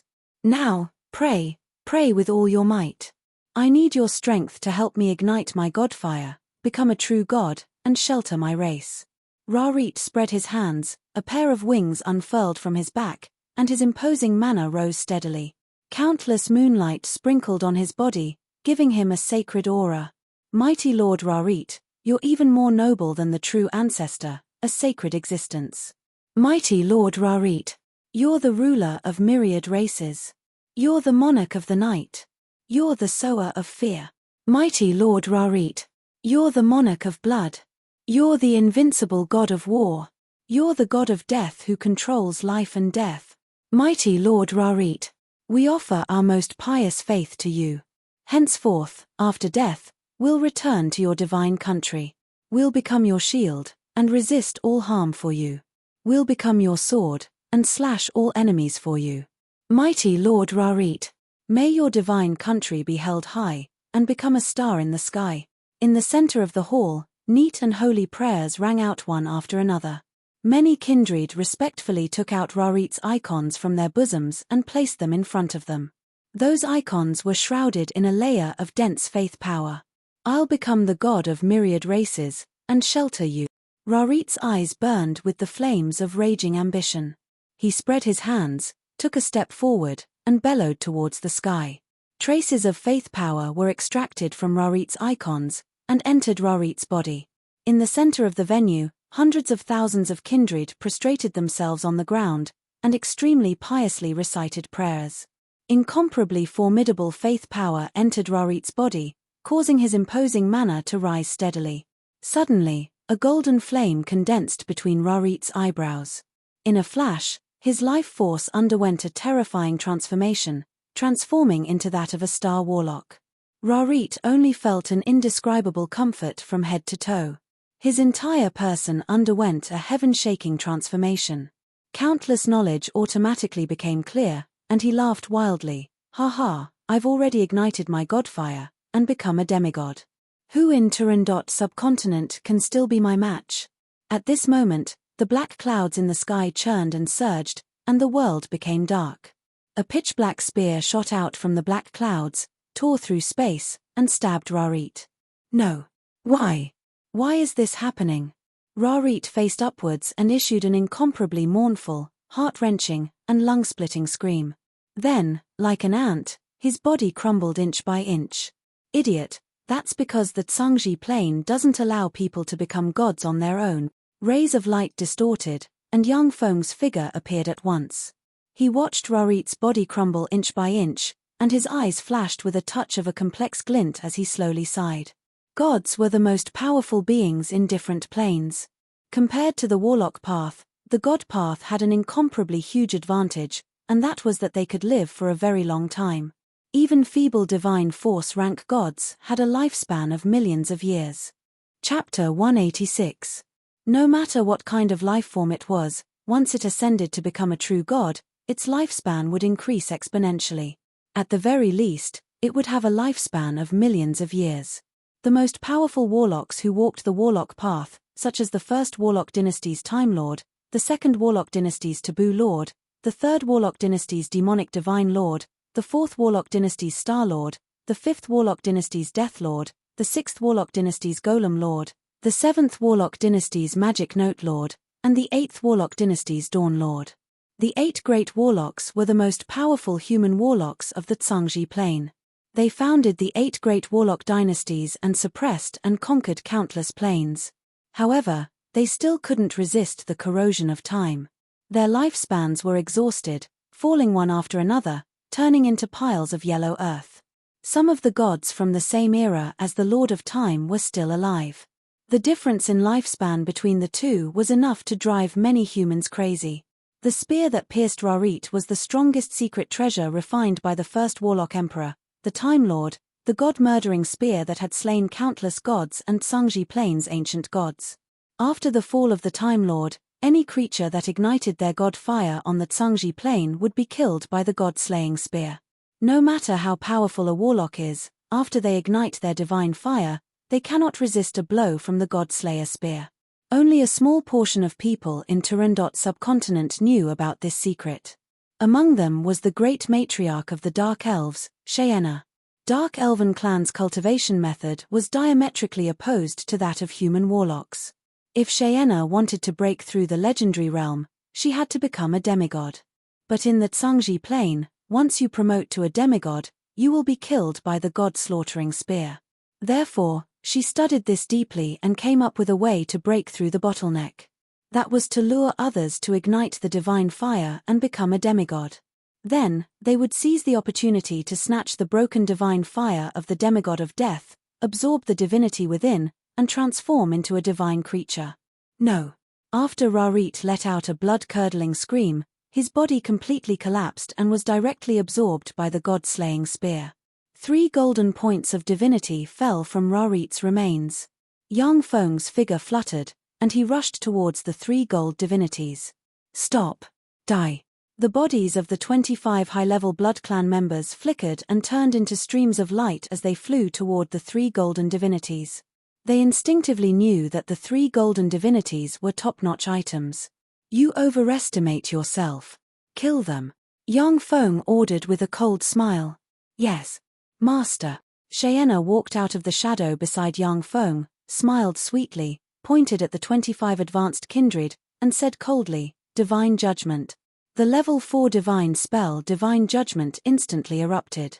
Black rays of light filled with divine power shot out of Cheyenne's lily-white fingers and shone towards the 25 high-ranking vampires.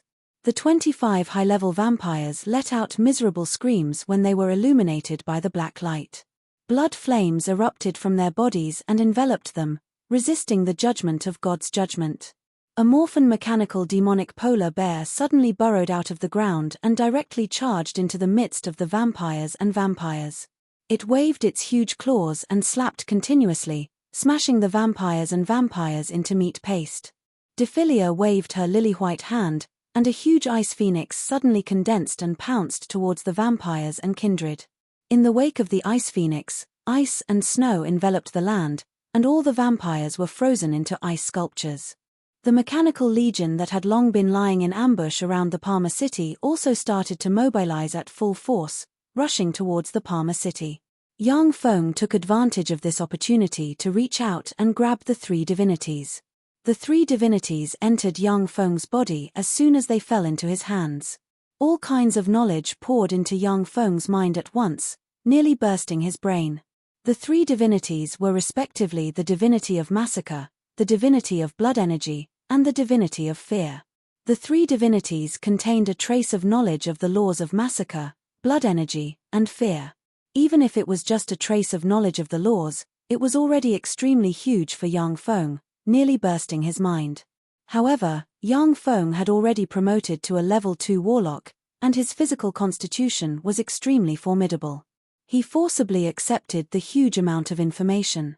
At the same time, the three divinities entered Yang Feng's sea of knowledge and respectively released the formidable divine energy of massacre, divine energy of blood, and divine energy of fear, slowly transforming Yang Feng's body and transforming him into a divine life form.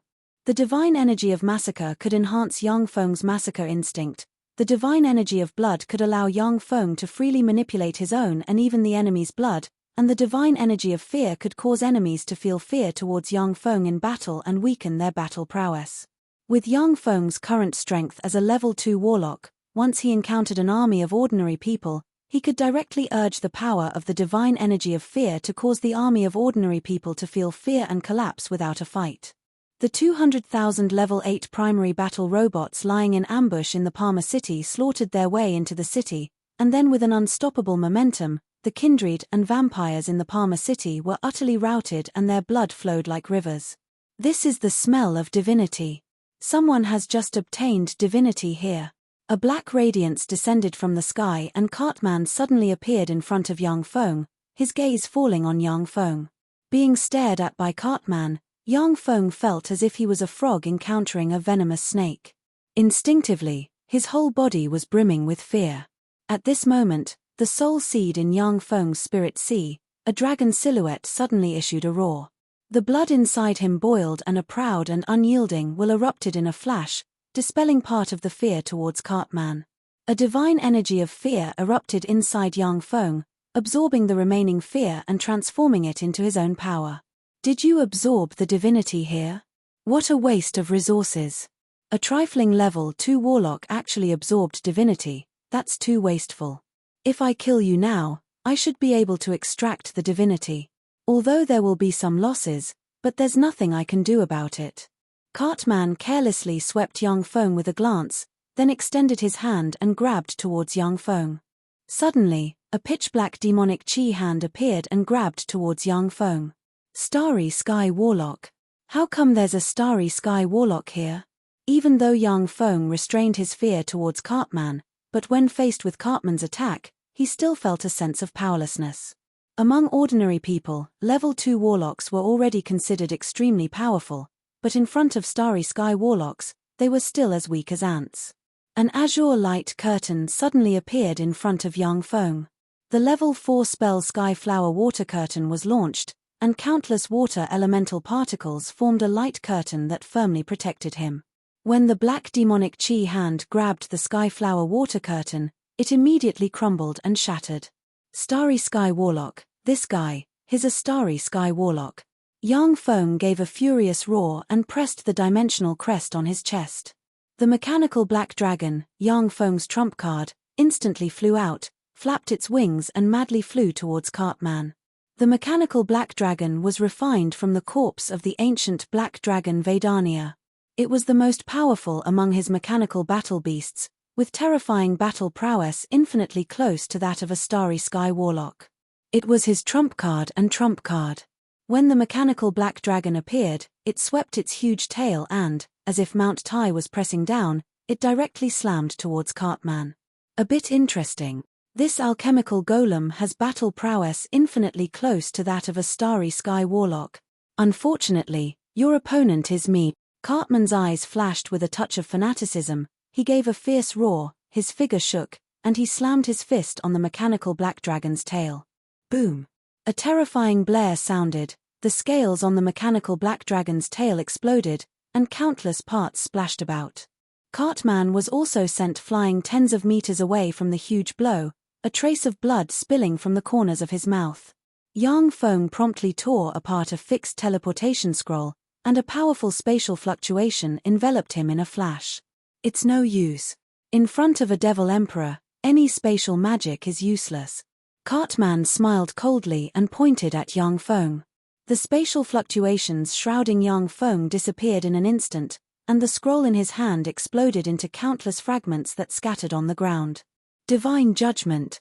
When they heard Yang Feng's call, the great warlocks who were slaughtering kindred rushed over. Without demur, Cheyenne cast the level 4 divine spell Divine Judgment. Streams of darkness divine power condensed into black divine light and madly shot towards Cartman. Divine judgment. It's pretty powerful. You're a pretty woman, very good, very suitable to be my childbearing machine. Cartman smiled faintly, then erupted with boundless demonic chi, which formed a demonic force shield.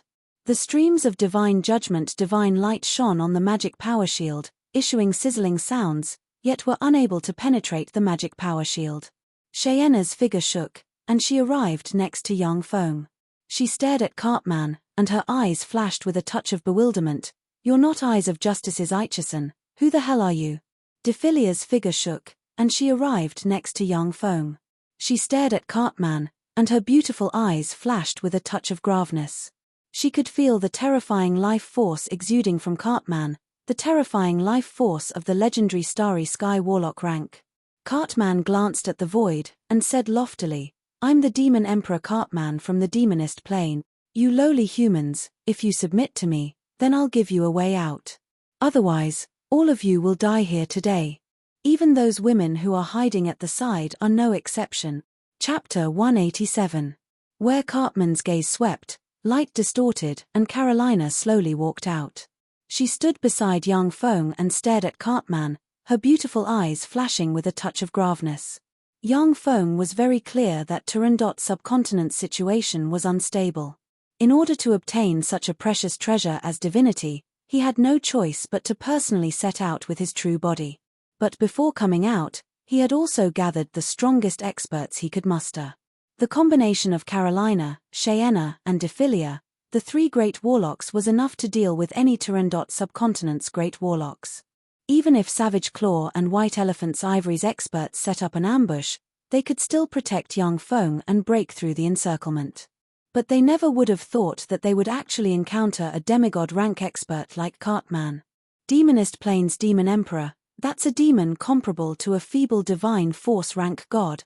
The pretty complexions of Carolina and the other two women changed, their hearts brimming with shock. If it was an ordinary Starry Sky Warlock, or even a slightly weaker Starry Sky Warlock, then Carolina and the other two plus young Feng's more than a dozen level 4 extraordinary life form rank mechanical battle beasts could still put up a fight. But the Demon Emperor's avatar comparable to a god, even if it only possessed Starry Sky Warlock rank strength, its understanding of power and combat understanding was still far from what Carolina and the other two women could compare to. The reason why Cartman was able to casually interrupt young Feng's level 4 fixed teleportation scroll was because his control over power and space had reached an unimaginably terrifying realm. Young Feng's eyes flickered with a peculiar glint and he said respectfully, Your Majesty the Demon Emperor Cartman, I am Steel City's Grand Marshal young Feng. It's not impossible for us to submit to you. Please show us your invincible strength. Only then will you be able to convince us and make us willingly serve you. Cartman gave a complacent smile as if a cat playing with a mouse and said, You're Steel City's young Feng? Haha, it seems that my luck is pretty good. Tell me, how do you want me to show my strength? Defeat all of you? Our Steel City's alchemy is unparalleled. I have a few of the best puppets refined by Steel City. I heard that the demon race has tyrannical physical bodies and dual cultivators. If your Majesty can completely destroy these peak puppets with your physical body, then Steel City is willing to serve you. Young Feng pressed the dimensional crest on his chest. 2 Amani Lightwing Icebirds, 2 Koloman Boars, 1 Bunman Hurricane Wolf, 1 Fire Lion, plus the mechanical Black Dragon in the sky, a total of 7 level 4 extraordinary life form rank mechanical battle beasts appeared in front of him. Cartman swept a glance at the 7 mechanical battle beasts and said with a slight smile, Interesting, your Steel City's alchemy is really impressive. You can actually refine so many mechanical battle beasts comparable to level 4 extraordinary life forms. Alright, I promise you that I'll show you how powerful I am. Demons had always been proud of their tyrannical physical bodies. For the Demon Emperor Cartman, the 7 level 4 extraordinary life form rank mechanical battle beasts were just a small inconvenience. As long as he expended a bit of strength, then he would be able to tear the 7 mechanical battle beasts into pieces. He didn't have to worry about anything.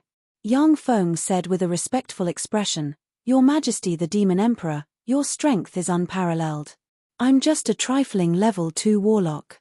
If I were to watch the fight from such a close distance, then I'm afraid that a casual punch from you would kill me. Please allow me to retreat by 20 kilometers and watch the fight from a distance of 20 kilometers. Cartman had a ridiculing expression and said with a faint smile, "All right, I'll allow you to watch the fight from a distance of 20 kilometers. A distance of 20 kilometers was nothing for Cartman. Furthermore, with his strength, as long as Yang Feng wanted to cast a spatial spell to escape, then he could casually break it. Yang Feng secretly heaved a slight sigh of relief. Full of vigilance, he retreated to a distance of 20 kilometers with Carolina and the other experts, and then stopped, not making any unusual movements.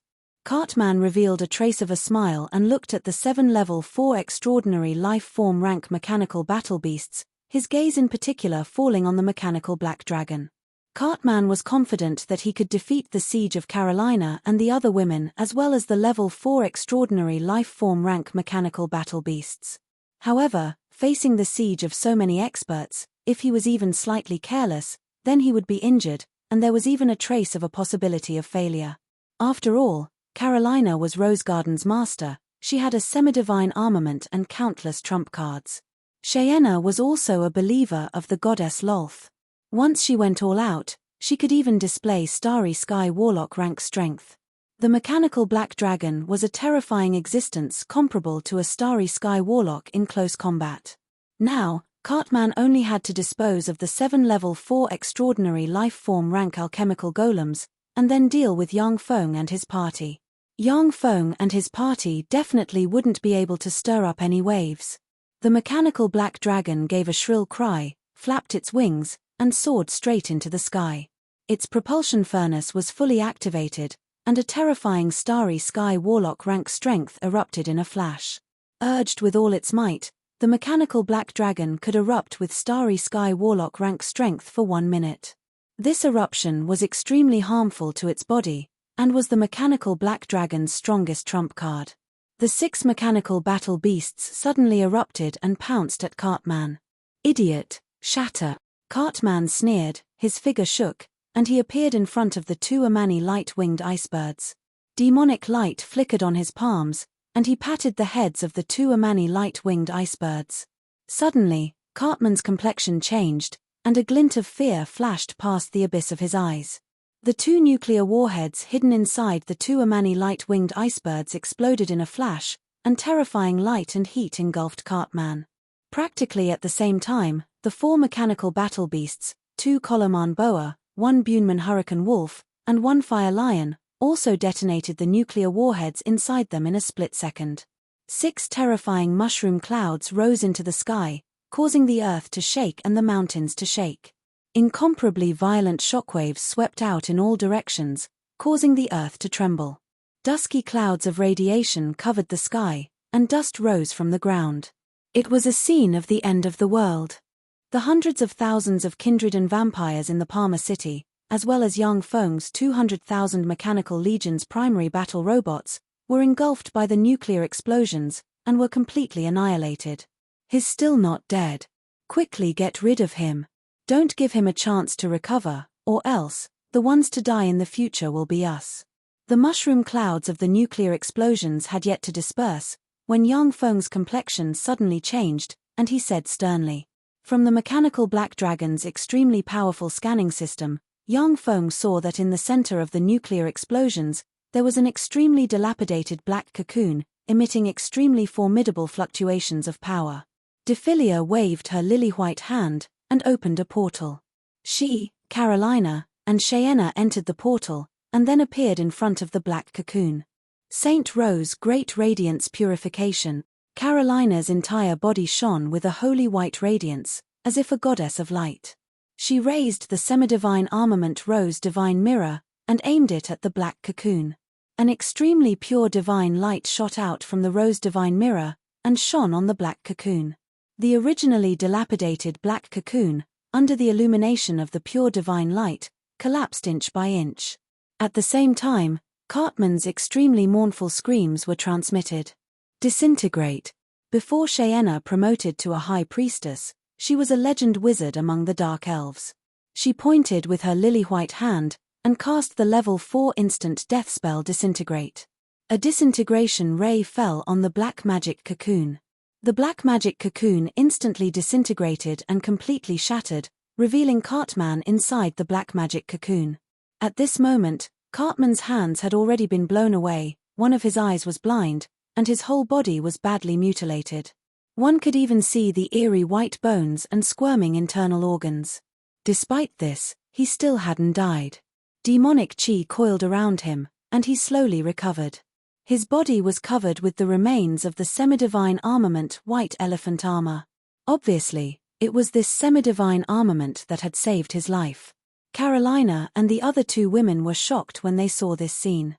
The nuclear warhead's might, when detonated at close range, was equivalent to a Moonlight Warlock's all-out strike, and could kill an unguarded Starry Sky Warlock. Cartman, who had fallen into Yang Feng's trap, was hit by 6 nuclear warheads, yet he still hadn't died. His strength and terror could be well imagined. "You're all going to die." A voice that seemed to have come from the depths of hell spat out from Cartman's mouth, which exposed his gums and was extremely terrifying. Cartman opened his mouth, and a demonic light shot out, directly piercing through Carolina's life force cover. She spat out a mouthful of blood, and was sent flying several tens of meters away. Extreme cold ice phoenix. Defilia's pretty complexion changed. She silently recited an incantation, and pointed with her lily-white finger. Suddenly, countless ice auras condensed into a 30-meter-long ice phoenix, and pounced towards Cartman. Wherever the ice phoenix passed, countless ice fragments scattered in the air. It was clear that the moisture in the air was instantly frozen into ice beads. In a flash, the ice phoenix pounced on Cartman, and directly froze half of his body. Cartman turned his remaining eye and glanced at Defilia. Suddenly, a magical radiance flickered in his eyes. "Mom!" As if she had seen the most terrifying thing in her life, Defilia screamed, fell to the ground, rolled around in pain, and started crying loudly like a weak and helpless little girl. Mage's disjunction. Cheyenne's pretty complexion changed. She cast the level 4 destruction spell Mage's disjunction, and a ray of disjunction shot towards Cartman. Cartman opened his mouth, and ejected a black tongue that collided with the ray of disjunction. The black tongue was directly disintegrated, and the Mage's disjunction was also broken. Chapter 188. Cartman's figure shook, and he suddenly appeared in front of Cheyenne, before kicking at her. Wall of darkness. Cheyenne's pretty complexion changed. She silently recited an incantation, and the semi-divine armament dark scepter in her hand blossomed with black divine radiance. The black divine radiance interweaved and condensed, forming a wall shrouded in darkness. Boom! Cartman kicked the armguard of darkness, causing the armguard of darkness to tremble, and countless cracks appeared on it. Cheyenne's beautiful face turned pale. It was the first time that she had seen someone seriously injure her wall of darkness with a single blow. At this moment, a pitilessly terrifying aura descended from the sky. The mechanical black dragon flapped its wings, suddenly flew down, and whipped at Cartman with its enormous tail. Bang! Cartman was whipped by the mechanical black dragon, and was sent flying, before crashing into the ground. Suddenly, grotesque radiation tumors emerged on his body, causing him to issue extremely painful and sorrowful howls. The heavy radiation from the nuclear explosion not only heavily injured Cartman, but also caused his body to undergo a tremendous change. Rumbling sounds echoed in the sky. Lightning supersonic fighters abruptly flew out from the clouds, loaded with Gauss machine cannons as they frantically swept towards Cartman. Under the bombardment of the densely packed Gauss cannons, Cartman screamed endlessly with blood splattering all over his body. A mammoth heavy-duty bomber loaded with all kinds of bombs dropped from the sky, before ferociously crashing into Cartman's location. With a loud bang, the mammoth heavy-duty bomber instantly self-detonated, and a small mushroom cloud rose once again. According to the analysis of the portable fortified stronghold's intelligent computer, the might of a mammoth heavy-duty bomber's self-detonation was comparable to that of an offensive spell cast by a great warlock. However, the flying speed of a mammoth heavy-duty bomber was too slow. In actual combat, it was basically unable to hit a great warlock. Cartman was truly formidable to the extreme. Even though he was hit by the mammoth heavy-duty bomber's self-detonation, he still didn't die. He merely spouted a large mouthful of black demonic blood, endured the pain, and shot away from his location. If he dared to stay in place, then the countless mechanical legions would definitely blow him up. Icebound fetters. When Defy saw this scene, a strange glint flashed in her beautiful eyes. She took out the legendary secret treasure ice snowbox, opened it, and silently chanted an incantation, pointing at Cartman. 2 streams of white cold air shot out of the ice and snowbox and flew to Cartman's feet like chains, instantly sealing his legs in ice. Cartman was greatly alarmed and struggled with all his might. Countless demonic energy gushed out and shattered the ice under his feet. The 3 mammoth heavy-duty bombers dropped down once more, slamming into Cartman's body and exploding. 3 mushroom clouds rose into the sky, blasting Cartman into a bloody mess. Another huge crack appeared on the remains of the semi-divine armament white elephant armor on his body. In the sky, the mechanical black dragon had finished accumulating energy. It opened its bloody mouth and shot a dragon breath cannon at Cartman. The mechanical black dragon's most powerful dragon breath cannon instantly vaporized Cartman's lower body, causing him to scream once again. "You damned human ants, how dare you injure me? I will never let you off. Wait until I recover from my injuries, then it will be your doomsday. I will capture you one by one and torture you endlessly day and night for 500 years. Cartman uttered an extremely vicious curse.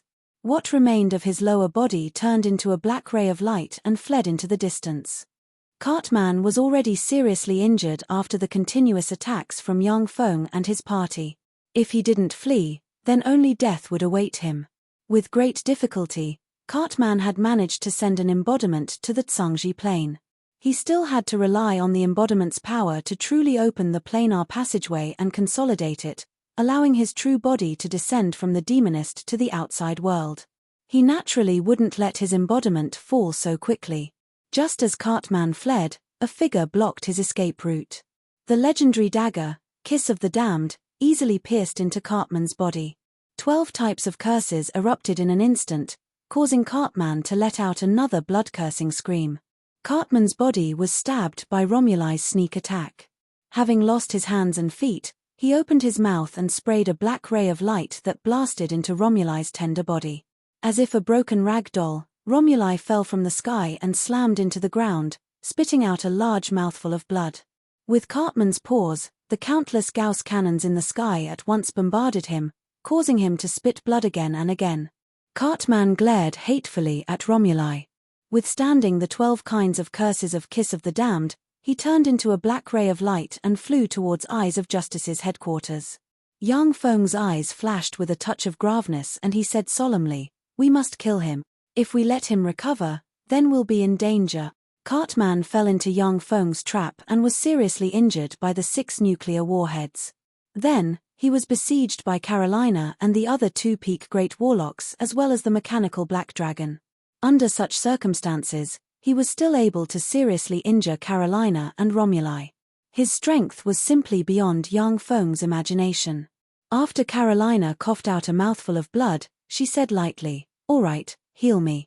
Cheyenne silently chanted an incantation and pointed at Carolina. She instantly cast the level 4 divine spell, Great Healing. Rays of divine light fell on Carolina's body and quickly healed her internal and external injuries. Although Carolina was also proficient in healing spells, but in terms of healing effects, the High Priestess Cheyenne who used divine power was still more formidable. Yang Feng waved his hand and a lightning supersonic fighter descended from the sky and landed on the ground. Carolina and the other 3 women jumped lightly into the cabin of the lightning supersonic fighter. The flying speed of the lightning supersonic fighter couldn't compare to the flying speed of Carolina and the others when casting spells at full strength. However, that was only for short-distance flights. In terms of long-distance flights, the lightning supersonic fighter was definitely a notch better. The lightning supersonic fighter took off in a flash and madly chased after Cartman at full speed. "I should also do what I should do." Yang Feng's eyes flashed with a touch of a cold glint. He put on a helmet and began to issue a series of orders. The 1 million Level 8 primary battle robots stationed in St. Corlin City entered the dimensional personnel carriers one after another. The dimensional personnel carriers then quickly entered the Thunder Demon heavy-duty transport aircraft. The Thunder Demon heavy-duty transport aircraft suddenly took off and, under the escort of several thousand Falcon heavy-duty assault helicopters, moved towards Eyes of Justice. The Level 4 humanoid robots that couldn't enter the Falcon heavy-duty assault helicopters quickly assembled and then rushed towards Eyes of Justice. A large number of dimensional personnel carriers filled with high-energy crystals followed beside the humanoid robots, ready to replenish their energy at any time. 800,000 Level 8 primary battle robots of various types walked out of Giant Stone City and boarded the Thunder Demon heavy-duty transport aircraft as they moved towards Eyes of Justice. Boom! Boom! Along with loud noises, the ground of Giant Stone City split open and an enormous sphere with a diameter of 500 meters flew out of Giant Stone City. That enormous sphere was covered with all kinds of thick cannons and equipped with all kinds of weapons. At a glance, one could tell that it was an incomparably ferocious war-fortified stronghold. This enormous sphere floating in the air was the most powerful weapon Yang Feng currently possessed, the Level 1 portable fortified stronghold. Shortly after the Level 1 portable fortified stronghold flew out, another Level 1 portable fortified stronghold flew out. Yang Feng had made a total of 3 Level 1 portable fortified strongholds. He had made up his mind that if he couldn't survive in Turandot subcontinent, then he would flee to another place. Now that he had mobilized 2 Level 1 portable fortified strongholds and exposed his trump card, he decided to get rid of Cartman in one fell swoop. At the very least, he would eliminate all of Cartman's subordinates in Turandot subcontinent. After the 2 armed mobile strongholds took off, they quickly flew in the direction of Eyes of Justice's nest. Under the pursuit of the several thousand lightning supersonic fighters dispatched by Yang Feng, Cartman cut a sorry figure as he fled. The legendary dagger kiss of the damned that was stabbed into his body would erupt with curses from time to time, causing him unbearable pain and abruptly reducing his speed. Then, he would be overtaken by the lightning supersonic fighters. Moreover, the legendary dagger kiss of the damned would always emit a peculiar fluctuation of curses that even Cartman couldn't conceal. It was also impossible for Cartman to pull out the kiss of the damned. Once he pulled out the kiss of the damned due to his lack of strength, then he would be captured without putting up a fight. If the legendary dagger kiss of the damned hadn't been stabbed into Cartman's body, then by relying on his ability, he would have already quietly escaped from Yang Feng and his party's pursuit. Cartman didn't have any leeway to choose, he could only madly flee towards Eyes of Justice's direction. The chase lasted for 3 days and 3 nights, before Cartman finally erupted and directly fled into Eyes of Justice's territory. Your Majesty. As soon as Cartman entered Eyes of Justice, his 8 subordinates brought more than 100 Level 3 Warlock rank demon experts to greet Cartman. Cartman opened his mouth and inhaled. The more than 100 advanced demon generals with battle prowess comparable to Level 3 Warlock rank exploded one after another, turning into mists of blood that entered his mouth. The 8 great Warlock rank demon commanders stood respectfully to the side, watching everything with indifference. Among demons, the strong were revered. A demon emperor like Cartman, even more so, regarded his subordinates as pigs and dogs. Only a demon commander rank expert would make him slightly attach importance to them. As for advanced demon generals, they were as numerous as the hairs on an ox. Chapter 189. After Cartman absorbed the flesh essence and souls of more than 100 advanced demon generals, his complexion at once became a lot ruddier. Flesh sprouted from his lower limbs, and with a pop, 2 tender and long legs grew out. Cartman said coldly, "Immediately bring those human captives over." "Yes, Your Majesty." The 8 demon commanders responded respectfully and quickly retreated. Before long, countless humans were herded into the square where Cartman's giant statue was located by the demons as if they were pigs and dogs. After Cartman took control of Eyes of Justice, he released a bit of a rumor and deceived countless humans who attempted to join Eyes of Justice into Eyes of Justice's lair. The number of humans who had become demon captives reached as high as 1,300,000. When Cartman saw the densely packed humans, his eyes flashed with a touch of a smile. He opened his mouth and inhaled. A strange and terrifying suction force instantly shrouded the human captives. "Ah, help! Amidst blood-curdling screams, the densely packed humans exploded in an instant. A mixture of blood, flesh, and souls entered Cartman's mouth. Along with the continuous absorption of the human's flesh and souls, his severed hands quickly grew back and his aura rose steadily. Boom! Boom! Boom! Just as Cartman was enjoying himself, a series of explosions rang out from Eyes of Justice's lair. A demon commander said respectfully, "Your Majesty, Steel City's mechanical legion has already killed their way outside and is currently attacking us." Cartman said impatiently, "You guys go out at once and destroy Steel City's mechanical legion." "Yes, Your Majesty." The 8 demon commanders responded with great respect. With a sway of their figures, they quickly flew away. At this moment, apart from Eyes of Justice's forbidden area, everywhere had already turned into a sea of fire. Under Yang Feng's order, the mammoth heavy-duty bombers were loaded with massive amounts of white phosphorus incendiary bombs and threw them into Eyes of Justice. Eyes of Justice turned into a sea of fire, with countless demons, demon generals, and other demons howling mournfully in the sea of fire.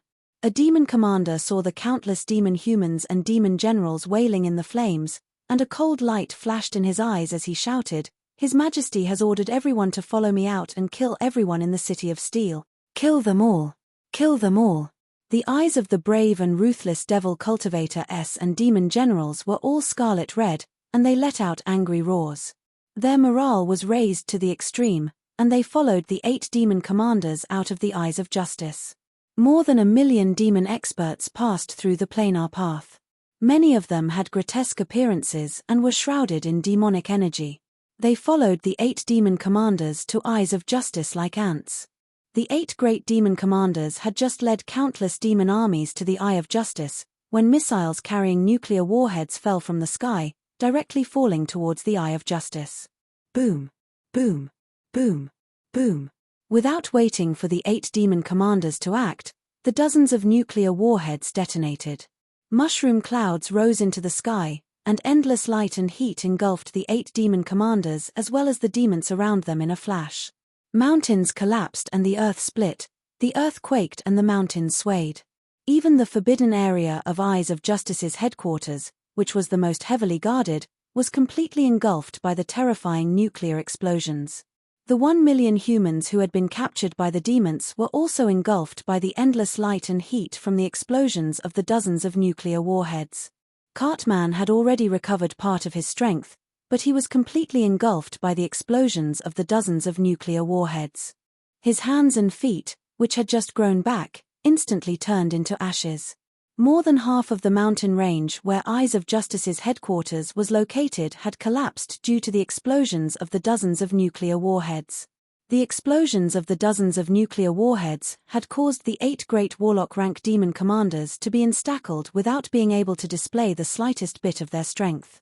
Defy couldn't help but inhale a mouthful of cold air when she saw that Eyes of Justice's headquarters had completely disappeared and the mountain range had collapsed. She exclaimed, "What a terrifying weapon! The might of such a weapon is too terrifying." Cheyenne's beautiful eyes flashed with a touch of a peculiar glint. She smiled but didn't say anything.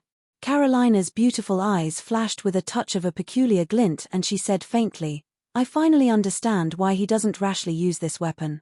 This powerful weapon has a huge weakness." Defy promptly asked, "What weakness?"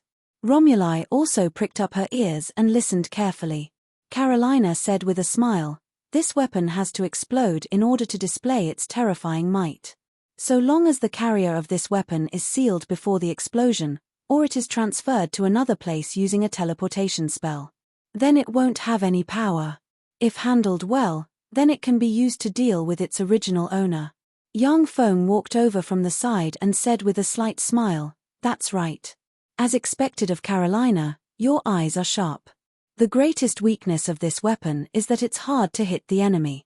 If it encounters a targeted spell, then it will instead become a sharp weapon in the hands of the enemy." The Tsangji Plains human warlocks had conquered many planes, absorbed the knowledge of countless different planes and created countless strange spells.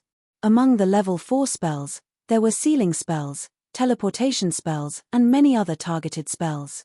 Sealing spells could directly seal missiles carrying nuclear warheads, while teleportation spells could instead teleport missiles carrying nuclear warheads to Yang Feng's mechanical legion. The nuclear warheads would then explode in the midst of Yang Feng's mechanical legion. When attacking Eyes of Justice's headquarters, Yang Feng first bombarded it to probe the reaction of Eyes of Justice's demons. Only then did he decisively launch dozens of nuclear warheads, directly razing Eyes of Justice's demon lair to the ground. Yang Feng's eyes suddenly flashed with a touch of horror and he exclaimed, "That guy still hasn't died. What kind of freak is he? Why is his life force so tenacious?"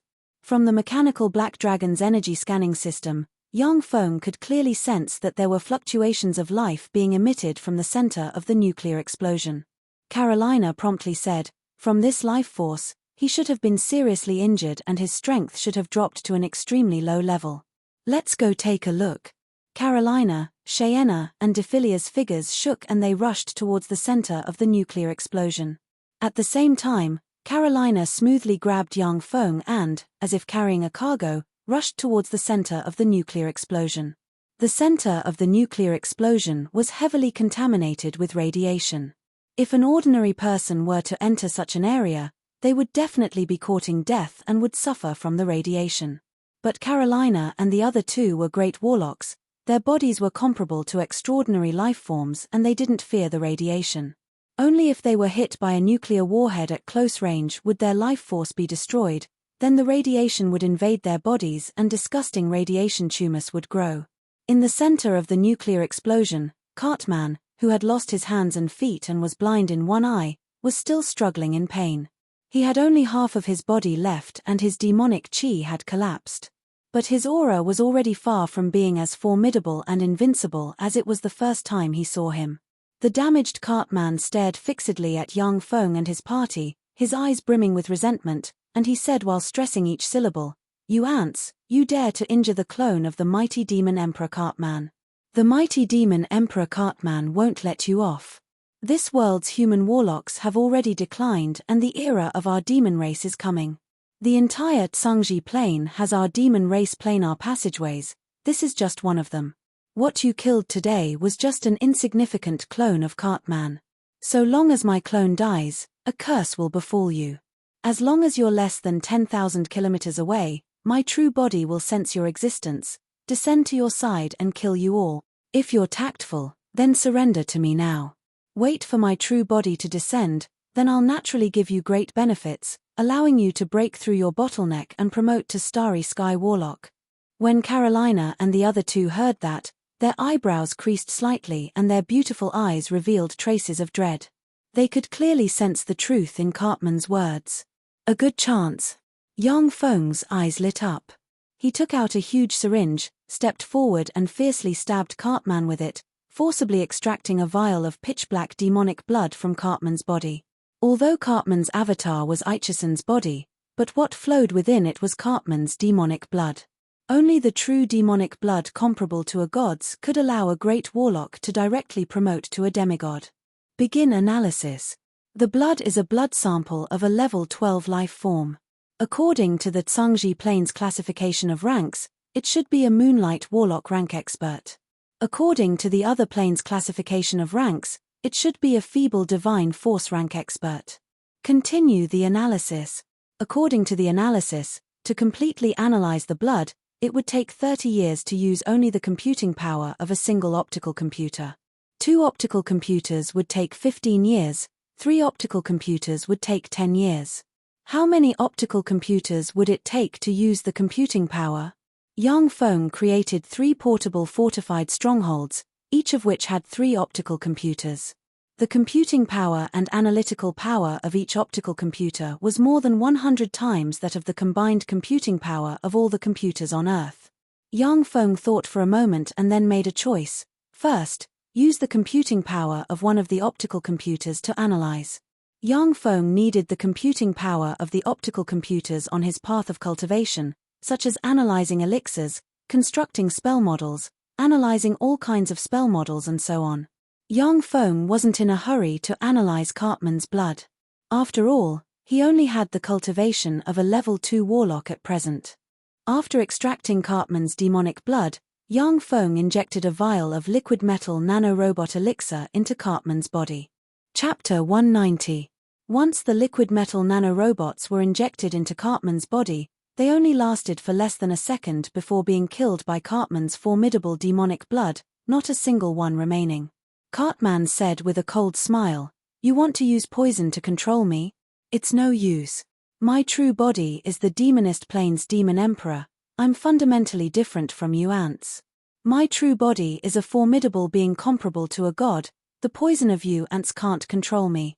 Yang Feng didn't pay attention to Cartman and silently asked within, "Can I control the life form through the liquid metal nanorobots?"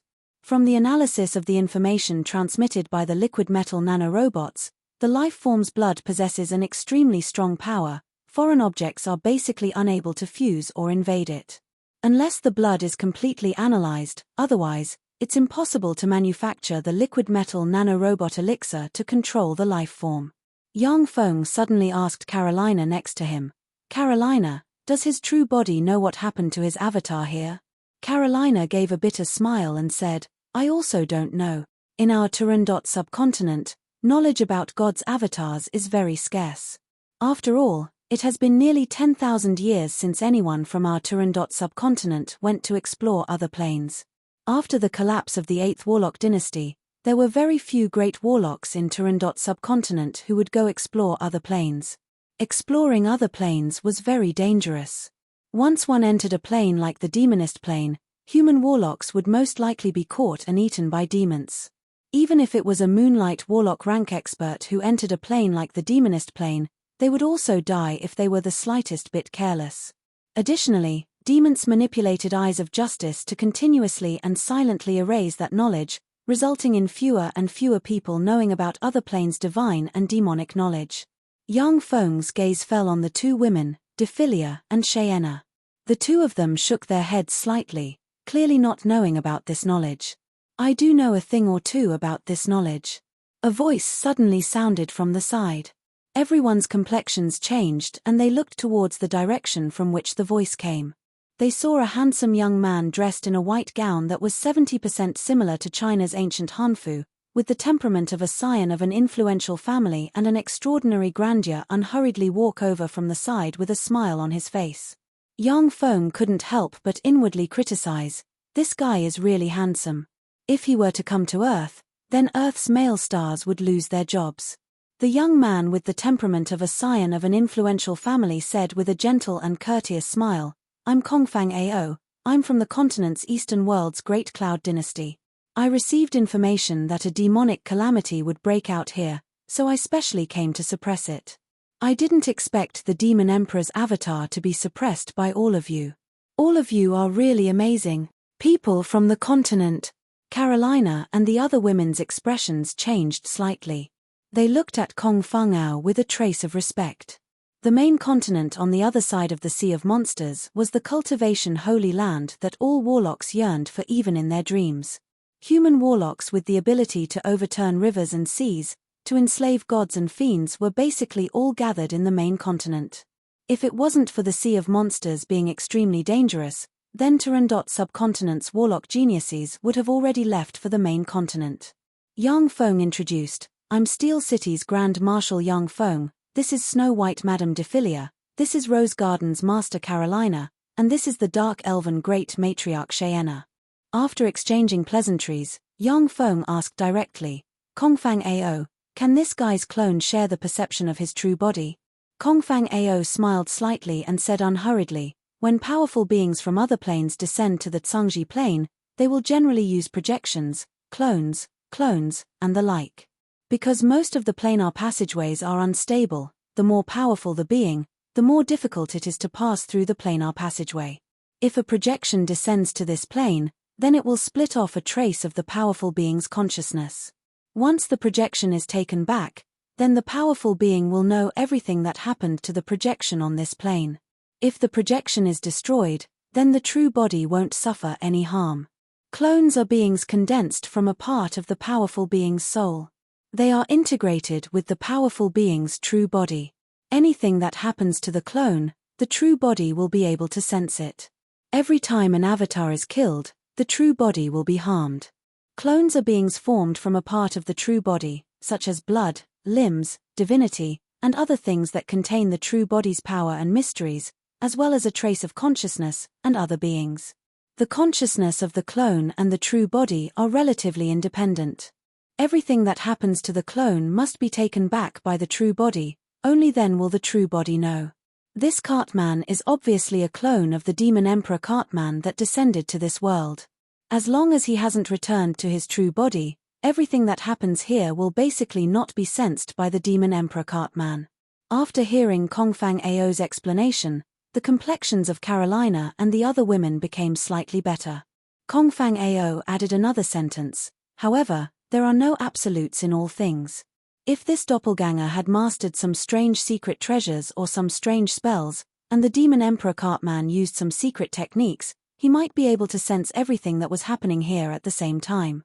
After all, the demonist plane is one of the 36 primary material planes, not one bit inferior to the Tsangji plane. The demonist's demon emperor rank experts are already equivalent to the feeble divine force rank gods of other planes. Their divine abilities are so great that they are far beyond the imagination of ordinary people. Unfortunately, I originally planned to capture him and use him as an experimental material for research. In this case, I can't let him stay.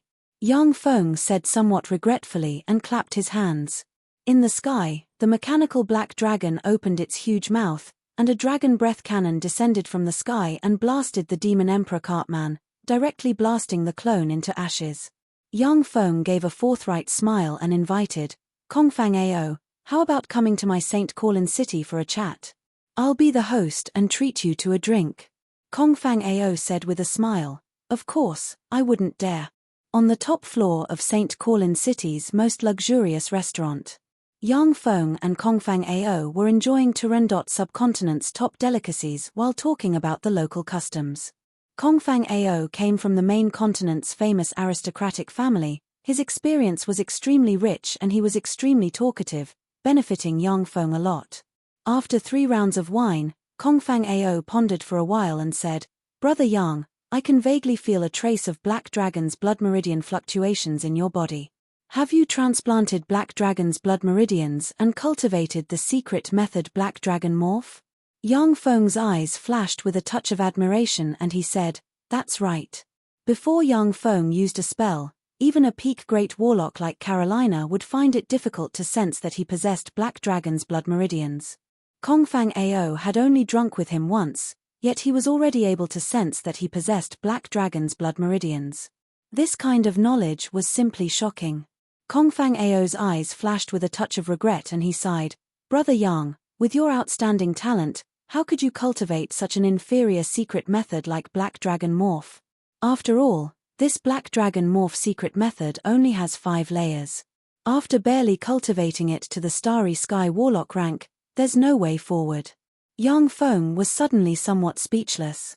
The Black Dragon Morph secret method was the core secret method of Black Dragon Pagoda, one of the 6 great warlock groups in Turandot subcontinent. Yang Feng was speechless that such a powerful secret method was rated as an inferior secret method by Kongfang Ao. Yang Feng said without batting an eyelid, Black Dragon Morph can be cultivated to the Starry Sky Warlock rank, it should be regarded as a relatively powerful secret method. How could it be an inferior secret method? My Tsangji plane is one of the 36 primary material planes. In the past, the 7 great warlock emperors of the human race suppressed the universe and conquered countless planes. For what reason did gods, fiends, and devils serve as the lackeys of my human race? It's naturally because of the supreme strength of my human warlocks. My Tsangji plane's warlocks are divided into Level 1 Warlock, Level 2 Warlock, Level 3 Warlock, Great Warlock, Starry Sky Warlock, Moonlight Warlock, Glorious Sun Warlock, Bright World Warlock, Infinity Warlock, Warlock Monarch, Holy Spirit Warlock, and Warlock Emperor. Starry Sky Warlock rank is merely the 5th class. In my Great Cloud Dynasty, Starry Sky Warlock rank experts can at most dominate a city, that's all. In my Great Cloud Dynasty, Starry Sky Warlock rank experts can at most dominate a city, that's all. I'm 24 years old this year, and I'm already a great warlock. If nothing unexpected happens, Then I'll be able to promote to a starry sky warlock in 3 years. I'm 24 years old this year, and I'm already a great warlock. If nothing unexpected happens, I can promote to a starry sky warlock in 3 years. As for the moonlight warlock rank, it's somewhat difficult. Kongfang Ao smiled faintly, his words brimming with confidence.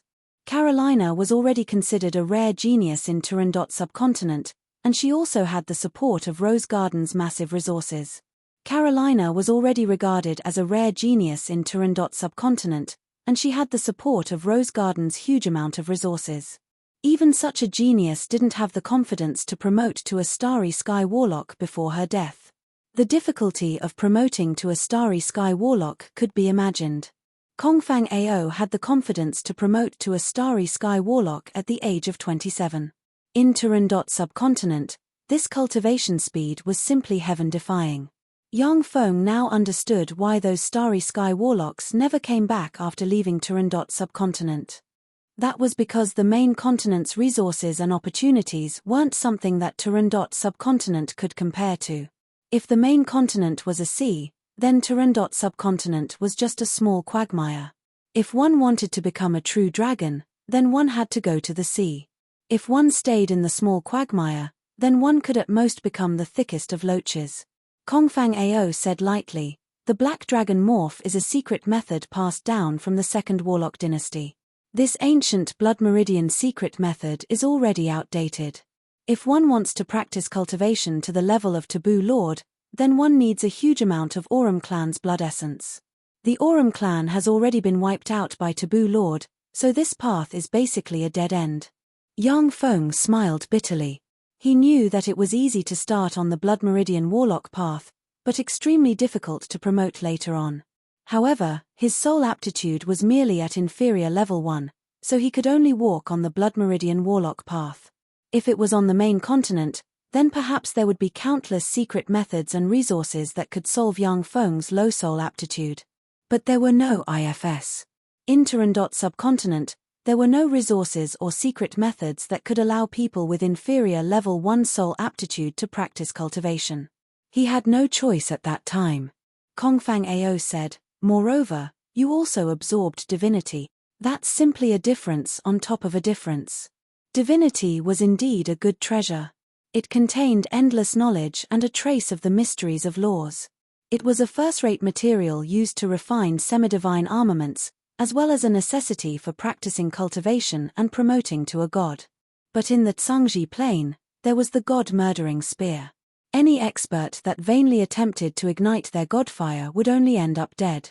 Although the divinity inside your body can make your strength advance by leaps and bounds in a short period of time, but when you attack the Starry Sky Warlock rank and undergo a soul transformation, the divinity will definitely be the most frightening obstacle blocking your evolution. Moreover, along with your continuous practice, your strength will continue to increase, and the divinity will slowly transform you into a divine life form. After you promote to a great warlock, no one will be able to help you anymore. Yang Feng was secretly alarmed. After he absorbed the 3 divinity, his strength had skyrocketed. He had always been complacent, thinking that he had obtained a great fortuitous encounter. But he never would have thought that the 3 divinity would actually be a terrifying slow-acting poison for him. Yang Feng's eyes flashed with a touch of bitterness. This is the consequence of insufficient knowledge. If I had known about it, then I wouldn't have personally come to devour the divinity. Yang Feng asked solemnly, Brother Kong, is there no other way? Kongfang Ao said, it's not that there isn't a way. You're currently a level 2 warlock. If you go to the main continent, then ask a Moonlight Warlock rank expert to take action. They can extract the divinity inside you. However, in that way, you won't be able to preserve the divinity inside you.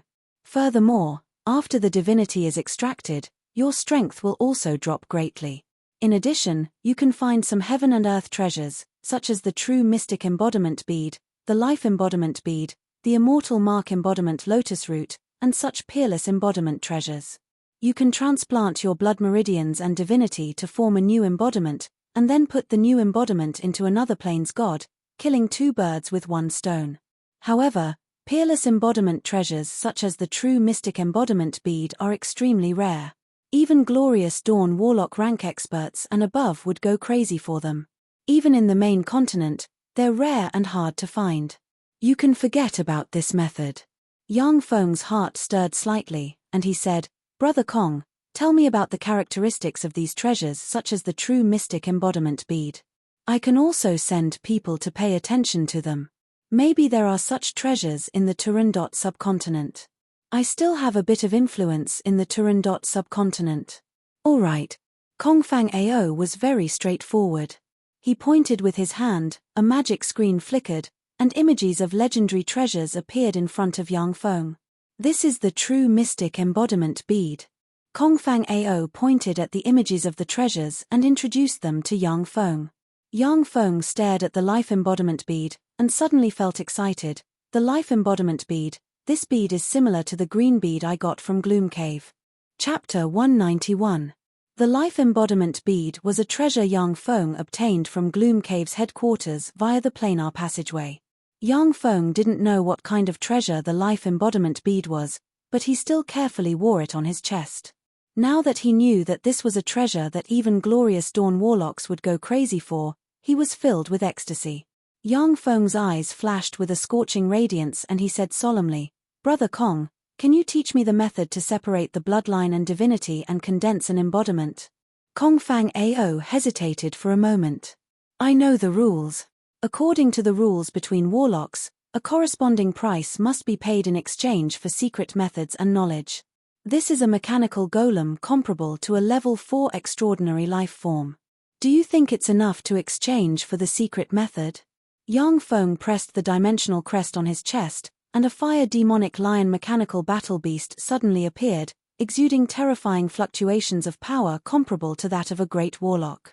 Kongfang Ao said with an apologetic expression, this secret method isn't anything special. It is taught in some mid-level sects of the Great Cloud Dynasty.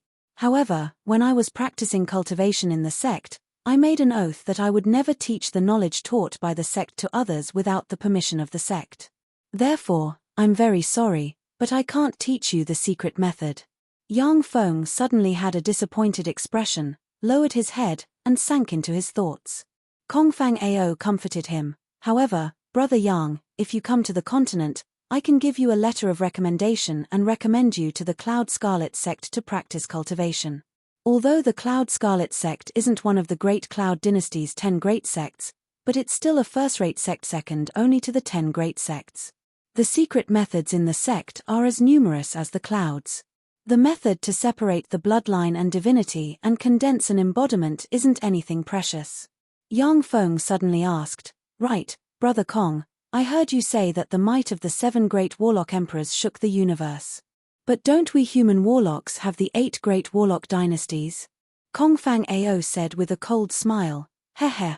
The Dawn Dynasty's Dawn Lord is far inferior to the 7 great warlock emperors. How can he be mentioned in the same breath as the 7 great warlock emperors? After a cold smile, Kongfang Ao added a sentence. Brother Yang, no matter how bad the Dawn Lord is, he's still one of the strongest experts of the human race. I don't want to speak ill of him. Yang Feng contemplated for a moment before saying, Brother Kong, I also want to go to the continent with you. What do you think? Originally, Yang Feng planned to stay in the Turandot subcontinent and dominate the entire Turandot subcontinent. He planned to practice cultivation until the Great Warlock realm, and then go to the main continent. But now that things were clearly far from reassuring, Yang Feng could only be forced to set off for the main continent and think of a way to solve the hidden danger.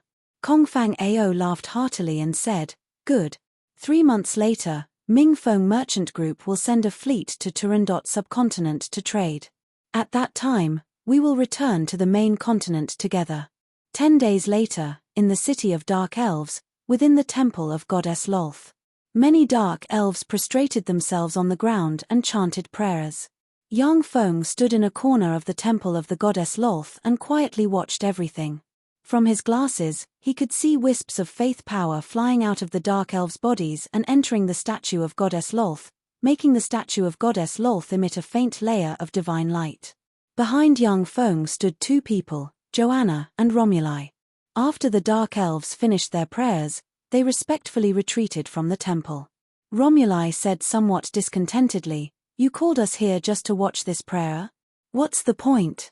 Romuli was a legend-rank assassin with incomparably powerful strength. At the same time, she didn't believe in the goddess Lolth. Joanna was a legend-rank archer, but she also didn't believe in the goddess Lolth. Unless one was a priest nurtured by the temple of the goddess Lolth since childhood, otherwise, the more powerful the Dark Elven clan was, the more disdainful they would be of the goddess Lolth. No one would like a god that incessantly sowed discord and made races slaughter each other for fun. In order to obtain power, the Dark Elves at the bottom would instead be more devout in the worship of the goddess Lolth. Such a dark god, as long as enough flesh and souls were sacrificed, they would generously bestow power to their believers. Faith, power and souls, these were the most useful things to gods. Among many gods, powerful souls were used as equivalent currency to carry out all kinds of transactions. "I'll show you the might of my Steel City's latest black technology, the crown of blasphemy." Yang Feng smiled slightly, put on a black hat, and went directly before the statue of the goddess Lolth. "Mighty my lord Lolth, you are the ruler of the Dark Elves, the adjudicator of the night, the queen of darkness, the protector of the spiders, and the ruler of fear. I am your most devout believer, the priest who shepherds your people. I ask you to bestow me with divine power, to display your divine might, to protect your lambs, and to adjudicate your enemies." As Yang Feng recited the priest's prayers, pure spirit fluctuations were transmitted from his body. He seemed to have transformed into the most devout priest, the degree of his devotion even surpassing that of the great matriarch of the Dark Elves Cheyenne. In fact, the great matriarch of the Dark Elves Cheyenne wasn't very devout towards the goddess Lolth. But the matriarchs and great matriarchs of the Dark Elves had to be priests and high priests, and they had to have the divine power of the goddess Lolth cover their bodies. Once they betrayed the goddess Lolth, then the divine power inside their bodies would ignite and burn them to ashes. Streams of extremely pure divine power were emitted from the statue of the goddess Lolth, and shone on Yang Feng, displaying the grace of the goddess. Romuli was dumbstruck, not daring to believe her eyes. What's going on? He's obviously a non-believer who isn't even a pseudo-believer, so how did he suddenly become a fanatic? Furthermore, he even obtained divine grace. How could this be? When Yang Feng was with Romuli and the other Dark Elven experts, he didn't conceal his disgust towards the goddess of the Dark Elves Lolth. Such a person was definitely a non-believer.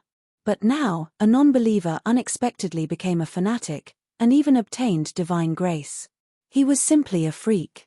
Joanna was also dumbstruck. What's going on? How could he become a fanatic, and even obtain divine grace, and become a priest in one go? How is this possible? Cheyenne was speechless. Even she, because her faith wasn't pious enough, hadn't obtained divine grace. Only because of her tyrannical strength, and her body had been immersed in a large amount of Lolth's divine power, was she able to become a high priest of the goddess Lolth. "Many thanks, great goddess." Yang Feng laughed heartily, walked over, and said somewhat complacently, "Unfortunately, it's only at the level 2 priest rank. But it's still SOSO. After all, the healing effect of divine power is much stronger than that of many level 2 spells." Romuli hurriedly asked, "How did you do it?" "Yang Feng, you're obviously not a believer, so how did you obtain divine grace?" Being an assassin was a high-risk occupation. Walking on the tip of a blade, one could be seriously injured if they were the slightest bit careless. If Romuli could obtain a divine spell and become a high priest, then her battle prowess would increase geometrically. Among the divine spells of the goddess Lolth, there was also the legend Stealth, which was a divine spell for assassins. Shadow goddess Malia was the weakest among great warlocks in terms of strength, but with the help of all kinds of outrageous shadow divine spells. She had assassinated quite a few great warlock rank experts who were much more powerful than her. Yang Feng said with a slight smile, "Although gods are powerful, but they can't always pay attention to any plane. They basically have to rely on the divine domain to handle daily affairs. The crown of blasphemy can imitate the spirit fluctuations of a fanatic. As long as you carry a prayer, you can deceive her divine domain and obtain power. As long as you don't cause too much trouble and attract her attention, then you can use her divine power at will." Joanna said without a trace of politeness, Good stuff, I want one. Romuli said with a beaming smile, I want one too. Top dark elven experts like Joanna and Romuli didn't believe in the goddess Lolth. Instead, they were very eager to improve their strength. With their strength, they could serve as high priests and unleash formidable divine spells with the help of the goddess Lolth's power. Yang Feng handed the crown of blasphemy to Cheyenne. Cheyenne, wear one as well. With this thing, you can prevent her divine power from eroding your body. In the future, I'll think of a way to get rid of the hidden dangers in your body. Cheyenne took the crown of blasphemy and showed Yang Feng an extremely charming smile. Thank you, Lord. When casting divine spells, the priests of gods would be eroded by divine power, allowing the divine spell to spread throughout their body and soul. Once the priests died, their souls would be directly received by the divine power into the divine country of the god, where they would be reborn. The prerequisite was that the god had their own divine country. Not all gods had their own divine country. In order to establish a divine country, it required a tremendous amount of resources and a tremendous amount of faith power. Some newborn gods didn't have a divine country, which was when they were at their weakest. At that time, they could easily be targeted by powerful enemies and then hunted down. Gods with divine nations are very powerful in their own divine nations. If a feeble divine force rank god hid in their divine country, then if a weak divine force rank god went in and fought them, they would basically die. Even if an intermediate divine force rank god entered the divine country of a feeble divine force rank god and fought them, the outcome would still be uncertain. As the primary god of the Dark Elves, the goddess Lolth also had her own divine country. This was also the reason why many Dark Elves believed in her. However, in the Turandot subcontinent, many legend rank experts were generally unwilling to believe in gods. That was because once they believed in a god, then after death, they would still have to fight for the god after entering their divine country, which was equivalent to a different kind of slave. In the Tsangji Plain, the experts who accepted the ideology of human warlocks were naturally unwilling to become slaves of gods after death. Chapter 192. Yang Feng asked, Cheyenne, I heard that you Dark Elves received a divine decree, and then launched an attack on the surface world. Why did she want you to attack the surface world? She wanted us to occupy the surface world in order to look for a lost treasure. It was such a bead. Cheyenne pointed with her lily-white hand, a magic radiance flickered, and the image of the life embodiment bead appeared midair. Yang Feng's heart shook slightly, and raging waves were set off in his heart. This is the life embodiment bead. So this thing belonged to her. Yang Feng's train of thought changed, and he vaguely guessed that the reason why the Dark Elves launched the Holy War was probably because he had opened the seal, and the goddess Lolth sensed a trace of fluctuations from the other plane, and thus ordered the Dark Elves to launch the Holy War in an attempt to find the bead. Unfortunately, the Dark Elves were battered and exhausted by him, and even their city fell under his control. Naturally, the matter of finding the life embodiment bead was left unsettled. Yang Feng pondered for a moment, and then said, I intend to go to the main continent to look for even more powerful warlock secret methods. Who's willing to go with me? Cheyenne and the other two creased their eyebrows slightly when they heard this. Cheyenne said, My lord, it's not that we don't want to go with you. Rather, in the main continent, human warlock experts are as common as clouds, firmly occupying a dominant position. In the main continent, great warlocks aren't considered experts. Once we go to the main continent, then I'm afraid that we'll immediately become the prey of others. Please forgive me for speaking bluntly, but with your strength in the main continent, my lord, it's not enough to shelter us. Romuli said frankly, That's right. On the main continent, some human experts like to exterminate the non-human kind. Once we encounter such human experts, then it'll be difficult for us to survive. Although I'm good at concealment secret methods, but in front of the human warlocks of the main continent, I still can't withstand a single blow. Cheyenne, Joanna, and Romuli, the three women were Turandot subcontinent's peak experts. But in the Tsangji Plains main continent, they didn't count for much. In the Tsangji Plains main continent, peak human warlocks could even enslave gods and ancient fiends. That kind of existence could easily suppress the three women. Yang Feng could already proclaim himself a hegemon in the Turandot subcontinent, but once he went to the Tsangji Plain, he'd have to tuck his tail between his legs. Otherwise, the slightest carelessness could lead to death. Yang Feng pondered for a moment, and then said decisively, I miscalculated. How about this? I'll head over to the main continent first. If I can gain a foothold there, I'll come back to pick you up. White Elephant's Ivory Headquarters. Harris held a letter written by Yang Feng, his complexion alternating between green and white. He wished he could tear the letter to shreds. However, it was natural for a person whose bones had softened once to soften once more. He hesitated again and again, but in the end, he did not tear the letter into pieces. He let out a long sigh and placed the letter directly on the table. 3 days later, White Elephant's Ivory announced its allegiance to Steel City and merged with its forces. When this news spread, Turandot subcontinent was immediately in an uproar. Of Turandot subcontinent's 6 great warlock groups, Rose Garden surrendered to Steel City, Warlock College Antalya was destroyed, Eyes of Justice was destroyed by Steel City, Savage Claw was destroyed by Cartman, and White Elephant's Ivory surrendered to Steel City. In Turandot subcontinent, Steel City had become the sole power, with only Black Dragon Pagoda still barely resisting the increasing pressure from Steel City. Yang Feng dispatched Alan as an emissary to Black Dragon Pagoda to negotiate. After Black Dragon Pagoda's Pagoda Master Anthony saw Eyes of Justice's headquarters, he was silent for a long time, before finally giving a long sigh and returning to Black Dragon Pagoda. Soon after Yang Feng agreed to a series of conditions put forward by Black Dragon Pagoda, Black Dragon Pagoda also announced its allegiance to Steel City and became a part of Steel City. In exchange, Yang Feng also married Black Dragon Empire's Level 3 Warlock Carol.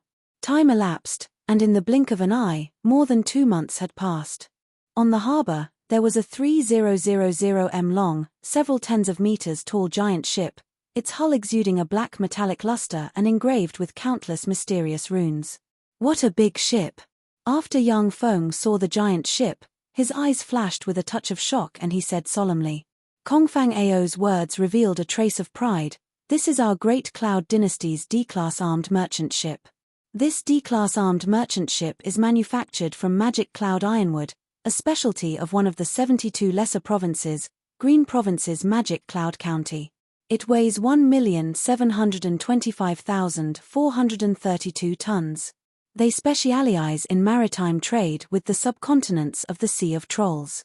Yang Feng was filled with shock. This is only a D-class armed merchant ship. Great Cloud Dynasty is really formidable. Through his chat with Kongfang Ao, Yang Feng already had a general understanding of Tsangji Plain's main continent, Eastern World's Great Cloud Dynasty. Great Cloud Dynasty's territory was vast and boundless. It had 36 greater provinces and 72 lesser provinces. Each province had 108 subordinate prefectures. Each lower prefecture had 250 to 360 subordinate prefectures under its direct jurisdiction. The area of each greater province of the Great Cloud Dynasty is more than 10 times that of the Turandot subcontinent. Lower provinces' subordinate counties were also 3 to 5 times that of Turandot subcontinent. Great Cloud Dynasty's armed merchant ships for maritime trade were divided into 4 grades, A, B, C, and D. The D-class was the highest grade of armed merchant ships for maritime trade. In addition to the 4 grades of merchant ships, there were also some mediocre armed merchant ships responsible for offshore trade. Before Yang Feng's eyes was a huge armed merchant ship, which was very difficult to manufacture on Earth, yet it was merely a D-class armed merchant ship of Great Cloud Dynasty. Compared to the main continent's Great Cloud Dynasty, Turandot subcontinent's people were a bunch of country bumpkins. They couldn't even manufacture 1/10 of this D-class armed merchant ship. Young Master Kongfang, who are these people? A dark-skinned, tall, black-haired, middle-aged man brimming with an oriental aura walked over and asked Kongfang Ao with a slightly respectful tone.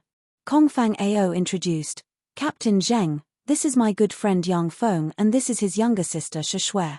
Brother Yang, this is the Storm Cry's captain, Captain Zheng Gong. This time, Yang Feng's true body went to the Eastern Continent's Great Cloud Dynasty with only Shishui. He was well aware that his strength was nothing in Great Cloud Dynasty, that was why he went to Great Cloud Dynasty alone. If anything happened, he could slip away without any worries. The reason why he brought Shashware was because Turandot subcontinent's various secret methods were too weak.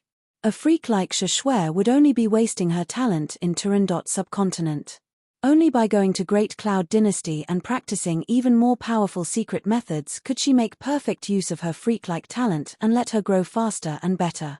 In Turandot subcontinent, a cultivation desert, Shashware was able to directly promote to a level 3 warlock in less than 5 years. The strength of her talent could be imagined. Yang Feng wasn't willing to waste her talent in vain. Yang Feng said with a smile, "Hello, Captain Zheng." Zheng Gong swept Yang Feng with a glance, creased his eyebrows slightly, and said after a pause, "Young Master Yang, hello. Although you're a friend of young Master Kong, but the fare can't be exempted." Yang Feng smiled slightly and threw a storage ring to Zheng Gong. "I know, 4,000 top-notch magic stones per person. Here are 8,000 top-notch magic stones, take a look." Zheng Gong took the storage ring, scanned it with his spirit, put it away, and then threw 2 jade cards to Yang Feng and Shashware. "These are your identity cards, don't lose them. These 2 jade tokens might be able to save your lives at a crucial moment." Yang Feng took the jade card and took a look at it. He saw that the jade card was engraved with countless mysterious runes and emitted mysterious fluctuations of power. Clearly, it was a secret treasure. Zheng Gong said with a solemn expression, "The Sea of Monsters is very dangerous and there are countless taboos. On the ship, you have to listen to me. You can't run around, walk around, and most importantly, you can't throw things into the sea. Otherwise, I can't guarantee your safety." Yang Feng said lightly, "I know. The Sea of Monsters was very dangerous." Yang Feng also knew that in such a sea, even starry sky warlocks could die if they were the slightest bit careless. He naturally wouldn't act rashly. After Zheng Gong explained some more taboos of the Sea of Monsters to Yang Feng, only then did he leave. Yang Feng followed Kongfang Ao and boarded the giant ship Stormcry. Set sail. Following Zheng Gong's bellow, magic radiances flashed on the Stormcry's sailors, and a gale enveloped the Stormcry. The entire Stormcry was filled with an extremely formidable life force, as if an extraordinary life form had come to life. It slowly started up and swam towards the deep sea. Yang Feng felt the formidable life force filling the Stormcry, his eyes flashed with a touch of horror, and he exclaimed, "This ship is alive." Kongfang Ao said with a smile, "In a sense, it is alive. The soul of an ice sea demonic shark with battle prowess comparable to a starry sky warlock is sealed on the Stormcry. After the power of the ship's crew is poured into the Stormcry, it can even make the Stormcry erupt with terrifying starry sky warlock rank battle prowess. An armed merchant ship could erupt with terrifying starry sky warlock rank battle prowess." Yang Feng was once again shocked by the Great Cloud Dynasty's strength. The Stormcry sped above the sea. Its speed was extremely fast. As if it was riding the wind, it split the sea in 2. Yang Feng had the optical computer calculate, the Stormcry's speed was actually more than 300 knots per hour, 10 times the speed of Earth's aircraft carriers. In the sea, due to the obstruction of the sea, the speed of ships generally couldn't be too high. However, under the effect of the magic power, the Stormcry completely broke Yang Feng's common sense on Earth. It was so fast that it left people tongue-tied. At the same time, while sailing at such a fast speed, the entire ship was still extremely stable, without the slightest sway. Yang Feng felt as if he was on land on the ship, without any discomfort. Chapter 193. 10 days later, after arriving at a part of the sea, the Stormcry stopped. The Stormcry's crew dragged out cattle and sheep and threw them into the sea. An extremely formidable life force spread from the depths of the sea. One after another, sea monsters, up to 50 meters long and covered in cyan-colored scales, jumped out of the sea, opened their ferocious maws and bit at the cattle and sheep, as if they were grapes. Terrifying energy fluctuations of level 4 extraordinary lifeforms spread out from the bodies of these sea monsters. Yang Feng watched the sea monsters jump out of the sea, his eyes flashing with a touch of graveness and apprehension. The number of sea monsters that jumped out of the sea reached up to several hundred level 4 extraordinary life forms. Even starry sky warlocks would have to be somewhat apprehensive of them. Kongfang Ao said, "This part of the sea is the territory of the cyan-scaled demonic flood dragons. Anyone who crosses this part of the sea has to sacrifice living creatures for them to eat. Otherwise, they'll attack. If it was on land, then they would have already become the prey of my Great Cloud Dynasty's hunting team. Unfortunately, it's still rather difficult to hunt them in the Sea of Monsters. Zheng Gong roared loudly. At the same time, he gave Yang Feng a deep look, revealing a trace of warning in the abyss of his eyes. No one is allowed to approach the side of the ship. If these monsters eat to their heart's content, then they'll also regard the people on the side of the ship as their prey. Zheng Gong had sailed for many years, traveling to different subcontinents, and had seen a lot of people. There were over 100 people of all shapes and sizes. Many people simply ignored his warnings and would bring great trouble to his ship.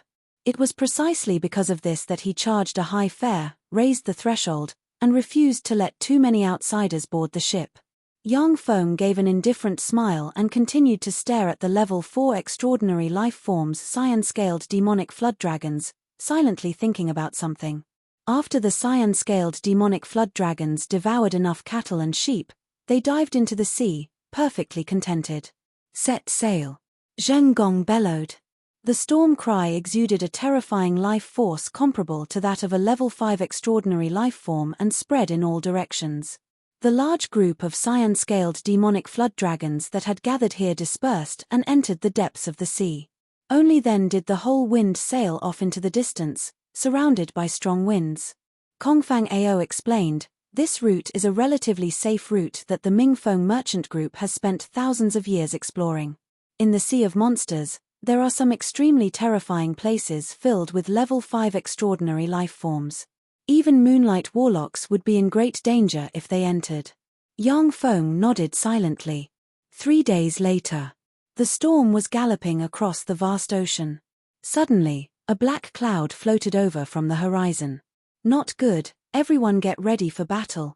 Zheng Gong's face suddenly changed dramatically, and he barked, and terrifying life force infinitely close to that of a starry sky warlock erupted from him in a flash. Aboard the storm cry, all the sailors erupted with terrifying life force, drew their secret treasure weapons, and vigilantly looked at the sky. Yang Feng silently sensed the strength of the storm cry sailors, 8 great warlocks, 336 level 3 warlocks, 2,653 level 2 warlocks. The strength of the D-grade armed merchant ship sailors is truly astonishing. In Turandot subcontinent, 8 great warlock rank experts were already enough to contend against Eyes of Justice, one of the continent's 6 great overlord forces. But these 8 great warlock rank experts were merely the heads of the storm cry. Only to see in the sky, monsters with shrunken dragon heads, about 1 meter long bodies, a pair of locust-like wings, a thick body, and a pair of dragon-like claws, formed a black cloud as they flew over. Zheng Gong bellowed, sea dragon locusts are the most ferocious extraordinary life forms in the Sea of Monsters. Their mature bodies possess the terrifying battle prowess of level 2 extraordinary life forms. The most frightening thing is that they're social life forms, with the smallest group numbering in the hundreds of thousands. Even starry sky warlocks would have a headache if they encountered them. They're afraid of fire absorption spells, and even the level 1 spell Fireball can harm them. Try to use fire spells to deal with them. Yang Feng looked at the sea dragon locusts in the sky, and his eyes revealed a trace of graveness. If it was in Turandot subcontinent, Yang Feng would have 1 million level 8 primary battle robots protecting him at all times, and those sea dragon locusts would die no matter how many came. But this time, Yang Feng didn't have 1 million level 8 primary battle robots protecting him. If he was the slightest bit careless, then his true body might fall here. The dense swarm of sea dragon locusts dropped from the sky and pounced towards the storm cry. Zheng Gong gave a furious roar, pointed towards the sky, and instantly cast the level 3 fire attribute spell Fire Serpent. A fire serpent suddenly appeared and pounced towards the sea dragon locusts in the sky. Crackle. When the fire serpent entered the midst of the sea dragon locusts in the sky, crackling sounds were transmitted, and large swaths of the sea dragon locusts were burned to ashes.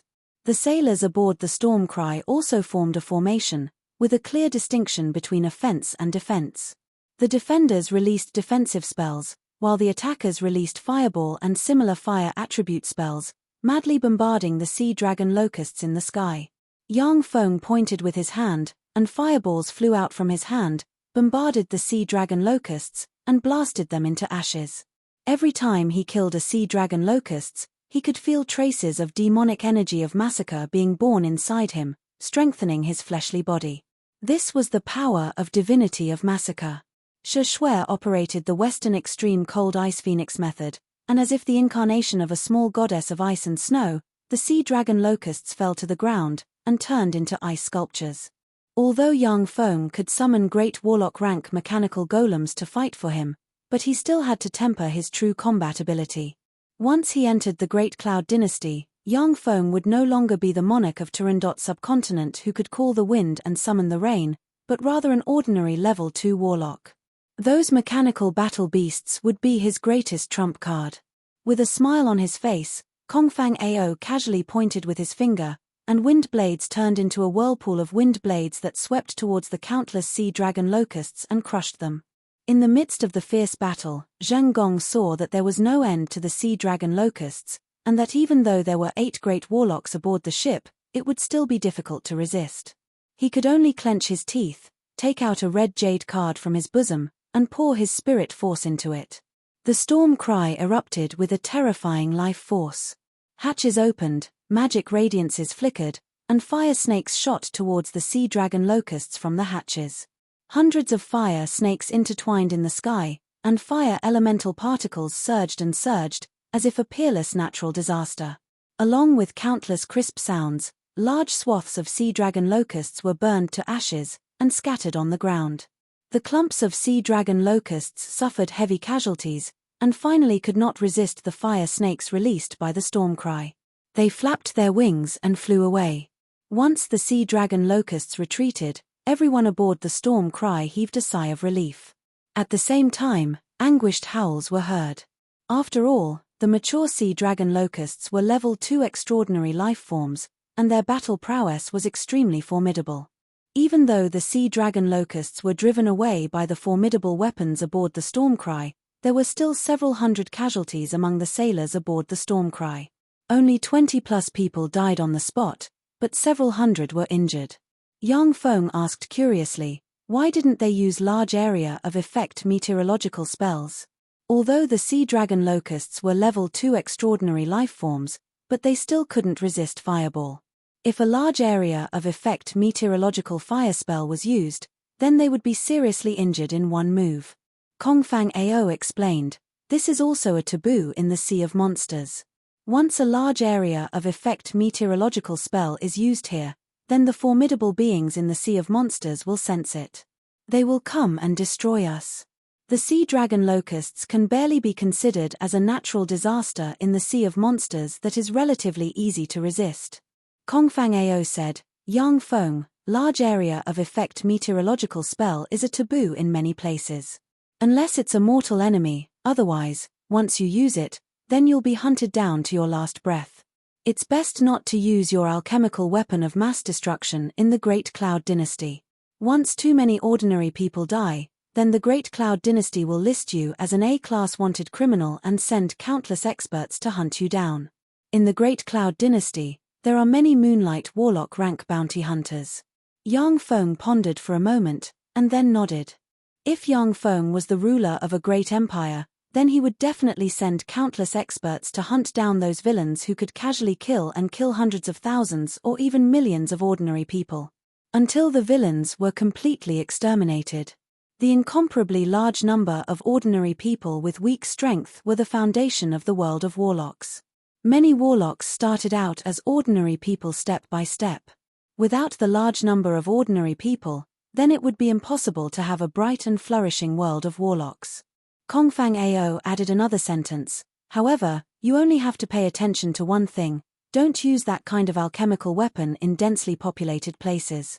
In the main continent, the first-generation warlock emperors of the 8 great warlock dynasties gathered the power of their dynasties and carried out magic blessings on the main continent. The laws of the main continent are somewhat different from those of the broken subcontinents. Moreover, the main continent is much more solid than the subcontinents.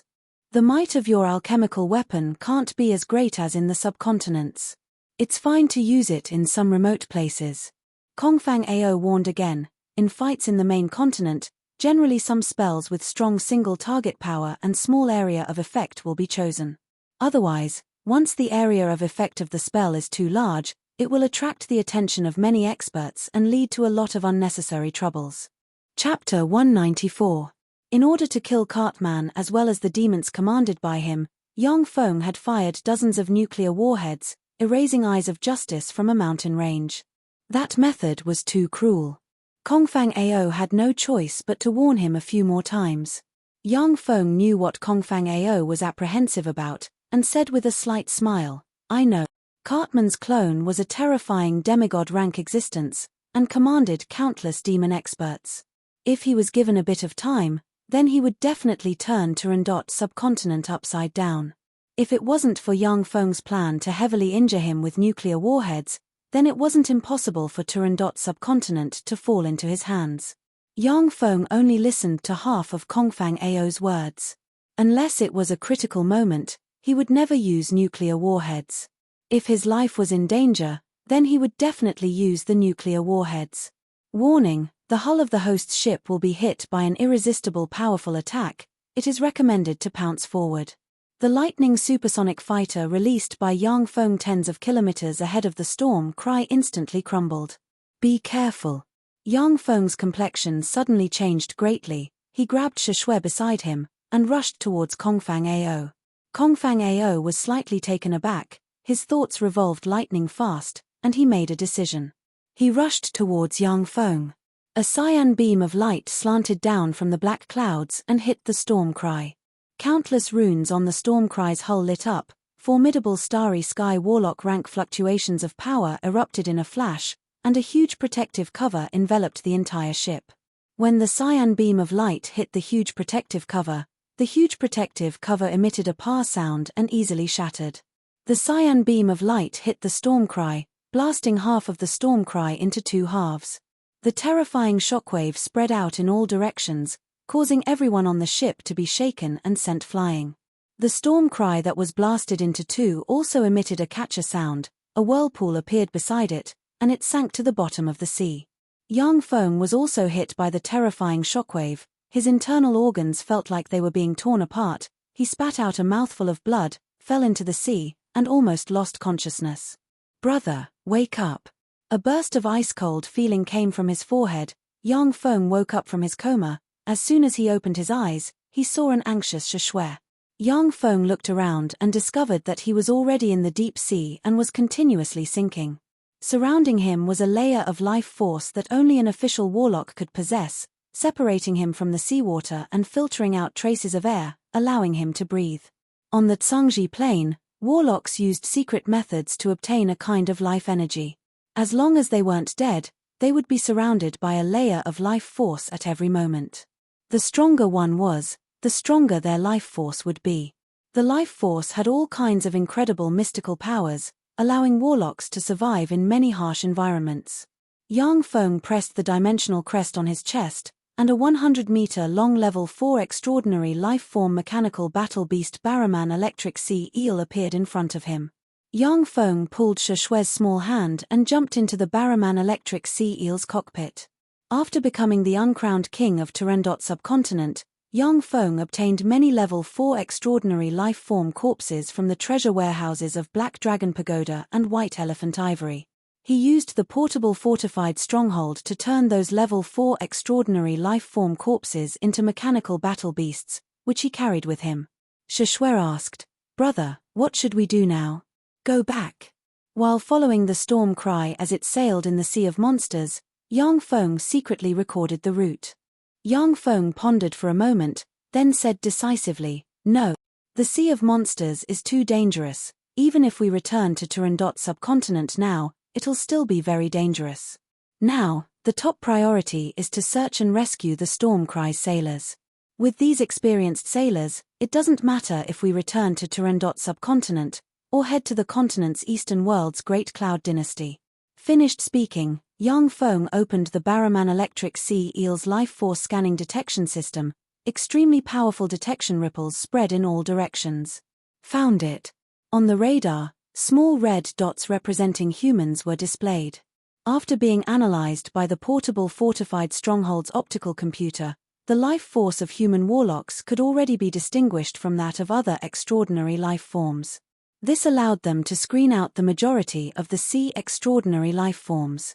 Yang Feng piloted the Barraman electric sea eel and quickly swam towards the nearest red dot. Kongfang Ao.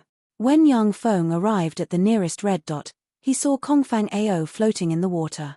When Kongfang Ao saw the Barraman electric sea eel, he erupted with a formidable life force. His expression was one of vigilance, ready to fight. Yang Feng said through the Barraman electric sea eel's transmitter, "Brother Kong, it's me.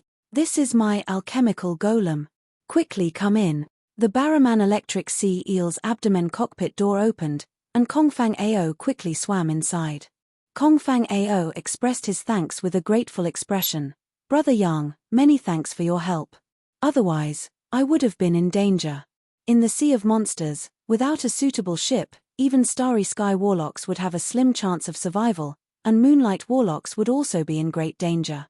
Yang Feng saving Kongfang Ao from the sea was indeed equivalent to saving his life. Yang Feng said with a smile, "Brother Kong, you're exaggerating. It was just a slight effort. I still have to save the others, so I won't say much." Kongfang Ao nodded slightly, remaining silent. Yang Feng piloted the Barraman electric sea eel and continuously searched the sea, rescuing the Stormcry sailors scattered in the sea one by one. After rescuing several hundred people, Yang Feng discovered the Stormcry's captain Zheng Gong, and conveniently rescued him. Zheng Gong had a grateful expression, and said generously, "Brother Yang, this time it's all thanks to you. If it wasn't for you, then the several hundred of us would have died here. Henceforth, you're my brother. In the Great Cloud Dynasty, if someone dares to bully you, then don't hesitate to mention my name. I don't dare to guarantee anything big, but some small matters, I can help you settle them in minutes." Zheng Gong was the captain of a D-grade armed merchant ship belonging to the Phoenix Cry Merchant Group, and was considered to have a bit of status in the Great Cloud Dynasty. Yang Feng asked with a slight smile, "It was just a slight effort. Captain Zheng, what was that cyan beam of light just now?"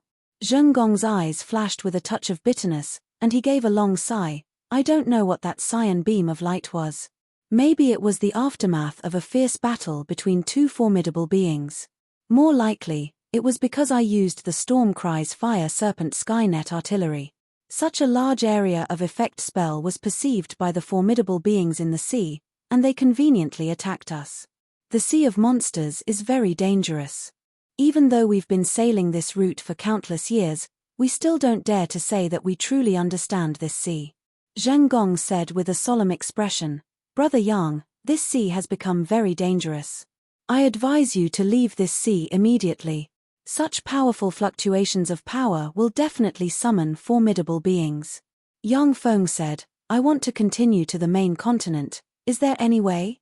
"No problem. I have the route map of the Sea of Monsters. As long as this route map isn't lost, then I can take you to the main continent through the correct route." Zheng Gong fished out a jade map from his bosom.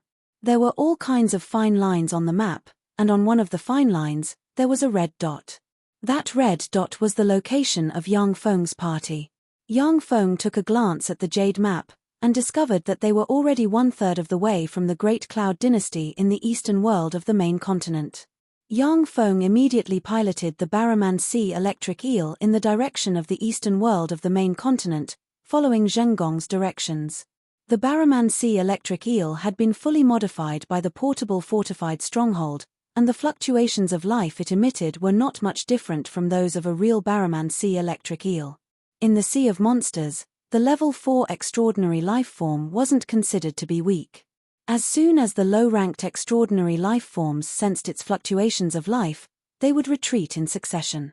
After crossing this sea, shortly after entering another sea, a 40-meter-long level 4 extraordinary life form magic fin swordfish, covered in black scales and with a mouth as long as a sharp spear, blocked in front of the Barraman Sea electric eel and issued extremely strange sounds. The sounds are in the common language of the extraordinary life forms. Now translate. Why did you break into our domain? Do you want to start a war with us? We'll tear you to pieces and then eat you. These two voices came from inside the Barraman Sea electric eel. Kongfang Ao praised, "Amazing, you even know the common language of the extraordinary life forms. Brother Yang, your Steel City's warlock alchemists really make me have a whole new level of respect for you." Zheng Gong's eyes shone as he said, "That's right, the extraordinary life forms of the sea are also intelligent life forms. They also have a special common language. We haven't been able to grasp this language.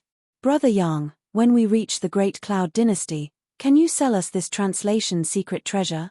Let me think about it," Yang Feng said with a slight smile. The common language of the extraordinary life forms was the knowledge left behind by a Turandot subcontinent's great warlock who specialized in the study of the language of the extraordinary life forms of the sea. This kind of knowledge was very remote and couldn't promote the cultivation base of a warlock. Basically, no one would study it. Yang Feng scanned it and put it into the optical computer's database, before finally showing a miraculous effect. Every plane, every world had its peerless geniuses, talented geniuses, and they researched different kinds of knowledge. Some knowledge might seem remote and useless, but when used in the right place, it would be of great benefit. Chapter 195. Friend, I'm lost. Looking for a way home. I'm very sorry for accidentally passing through your territory. I'm getting out of here. We won't touch the prey in your territory. Yang Feng manipulated the Barraman electric sea eel to issue a series of marine extraordinary life forms common language. At the same time, it erupted with an extremely formidable life force. Let's go. But mark your words. If you casually hunt our prey in our territory, together, we will tear you to pieces. When the devilfin swordfish saw that the Barraman electric sea eel had admitted defeat, it snorted coldly and dived into the depths of the sea. Level 4 transcendent creatures generally possessed intelligence that was not inferior to that of humans. Of course, because there was no systematic inheritance of knowledge, those extraordinary creatures were generally more stupid than humans. However, they would also instinctively weigh the pros and cons and would not engage in unnecessary battles. Of course, there were no absolutes in the world. As long as there were enough benefits, or if they were mortal enemies, extraordinary creatures would still fight to the death. Humans die for wealth, and birds die for food. Seeing the magic fin swordfish retreat, everyone in the cockpit heaved a sigh of relief. The Barraman giant electric sea eel was indeed stronger than the devilfin swordfish, but this was the territory of the devilfin swordfish. Perhaps there was more than one devilfin swordfish living here. Once the two sides started fighting, more demonfin swordfish would be attracted over, and that would be dangerous.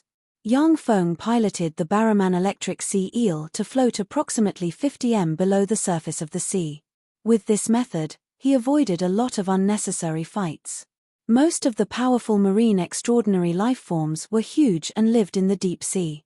If there was no need, they wouldn't float to the surface. After passing through several sea areas. Warning! Warning!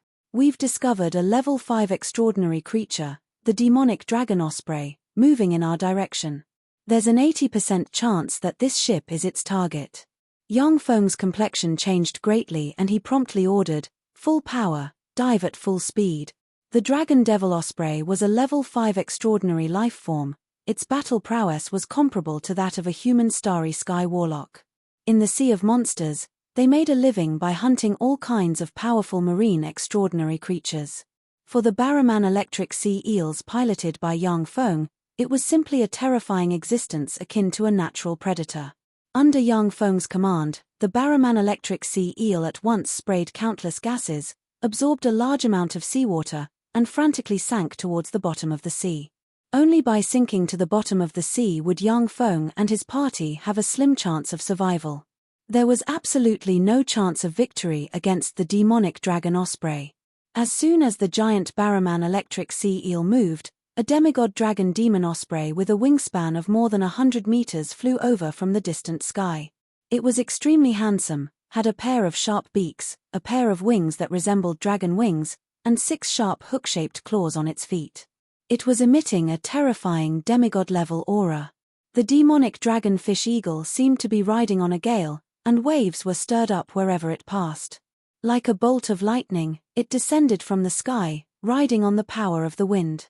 It forcefully tore apart the sea and flew toward the depths of the sea with incomparable violence. The Barrowman giant electric sea eel struggled with all its might as it dove down frantically. However, its diving speed could not match the flying speed of the demonic dragon osprey. "Brother Yang, let me lend you a hand." Zheng Gong gave a shrill howl, silently recited an incantation, pointed inside the Barrowman giant electric sea eel, and cast the level 4 spell Deep Sea Stealth. In a flash, an azure radiance enveloped the Barrowman giant electric sea eel. The level 4 spell Deep Sea Stealth was developed by human warlocks for the purpose of diving into the deep sea and searching for all kinds of resources. This spell's power allowed the caster to move freely in the sea, as well as increase the speed of their movement. With the blessing of the level 4 spell Deep Sea Stealth, the movement speed of human warlocks in the sea could even reach the level of some marine extraordinary life forms. With the blessing of the Deep Sea Stealth, the diving speed of the Barrowman giant electric sea eel once again rose by a notch. "Open the cockpit, I'll give it a good beating," the Storm Cry's vice captain, Wang Lang, who possessed the cultivation base of a great warlock, said loudly. Yang Feng opened the cockpit door without hesitation. "Strong ink." Wang Lang walked to the cockpit entrance, silently recited an incantation, pointed upward, and cast the level 4 spell Strong Ink. A large expanse of black colloid suddenly appeared in the sea, forming a large expanse of colloid-like ink. As if possessing a life of its own, the colloid-like ink quickly spread in all directions, polluting the sea and completely covering it. The colloid-like ink not only obstructed the line of sight, but also obstructed the dragon devil osprey's formidable perception. This was the might of the level 4 spell Strong Ink. The dragon devil osprey's perception was obstructed by the black ink, and it ferociously dove downward, brushing past the Barrowman giant electric sea eel piloted by Yang Feng. The dragon devil osprey plunged 1,000 meters into the sea, and then had no choice but to ride the gale and suddenly fly out of the sea and into the sky. Even if the dragon devil osprey was a terrifying demigod-rank extraordinary life form, but it still couldn't contend against the natural pressure of the entire sea of monsters. Diving 1,000 meters into the sea was already its limit.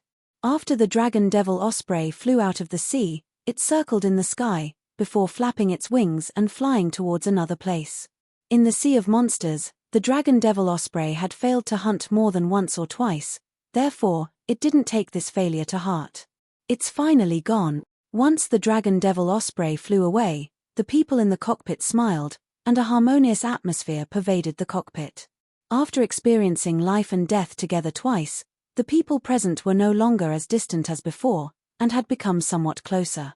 Yang Feng laughed heartily and said, "Haha, big brother Wang, that strong ink of yours is really exquisite." Wang Lang also smiled contentedly and said, "The essence of battle lies in the choice of different spells. We men who run at sea all year round naturally grasp battle spells related to the sea. We still have some experience in choosing spells for naval battles. Yang Feng, if you want to learn, then I'll teach you." Yang Feng was overjoyed and said, "Many thanks, big brother Wang." Generally, human warlocks wouldn't learn too many spell models. That was because one's mental energy was of utmost priority. In order to construct a spell model in the spirit sea, it often took a huge amount of time. Yang Feng had the optical computer's assistance. Constructing spell models in the spirit sea was far simpler and more relaxed than other warlocks. What he lacked was a variety of formidable spell models. In Turandot subcontinent, level 4 spell models were very precious. In Turandot subcontinent, each of the 6 great forces grasped only about 20 level 4 spells. Moreover, there were many duplicates between them. Yang Feng was very interested in collecting all kinds of formidable spell models. Wang Lang smiled, took out a knowledge crystal, and handed it to Yang Feng. "This is a knowledge crystal related to the level 4 spell Strong Ink spell model. After you've promoted to a great warlock, then you can study it." Zheng Gong gave a forthright smile, took out a knowledge crystal, poured a dozen or so sea-attributed spell models into it, and then handed it to Yang Feng. "Yang Feng, this is the level 4 spell Deep Sea Stealth spell model. I also have a few level 4 spell models. Deep Sea Supervision, Deep Sea Super Perception, Ice Sea Arrow. Storm, I'll give them all to you." Yang Feng had saved the lives of the Storm Cry's several hundred people, Zhang Gong also found him very pleasing to the eye, and directly gifted him with the sea-attributed spell models in order to thank him for his life-saving grace. Kongfang Ao hesitated for a moment, took out a knowledge crystal, poured the knowledge of the secret method into it, and then handed it to Yang Feng. "Brother Yang, haven't you always wanted to obtain a secret method for embodiment? Although I'm limited by my oath and can't impart my sect's secret method to you. However, during my adventures, I've obtained an even better secret method for embodiment. This secret method for embodiment, I'll give it to you." When Yang Feng absorbed the knowledge crystal, his eyes flashed with a touch of ecstasy, and he promptly expressed his thanks. "Many thanks, Brother Kongfang.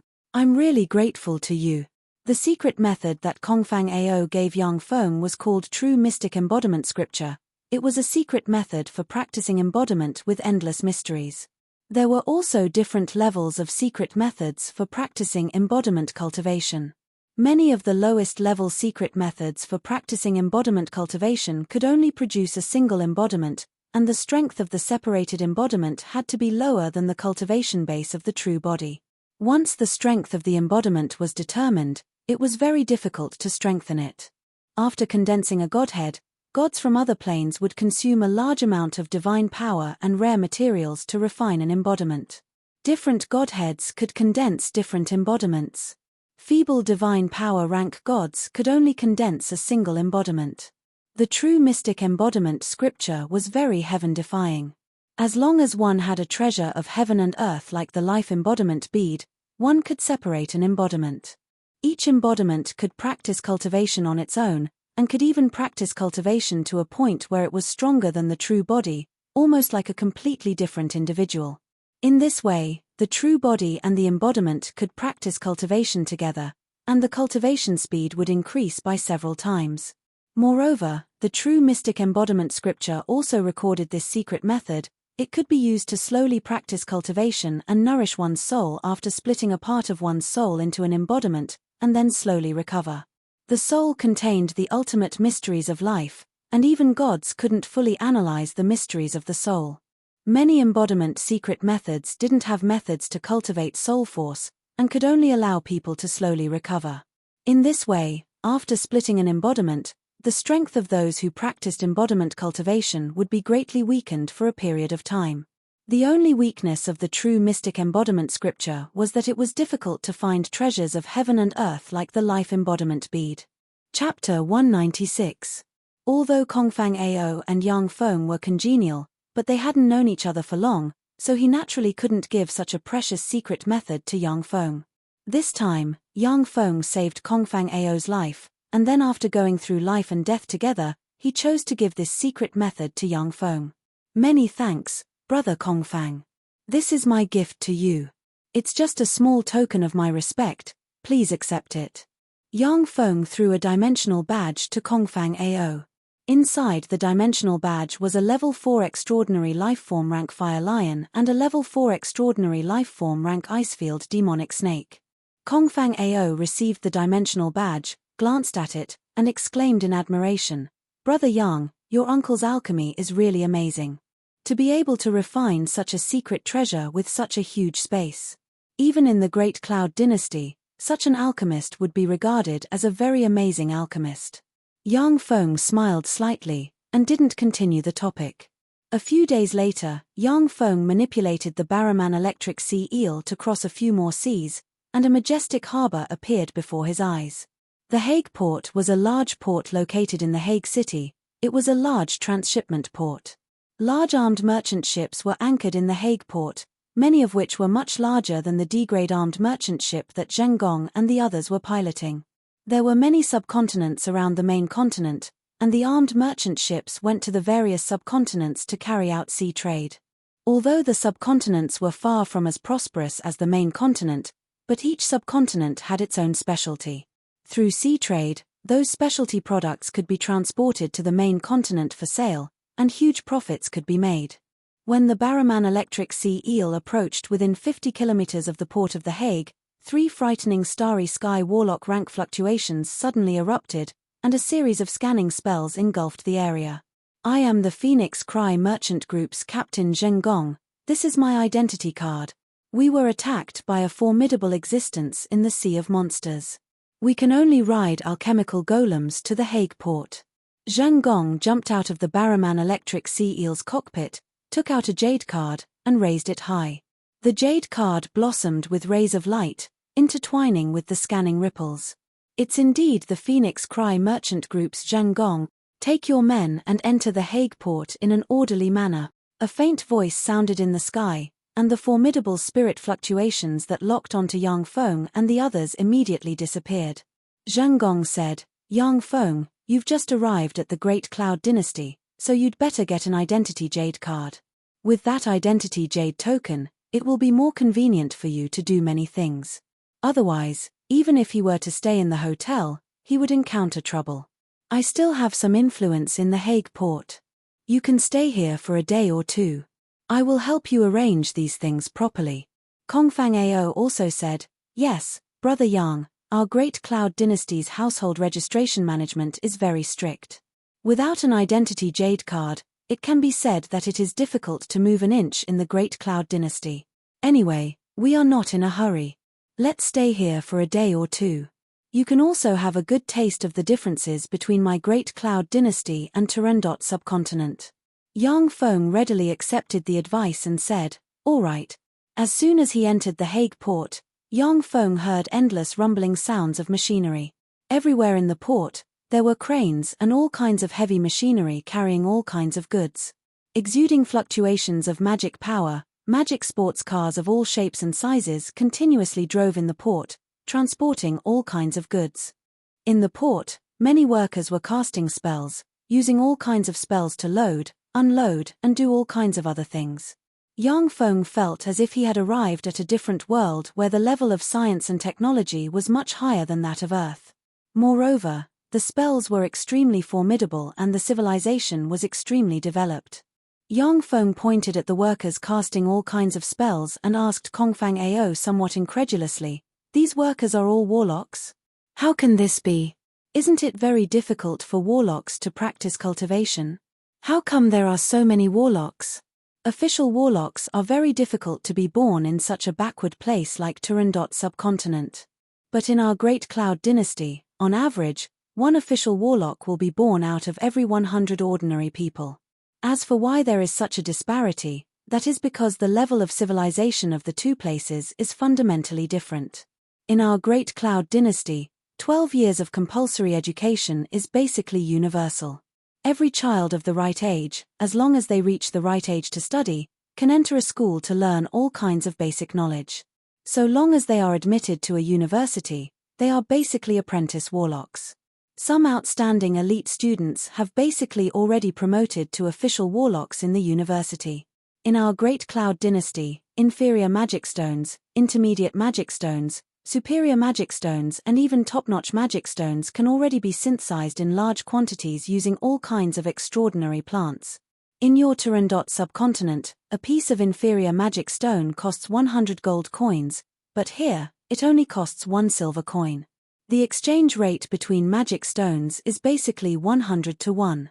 As long as you have enough inferior magic stones, you can casually exchange them for top-notch magic stones. In our Great Cloud Dynasty, ordinary aristocratic children will use top-notch magic stones to practice cultivation at around the level 1 warlock rank. Once they reach the Great Warlock rank, they will use inferior magic crystals that surpass top-notch magic stones to practice cultivation.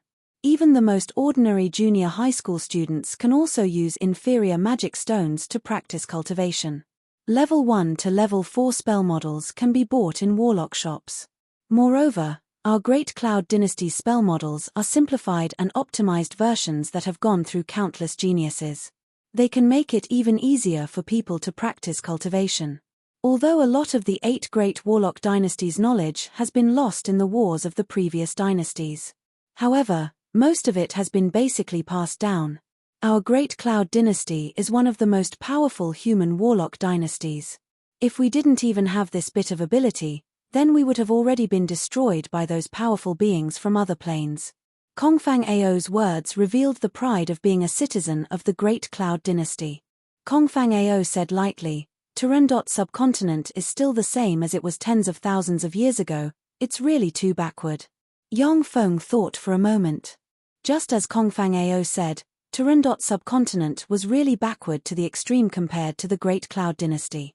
Turandot subcontinent and the Great Cloud Dynasty, the disparity was more than 1,000 times greater than the disparity between Earth's primitive tribes and the United States Empire. Although everyone was on the same planet, but the world they came into contact with was completely different. In Turandot subcontinent, a level 2 warlock was already considered an overlord. But in the Great Cloud Dynasty, a level 2 warlock was merely a relatively powerful sailor or soldier. Kongfang Ao said, "Of course, our human physiques can't compare to those of fiends, divine descendants, dragons, and high elves. Even in the Great Cloud Dynasty, ordinary people are the most numerous. Level 1 warlocks and level 2 warlocks are considered elites. Level 3 warlocks are considered top-notch elites. Great warlocks are considered experts. Starry Sky warlock rank experts are qualified to dominate a region. As for powerful warlocks above the Starry Sky warlock rank, whether it's in the Great Cloud Dynasty or the Western World's Portman Dynasty, they're considered true experts. Their strength can contend with the gods of other planes." Yang Feng asked curiously, "Since the Great Cloud Dynasty's civilization has already progressed so much, then why is Turandot subcontinent civilization still so backward?" Heh.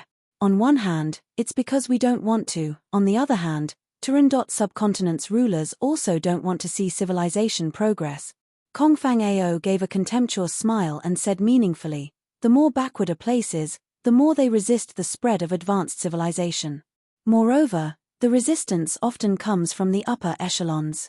In the future, if you go to those planes dominated by gods, then you'll see many planes with backward civilizations and full of suffering, just like Turandot subcontinent. In fact, it's very simple. Only in ignorant, backward, and full of suffering places will people believe in gods. We people of the Tsangji plane don't have faith, we only believe in our own strength. Among the 7 great warlock emperors, I, Kongfang Ao, admire the Time Lord the most. He forged the god-murdering spear with the bones of countless ancient gods and the mighty power of a warlock dynasty. From then on, no one in the Tsangji plane could ascend to godhood. It's precisely because of this that the formidable beings of the Tsangji plane were forced to find an evolutionary path without ascending to godhood, thus establishing a brilliant and flourishing warlock civilization. At that time, if the Time Lord had chosen to become a god, then with his terrifying strength, I'm afraid that the entire Tsangji plane would have slowly transformed into his divine country. All of us would have become the slaves of gods, the lambs of gods, and become backward and ignorant. We would only believe in him and live for the sake of believing in him." After listening to Kongfang Ao, Yang Feng understood why Turandot subcontinent was so backward. Previously, all of Turandot subcontinent's knowledge and power were in the hands of the 6 great warlock groups as well as the large and small warlock groups attached to them. The warlocks of those warlock groups were existences that stood above the masses. If a civilization like that of the Great Cloud Dynasty were to spread, then their monopoly of superior knowledge would be broken, and their status as superior beings would cease to exist. Therefore, they unconsciously resisted the influence of the continent's civilization. As for the Great Cloud Dynasty, they were also happy to see Turandot subcontinent continue to be ignorant, so that they could make huge profits through sea trade. Yang Feng asked curiously, "Level 1 to level 4 spell models can be bought in the warlock shops, then what about level 4 spell models and knowledge?" Kongfang Ao said, "The might of level 4 spell models and knowledge is too formidable, and they're basically in the hands of the major forces. You can choose to join a sect or directly join the Imperial Court and serve the Imperial Court. According to your contributions, you can obtain different secret methods and a variety of formidable spell models." Chapter 197. Yang Feng's eyes flickered, and he asked solemnly, "Brother Kong, which are the 10 great sects of the Great Cloud Dynasty?" Kongfang Ao coughed lightly and said, "The 10 great sects of the Great Cloud Dynasty are the Taiyi sect, the Saint Lotus sect, the Saint Demon sect, the Battle Demon sect, the Bright Moon School, the Star River sect, the Corpse Demon sect, the Puppet sect, the Beast God School, and the Myriad Snowgate. However, Brother Yang, with your natural talent, I'm afraid you won't be able to enter a single one of the 10 great sect." Yang Feng said, "No way, I'm still a level 2 warlock." If I'm not qualified to be an inner disciple, I should be qualified to be an outer disciple or a registered disciple, right? Kongfang Ao laughed and said, My great cloud dynasty has a boundless territory and a population of trillions. Geniuses were as common as the clouds and monstrous as the rain. Almost half of the geniuses were aiming for the top 10 sects. They had no shortage of geniuses. The 10 great sects' criteria for accepting disciples was that one had to become a level 1 warlock before the age of 13, and one's soul aptitude had to be at least superior level 6. Only youngsters could join and become a disciple in name, then slowly climb up within the sect. Brother Yang, it's basically impossible for you to enter one of the 10 great sects. Yang Feng was speechless. In Turandot subcontinent, Jessica's soul aptitude was superior rank 6, she could already be considered a genius among geniuses.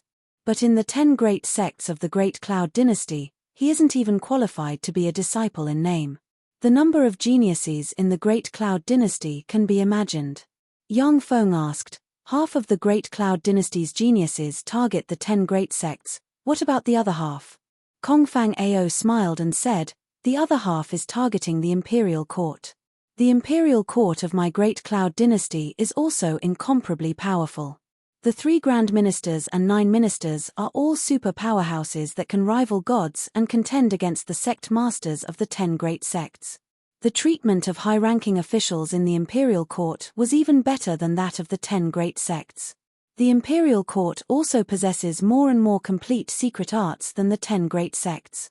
Yang Feng said, however, if you don't have enough strength and background, it will be very difficult to make progress in the imperial court, right? Kongfang Ao said, that's right. If you weren't a super genius, a peerless demon, that person must have an outstanding background. Otherwise, it would be extremely difficult to advance in the imperial court. After graduating from university, most people would choose to enter a sect to further their studies and increase their strength before joining the imperial court. On one hand, he could improve his strength, and on the other hand, he could expand his network. The officials of the imperial court who came from the same sect will always be closer to each other. They will help each other and improve faster. Yang Feng contemplated for a moment before saying, I still want to join the 10 great sects. Brother Kong, is there no other way? In the Great Cloud Dynasty, one must be very cautious when joining a sect. Once one joined a sect, it would be extremely difficult to join another sect. The slightest bit of carelessness would offend 2 sects, and his future would be bleak. Kongfang Ao pondered for a long time. Suddenly, his eyes lit up and he said, I got it. Didn't you kill the clone of Demon Emperor Cartman of the demon race? The Battle Demon sect is warlike and addicted to fighting. It sweeps out the demons, conquers countless planes, and suppresses the enemies of the Great Cloud Dynasty. The Battle Demon sect once said that as long as you can kill a Starry Sky Warlock rank being that invaded the Tsungji plane from another plane, and is willing to accept the Battle Demon sect's assessment, then you will be considered as a disciple. You killed the Demon Emperor Cartman's clone. If you pass the Battle Demon sect's assessment, then you may join the Battle Demon sect and become a member. Yang Feng's eyes lit up and he said, oh, there's such a thing. It seems that I have to take a trip to the Battle Demon sect. However, Brother Kong, I don't know the way. It seems that I'll have to trouble you to take us to the Battle Demon sect. If a person like Yang Feng, who came from a small place like the Turandot subcontinent, were to rashly join the Great Cloud Dynasty's imperial court, then he would only be able to become an ordinary patrolman. He wouldn't even be able to become an official. In such a strict system, it would be very difficult for Yang Feng to climb up. Joining the Battle Demon sect was the best choice for people like Yang Feng who yearned for instant success. This was also the reason why there were so many people flocking to the 10 great sects. Kongfang Ao said with a smile, all right.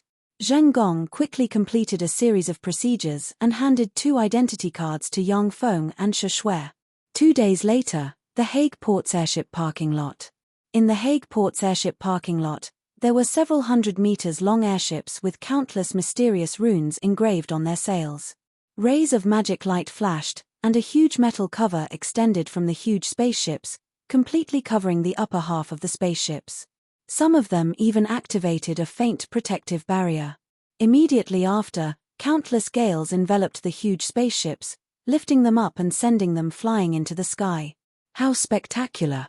Standing around the airship parking lot, Yang Feng exclaimed in admiration as he watched the airships flying into the sky. The airships were the perfect combination of the Zhangji Plains spells and machinery. Shi Shui asked curiously, "Big Brother Kong, why do some of the airships have metal covers, while others don't?" Kong Fang Ao explained, "The ones with metal covers are ordinary airships, while the ones without metal covers are luxury airships. The luxury airships need to release the Level 3 Area of Effect spell air barrier at all times to protect the entire airship, so that the passengers can enjoy the scenery below from the deck.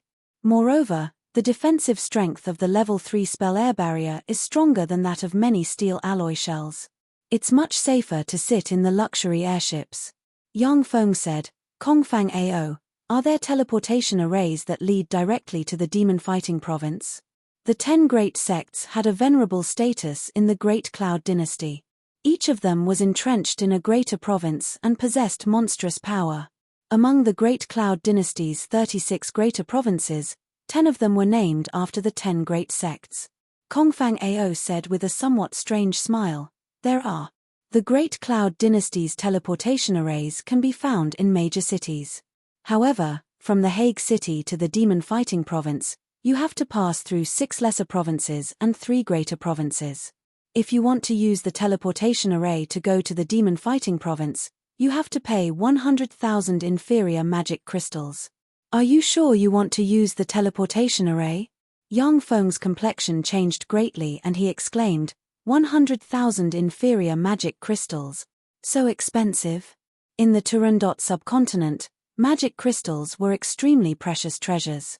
Only some of the highest-grade magic stone veins and Warlock College Antalia's large energy-absorbing ancient trees would produce some every year. Yang Feng had plundered more than half of the Turandot subcontinent's wealth, yet he only had 100,000 inferior magic crystals. It was only enough for him to teleport to the demon fighting province. This filled him with shock. Kong Fang Ao said, "Of course. The longer the teleportation distance, the more energy is consumed. The distance between the Hague city and the demon fighting province is more than 1 million kilometers. The amount of energy consumed to teleport over such a long distance can be well imagined. This kind of teleportation array isn't something that ordinary people can use." Yang Feng coughed lightly and said, "Then I'll take the airship." Magic crystals were more precious than top-notch magic stones for cultivation. Yang Feng wasn't willing to spend magic crystals on teleportation. Originally, Yang Feng had plundered more than half of the Turandot subcontinent's wealth and thought that even if he wasn't the richest in the world, he was still a millionaire. However, when he arrived at the Great Cloud dynasty, he truly understood that he was at most a little wealthy. There was still a terrifying gap between him and the truly wealthy. After buying the tickets, Yang Feng and his party boarded a luxurious airship. Magic radiances flickered, and the luxurious airship immediately rose into the air and flew towards the horizon. Standing on the deck of the luxurious airship, Yang Feng leaned against the railing and looked down, appreciating the scenery below. The speed of the luxurious airship far surpassed the speed of sound. However, there wasn't a trace of wind on the deck, nor was there any noise. The flight was extremely smooth, making people feel as if they were on land. Yang Feng looked at the scenery below and mused, "The Great Cloud dynasty is really high-end. Its level of technology is who knows how many streets ahead of Earth. The Turandot subcontinent simply can't compare to it." The technological content of the luxurious airship far surpassed that of the various planes on Earth. Its safety factor was also far greater than that of the various planes on Earth. If this luxurious airship appeared on Earth, then all major airline companies would go bankrupt. 1 month later. We have arrived at the demon fighting province. Passengers, please disembark in an orderly manner. In a spacious and splendidly decorated airship parking lot, Yang Feng alighted from the luxurious airship and heaved a long sigh of relief. After flying for a whole month, Yang Feng felt extremely stifled. Now that he alighted from the airship, he heaved a long sigh of relief. Kong Fang Ao said with a slight smile, "Let's go. We'll take the gravity-free suspended light trolley." This trolley is relatively fast. We can reach the demon fighting sect in about 30 minutes. The ticket price isn't expensive either. Each person is a top-notch magic stone. Yang Feng's face twitched slightly and he sighed inwardly. A ticket price of a top-notch magic stone. The Great Cloud Dynasty really has a lot of nouveau riches. In the Turandot subcontinent, for the sake of a top-notch magic stone, great warlock rank experts would fight openly and covertly. Level 3 warlocks would treasure a piece of it. In the Great Cloud Dynasty, a ticket cost a top-notch magic stone. The exorbitant cost was simply appalling.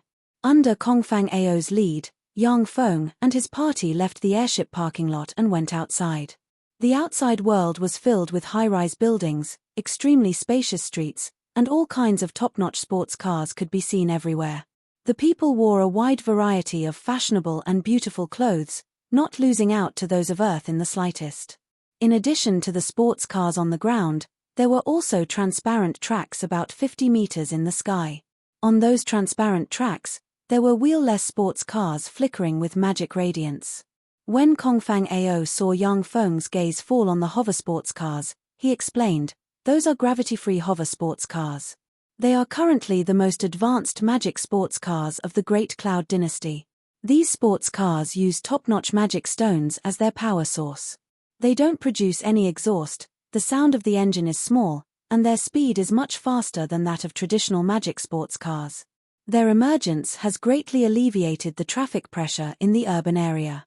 However, some people are of low quality and always like to throw things high up in the sky. Managing them is a bit of a headache." Yang Feng said, "The Great Cloud Dynasty's alchemy level is really advanced." Kongfang Ao said proudly, "That's only natural. The reason why the Great Cloud Dynasty is able to suppress countless planes is because of the formidable alchemy and the endless inheritance of knowledge." Yang Feng smiled slightly and didn't say much.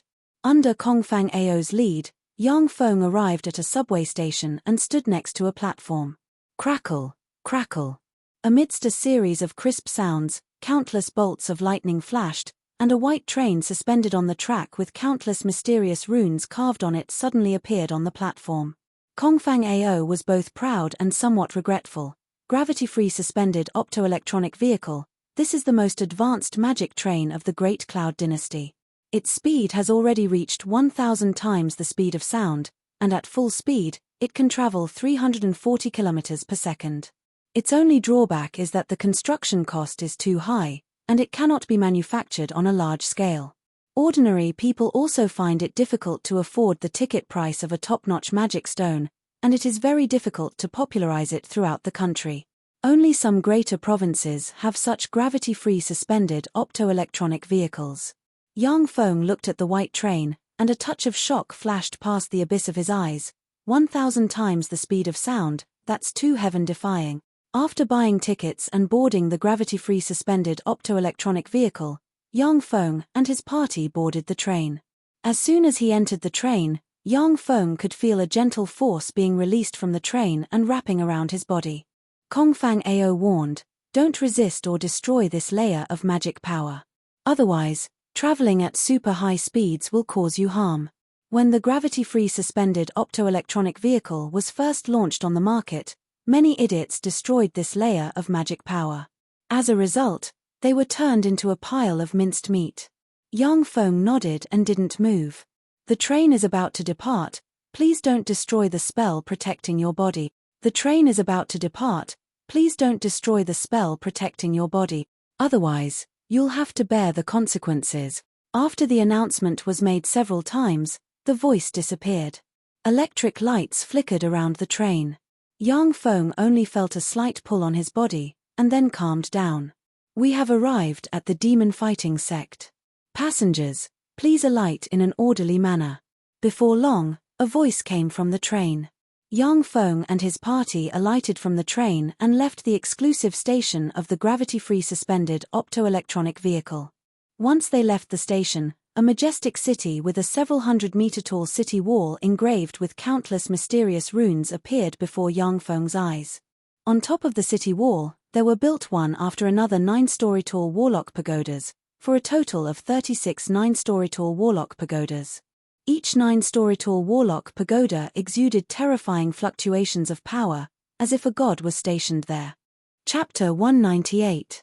Above the city wall, there were teams of soldiers constantly patrolling. Every soldier had the terrifying strength of a level 3 warlock, while the captains of the soldiers had the strength of a great warlock. In the Turandot subcontinent, Yang Feng's level 2 warlock rank strength could already be considered a hegemon. Yet in the demon fighting sect, it was difficult for him to even be an official soldier. This was the domineering and underlying strength of the Great Cloud Dynasty's 10 great sects. People from the Great Cloud Dynasty had a sense of confidence and pride wherever they went. That was because the Great Cloud Dynasty was extremely powerful, and they were proud of being a part of the Great Cloud Dynasty. Kongfang Ao said, "This is the demon fighting city. The demon fighting sect is an exchange window open to the public. Basically, the demon fighting sect's disciples in name live here. Behind the demon fighting city is the demon fighting mountain range, where the demon fighting sect's outer sect disciples and inner sect disciples live.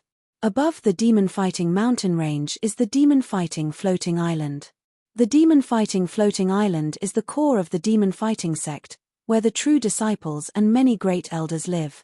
Yang Feng nodded slightly. After accepting the identity verification from Kongfang Ao, they entered the demon fighting city. The demon fighting city was extremely bustling with people coming and going. It was even more crowded than the big cities on Earth such as Beijing and Shanghai. However, the layout of the demon fighting city was extremely scientific, and the streets were spacious. At the same time, there were countless floating flyovers intertwining in midair, forming a huge transportation network. Everyone walked within the huge transportation network, without the slightest feeling of congestion. Yang Feng was dazzled as he walked inside the demon fighting city. He only felt that it was a novelty. It was like Granny Liu entering the Grandview Garden. No matter how much he looked, he couldn't get enough of it. Everything here was different from the Turandot subcontinent. At the same time, the air inside the demon fighting city also contained extremely pure magic energy. The concentration of the magic energy wasn't the slightest bit inferior to the concentration of the magic energy in the Turandot subcontinent's 5-storied Warlock Tower's elemental pools. In the center of the demon fighting city, there stood a super-large purification tower, which exuded powerful purification fluctuations that neutralized the life magic energy unconsciously dispelled by the powerful warlocks and prevented the birth of freaks. Even ordinary people who weren't warlocks could live very well inside the purification tower. Under Kongfang Ao's lead, Yang Feng and his party arrived before a towering, no less than 300-story tall silver building. In front of the silver building stood a huge sign, Fighting Demons Sect External Office. As soon as Yang Feng entered the building, he saw 4 12 to 13-year-old little boys and little girls, respectively, handling the school admission procedures on 4 counters in an orderly manner. When Yang Feng's group of 3 entered the building, they attracted gazes. Shi Shui's appearance was approximately 15 years old. Her temperament was clear and cold, and she was extremely beautiful. Instantly, everyone's gazes were drawn to her. Under Shi Shui's astonishing beauty, Yang Feng and Kongfang Ao were reduced to supporting roles. A demon fighting sect's outer sect disciple, who looked to be in his 20s, gave a slight smile and handed an identity jade card to a very beautiful and adorable little girl. Xu Jingman, 13 years old, inferior level 7 soul aptitude, current strength, level 1 warlock. Use the orthodox warlock's cultivation method to practice cultivation. If you are qualified, you can become an in-name disciple of the Battle Demon sect. This is your identity jade token. Come over tomorrow to receive guidance and choose a secret technique. The little girl said with a sweet smile, "Thank you, Big Brother Ming." Ming Sheng said with a slight smile, "You're welcome. That's because you met the requirements. That's why I was able to recruit you. If you didn't meet the requirements, then I couldn't do anything about it." Inferior level 7 soul aptitude. Such a little girl's soul aptitude can be compared to Carolina's and Cheyenne's. The demon fighting sect really has as many geniuses as dogs, and experts are everywhere. After Yang Feng swept Xu Jingman and Ming Sheng with a glance, he suddenly felt a great pressure. Although Ming Sheng was only an outer sect disciple, But Yang Feng could already feel that the life force he emitted had already reached the pinnacle Great Warlock realm, and was infinitely close to the Starry Sky Warlock realm. It was the strength of Turandot subcontinent's Overlord rank experts like Aldrich, Carolina, and Anthony. Xu Jingman walked to Shishue's side, her big black and white eyes flashed with a touch of craftiness, and she said with a cute smile, "Big sister, my name is Xu Jingman. Are you also here to take the demon fighting sect's entrance test?" Shishue gave a sweet smile and hugged Yang Feng's arm. Her pretty face blossomed with endless brilliance, and she was incomparably beautiful. "I am Shishue. If big brother Yang Feng joins the demon fighting sect, then I'll join the demon fighting sect. If big brother doesn't join, then I won't join." The gazes of the people in the building, regardless of gender, were attracted by Shishue. Among them, the two little boys who came to handle the admission procedures couldn't help but reveal a trace of jealousy in their eyes. "Big sister Shishue, your big brother Yang Feng is a bit too old. I think it'll be very difficult for him to join the demon fighting sect." A 12 or 13-year-old handsome youngster with short black hair and even a trace of femininity came over. He imitated the bearing of an adult and said with a slight smile, "My name is He Feng, superior level 6 soul aptitude, level 2 warlock rank cultivation base, and I've just obtained the admission qualifications of the demon fighting sect. Big brother Yang Feng, you can come to my place and take the entrance test. If you can't pass the entrance test, then I can introduce you to a low-grade sect in the spiritual state's Green Wolf County. Our He family still has some prestige in the Green Wolf County." "All right." Yang Feng was somewhat speechless as he watched this little brat, who hadn't even fully grown his hair, show off his family background and pick up girls. When he was 12 years old, he was a young pioneer who didn't understand anything. His most outrageous action was to pull the hair of a girl he liked in order to attract her attention. Yang Feng walked up to Han Ning, an outer sect disciple of the demon fighting sect. Han Ning swept Yang Feng with a glance, his eyes blossomed with traces of magic fluctuations, and a yellow radiance shot out from his eyes and fell on Yang Feng. Yang Feng suddenly felt a prying force pervade his body. Han Ning withdrew his spell and said politely, "Yang Feng, 29 years old, intermediate level 6 soul aptitude, Black Dragon's Blood Meridians, level 2 warlock rank cultivation base." "Yang Feng, I'm sorry, you don't meet the requirements to join the demon fighting sect. Basically, the demon fighting sect rarely recruits Blood Meridian warlocks, because the potential of Blood Meridian warlocks is really limited. Only Blood Meridian warlocks with a Moonlight warlock rank or above might be recruited by the demon fighting sect.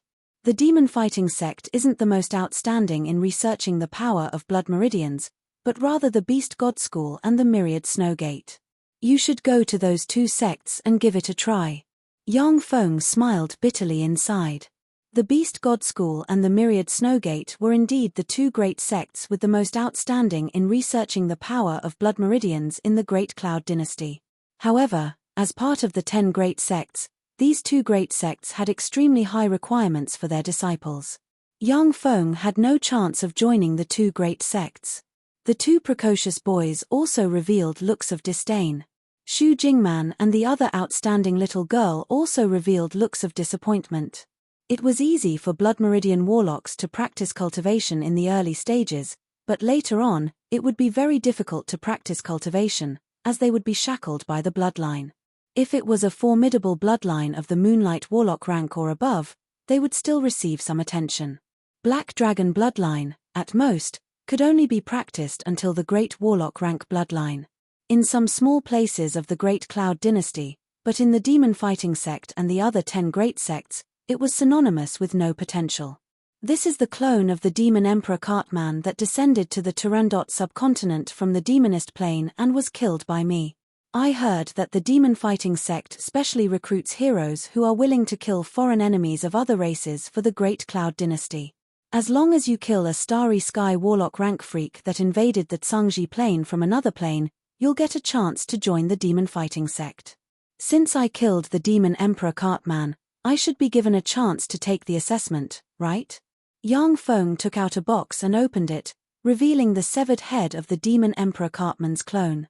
A remnant demigod rank and extremely ferocious might immediately pervaded the area. Under the remnant might of the severed head of the demon Emperor Cartman's clone, He Feng and the little boy called Wang Shuang had their complexions change greatly, and they couldn't help but take a dozen steps back. The pretty complexions of Xu Jingman and the other girl called Wang Yi also changed, and they retreated again and again, their beautiful eyes flashing with a touch of fear.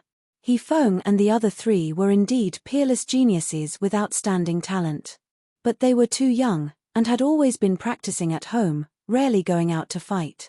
That was why they were frightened by the severed head of the demon Emperor Cartman's clone. Xu Jingman's pretty complexion changed, and her beautiful eyes flashed with a touch of fear. He could actually kill such a freak. That's really terrifying. Han Ning was first startled, then his gaze congealed and his expression became solemn. Suddenly, a terrifying pinnacle great warlock rank life force converged, and he stared at Yang Feng and said while stressing each syllable, "You killed it? That's impossible, right? Yang Feng, you have to know that there's a price to pay for playing tricks on the demon fighting sect's people. It's still not too late to take back your words. Otherwise, once I cast a spell and discover that you lied to me, then I might even take action and kill you here." The Demonist Plane's demon emperor rank experts were formidable beings that could contend against gods. His clone also possessed starry sky warlock rank strength. Han Ning wasn't a match for his clone, so he didn't believe that Yang Feng killed him with his own hands. The other three demon fighting sect's outer sect disciples also revealed unkind gazes and stared coldly at Yang Feng. Although they had always appeared very kind, but they had the arrogance of the demon fighting sect's disciples in their hearts. If someone dared to play tricks on them, then they wouldn't mind getting rid of that person. Even if they made a scene in the sect would only praise them, and wouldn't scold them. Even in the Great Cloud Dynasty where laws were strict, colossi like the 10 great sects still had a lot of privileges. This was the real reason why countless geniuses flocked to join the 10 great sects. No one would dare to behave atrociously in a place like the demon fighting sect, otherwise, only death would await them. This was also a great difference from Earth. In essence, the Tsangji plane was still a plane where the strong preyed on the weak. Chapter 199. Yang Feng said calmly, "I was the one who killed him. The correct way to put it is that I first severely injured him, then besieged him with a group of subordinates. Finally, I killed him with my alchemical golem. You can use a spell to test me. Everything I said is true." Han Ning silently recited an incantation, pointed at Yang Feng, and a spell to detect lies suddenly fell on Yang Feng. A white radiance suddenly lit up on Yang Feng. Han Ning's eyes flashed with a touch of incredulity, and he praised sincerely, "What you said is true. You can actually kill him. That's amazing." The other three demon fighting sect's outer sect disciples also revealed looks of admiration. The demon emperor Cartman was a powerful being of the demonist plane, comparable to a god. Within the demon fighting sect, only true disciples and great elders had the ability to deal with him. Even the demon fighting sect's inner sect disciples might not be able to kill his avatar. No matter what method Yang Feng used, to be able to kill an avatar of the demon emperor Cartman, that was a very remarkable thing. Han Ning said with a smile of admiration, "Yang Feng, to be able to kill an avatar of the demonist plane, you're a hero. However, I have to warn you. The difficulty of the demon fighting sect's assessment is very high. If you're the slightest bit careless, then even a starry sky warlock rank expert will die." Yang Feng asked, "What assessment? Can you tell me first so that I can be mentally prepared? It's best to choose the simplest one. After all, I only have a level 2 warlock cultivation base." If the difficulty of the demon fighting sect's assessment was too high, then Yang Feng could only choose to give up. After all, he only had one life. If he died, then he would have nothing left. Han Ning said, "I'll help you choose the simplest one. However, you have to be mentally prepared. Even the simplest test mission would be extremely difficult for you. It's almost impossible to complete. After all, these assessment tasks are originally aimed at starry sky warlock rank experts and above." Yang Feng nodded silently. He was aware of the demon fighting sect's assessment rules, but he still wanted to give it a try. Han Ning took out a jade booklet and flipped through it. His eyes lit up and he said, "I got it. Feisuor plane, one of the 36 primary material planes. Your test is to sneak into this plane, kill a demigod powerhouse, and bring his head back to the demon fighting sect. There is no time limit for this mission. Yang Feng exclaimed, one of the 36 primary material planes, wouldn't that be a place where legends roam the streets and demigods are as common as dogs? For a trifling level 2 warlock like me to go there, wouldn't that be courting death? The 36 primary material planes were the 36 huge planes with countless powerful existences discovered by the Tsangji Plains human warlocks. Among the 36 primary material planes, powerhouses were as common as clouds and rain. None of them was inferior to the Tsangji Plain. Only when the 7 warlock emperors established their states could the human warlocks completely suppress the other 35 primary material planes, forcing the powerful existences of the 35 primary material planes to obey the commands of the human warlock dynasties. During the time of the 8th warlock dynasty, the Dawn dynasty, it merely maintained its position as the leader of the 36 primary material planes. It didn't have the ability to command the other 35 primary material planes. Han Ning smiled and said, it's not that exaggerated. On the Feisuo plane, there were many divine systems. There were the human divine system, the elven divine system, and the beastman divine system. Among the 3 major divine systems, there were the human divine system, the elven divine system, and the beastman divine system. For example, the elven divine system was divided into the elven divine system and the dark elven divine system. There were also camps among the gods, and there were open and veiled struggles between them. With your experience traveling in the Turandot subcontinent, you will definitely be able to integrate well into the Feisuo plane. If you enter the Demonist plane or the Dawn plane, then you won't have a chance of survival. Yang Feng pondered for a moment, and then said, if I go to the Feisuo plane, then only by igniting my godfire and becoming a god can I slay a demigod. Is there no problem with that? There is no problem. In fact, many of the gods of other planes are human warlocks of the Tsangji plane. Fearing that their lifespan would run out and they would die, they would directly run to those planes, ignite their godfire, and become the god of that plane. However, Yang Feng, once you ignite your godfire and become a god on the Feisuo plane, then you will have a huge connection with the Feisuo plane. After igniting your godfire, your true body will not be able to leave the Feisuo plane. You can only leave the Feisuo plane with an embodiment. Once your true body leaves the Feisuo plane, you may suffer a backlash from the plane, your godhead will collapse, and your divine power will disappear. This is the price of becoming a god. We warlocks are free. We can go to any plane, and no power can bind us. From the moment a god is born on a plane, they are linked with the rise and fall of the entire plane. If the plane in which the god resides dies, then the god will also die. That scene is known as the Twilight of the Gods. Han Ning said. The demon fighting sect had a very long inheritance, and had explored countless planes. There was a lot of knowledge in the sect. Han Ning, a trifling outer sect disciple, had so much knowledge that it made Yang Feng blush with shame. Yang Feng pondered for a moment, then his eyes blossomed with a glint, and he said in a clear voice, I accept the test. Han Ning said with a hearty smile, good, you're a real man. If you accept the task, then you can come here tomorrow. We will open the library and let you study for 3 months. Only after you have grasped the basic knowledge of the Feisuo plane and the current situation will we open the planar passageway and send you over. However, you have to think it over clearly.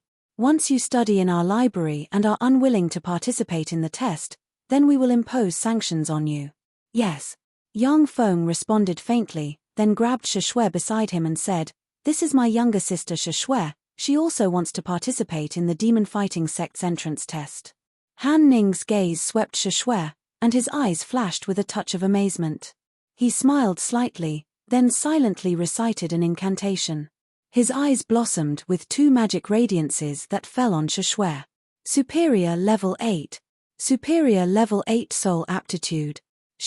Her soul aptitude is superior level 8.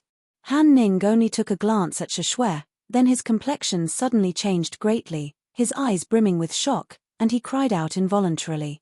What? Superior level 8 soul aptitude. Superior level 8 soul aptitude, quickly inform the elders. The complexions of the 4 demon fighting sect's disciples changed greatly. They immediately got up and surrounded Shishue, staring at her with scorching gazes. Geniuses were as common as clouds in the Great Cloud Dynasty. Basically, those who entered the demon fighting sect had superior level 6 soul aptitude, and there was no lack of peerless geniuses with around level 7 soul aptitude. However, level 8 soul aptitude was as rare as phoenix feathers and Chilean horns. Superior level 8 soul aptitude was even rarer, rarely seen in a millennium. The higher the soul aptitude, the fewer elixirs that could enhance their soul aptitude. Superior level 8 soul aptitude, Yang Feng's various soul aptitude enhancing elixirs were of no use. Even the Rose Divine Pool was of no use to Shishue's soul aptitude. Kongfang Ao stared at Shishue with somewhat bloodshot eyes and complained, "Superior level 8 soul aptitude, Yang Feng, you really hid it from me." Superior level 8 soul aptitude, such a genius was rarely seen even in the entire Great Cloud Dynasty. When Kongfang Ao thought of such a genius hanging around him, he felt as if he was in a dream. Yang Feng said with a smile, "Heh, you didn't ask me. Where's the person with superior level 8 soul aptitude?" With a flicker of magic radiance, an old man dressed in a blue robe appeared in the hall, exuding incredibly formidable fluctuations of power, as if a god walking in the secular world. Yang Feng's complexion changed slightly. He could vaguely feel that the terrifying power exuded by the old man dressed in a blue robe could even contend with the power he sensed from the goddess Lolth. An extremely beautiful young woman dressed in a red warrior's attire, looking like a flame, strangely appeared beside Shishue. She swept Shishue with a glance and said with great satisfaction, "Little girl, are you the one with superior level 8 soul aptitude? Not bad, to possess the strength of a level 3 warlock at such a young age, truly remarkable.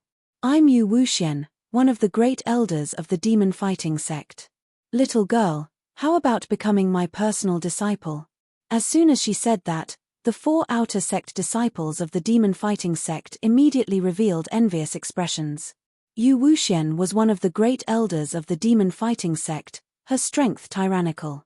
To be accepted by her as a personal disciple was something that even true disciples of the demon fighting sect yearned for, let alone outer sect disciples of the demon fighting sect. The old man dressed in a blue robe frowned and said, "Yu Wuxian, shouldn't there be a first come, first served basis for everything? I came first, so this disciple should be mine." Ordinary geniuses were fine. Superior level 8 soul aptitude was simply a freak among freaks. Even in the entire Great Cloud Dynasty, it was a rare genius that appeared once in a millennium. Yu Wuxian said coldly, "Chao Iha, I'm taking this disciple. She's a little girl. You're an old man, taking a little girl as your disciple, don't you feel ashamed?" Huang Iha was also one of the great elders of the demon fighting sect. His strength was tyrannical, comparable to that of a god. Unmoved, Huang Iha said with a faint smile, "On the path to eternal life, there's only master and disciple, there's no distinction between men and women. I won't give up." Yu Wuxian was silent for a moment, and then said, "You and I are equal in strength and status. It's better to let this little girl choose her own master, what do you think?" Huang Iha said decisively, "All right." Yu Wuxian asked directly, "Little girl, between him and me, which one do you want to be your master?" Huang Iha replied, "Little girl, if you choose me as your master, then I'll definitely teach you everything I know. With your talent, as long as you practice diligently under my guidance, you'll be able to promote to a glorious dawn warlock within 1,000 years. The eyes of the 4 outer sect disciples of the demon fighting sect almost spewed fire with jealousy. They were all geniuses with superior level 6 soul aptitude, but it was already very difficult for them to promote to the Great Warlock realm, let alone promote to the Starry Sky Warlock realm. As for the Moonlight Warlock realm, they didn't even dare to think about it. As for the Glorious Dawn Warlock realm, even in the Great Cloud Dynasty, they were pinnacle experts with lofty status and strength comparable to gods. Chapter 200. Yu Wuxian said with a proud smile, "Whatever old bastard Chao can promise you, I can promise you everything. As long as you become my personal disciple, the Glorious Dawn Warlock rank won't be a problem." Shishue very obediently bowed respectfully to the 2 great elders of the Battle Demon sect and said, "2 seniors, I am very grateful for your kindness. However, I hope to be with Big Brother Yang Feng. As for choosing a master, I'll choose whoever Big Brother Yang Feng wants me to choose. Huang Yihe frowned and said, Yang Feng? Who's that? Han Ning promptly pointed at Yang Feng and said, Great Elder, this is Shue's big brother Yang Feng. Blood Meridian Warlock? Black Dragon's Blood Meridian? His potential is too low. Huang Yihe's eyebrows creased slightly, saying, Why did he come to the demon fighting sect with such aptitude? Han Ning said, He killed a Starry Sky Warlock rank clone of a Demonist Plains demon emperor that descended on the Turandot subcontinent. He hopes to join the demon fighting sect through the assessment. Huang Yihe said with slight surprise, He wants to join the demon fighting sect through the assessment. Little guy, I didn't expect you to have some backbone. Huang Yihe was very clear about the difficulty of the demon fighting sect's entrance assessment. For a level 2 warlock like Yang Feng to participate in such an assessment, it was practically a matter of life and death. Yu Wuxian said coldly, You don't need to take the assessment. I can make an exception and let you become a disciple in name of the demon fighting sect. If you have the ability, then slowly climb up. Let your little sister Shue choose me as her master. In the future, I'll give you some guidance and let you get more benefits. Yang Feng said with a slight smile, Thank you, senior. However, there's no need to make an exception. Junior wants to participate in the demon fighting sect's assessment and join the demon fighting sect in an upright manner. The Feisuor plane was extremely chaotic and had many divine systems. Such a plane was the best place to fish in troubled waters. On the Feisuor plane, Yang Feng's clone and Shizu robots would be of great use. Yu Wuxian was slightly surprised, and said with a faint smile, You have backbone. I misjudged you. I originally thought that you wanted to borrow your little sister's talent to join the demon fighting sect. Not bad, kid, I'm starting to like you a little.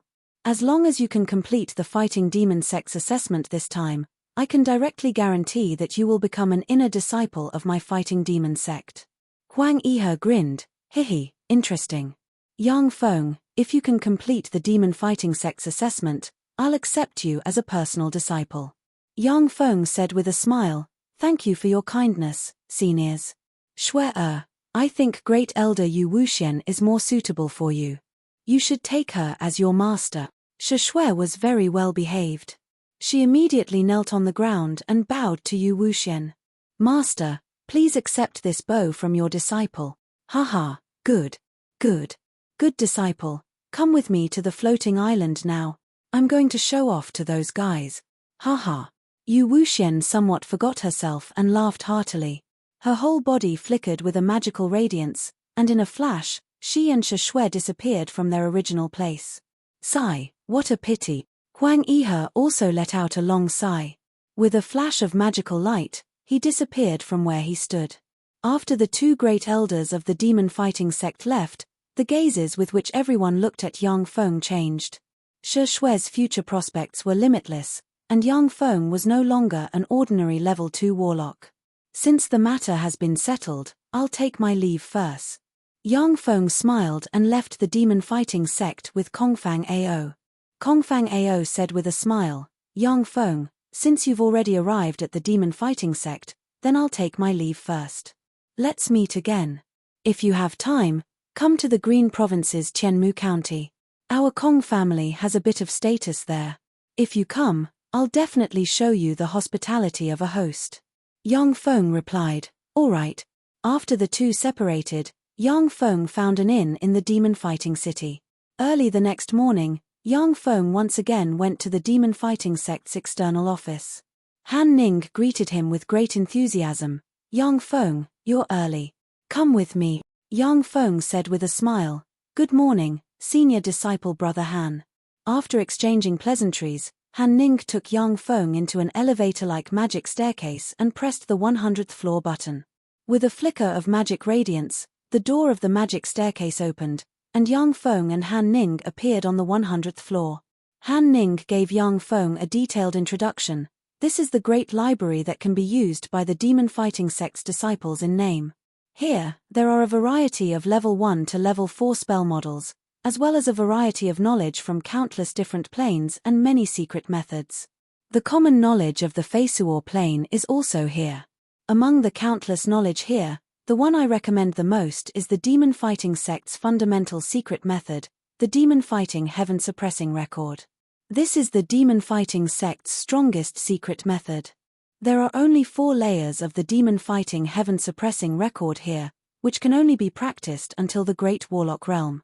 In the future, if you can complete the assessment and join the demon fighting sect, then you'll have the opportunity to learn the next few layers of the secret method. Yang Feng looked at the Great Library and saw that it covered an area of about 5 square kilometers. Obviously, a powerful warlock had cast a spatial spell on it. Within that area of 5 square kilometers, there were countless bookshelves with books neatly arranged on them. In the center of the Great Library, there was a magic crystal ball with a diameter of about 1 meter suspended in the air and engraved with countless mysterious runes. Han Ning said, "That's the Great Library's index crystal, as well as the library's administrator. You can use the index crystal to quickly find all kinds of information you want. The specific way to use it is to walk within 5 meters of it and then silently recite the information you want in your mind." Yang Feng went before the index crystal and mused, "I need the demon fighting heaven suppressing record." With a flicker of magic radiance, a book flew out from the countless bookshelves and flew into Yang Feng's hand. Han Ning said with a smile, "All right, Yang Feng, I won't disturb your study. Work hard." Yang Feng said, "Thank you, senior disciple brother Han." After Han Ning left, Yang Feng sat to one side and began to study while using the smart microchip installed on his glasses to scan those books into his database. In the Great Library, Yang Feng practically forgot to eat and sleep as he studied all the information related to the Feisuor plane. He was very clear that the information was related to the future safety and development of his embodiment. 10 days later, in a cultivation secret room of a luxurious hotel, Yang Feng sat cross-legged on a jade bed, surrounded by the remains and ashes of top-notch magic stones. The green life embodiment bead suspended in the air in front of Yang Feng and blossomed with resplendent radiance. Yang Feng suddenly opened his eyes and spat out a stream of blood essence along with 3 golden specks of light that entered the life embodiment bead. After losing the stream of blood essence, Yang Feng's complexion became extremely pale. He promptly picked up a vial of elixir beside him and poured it into his mouth. After drinking the vial of elixir, Yang Feng's complexion became a lot better. He silently chanted, and rays of magic light condensed around his body. A soul seed flew out from between his eyebrows in a strange manner. Below the soul seed, there were countless fine lines extending, with each fine line having a small sphere. With a closer look, one could see that the small spheres were spell models. As soon as the soul seed appeared, it slowly split into 2 halves. Along with the splitting of the soul seed, Yang Feng felt as if he had been split into 2 halves, feeling extremely painful. However, he still forcefully endured the pain with great willpower.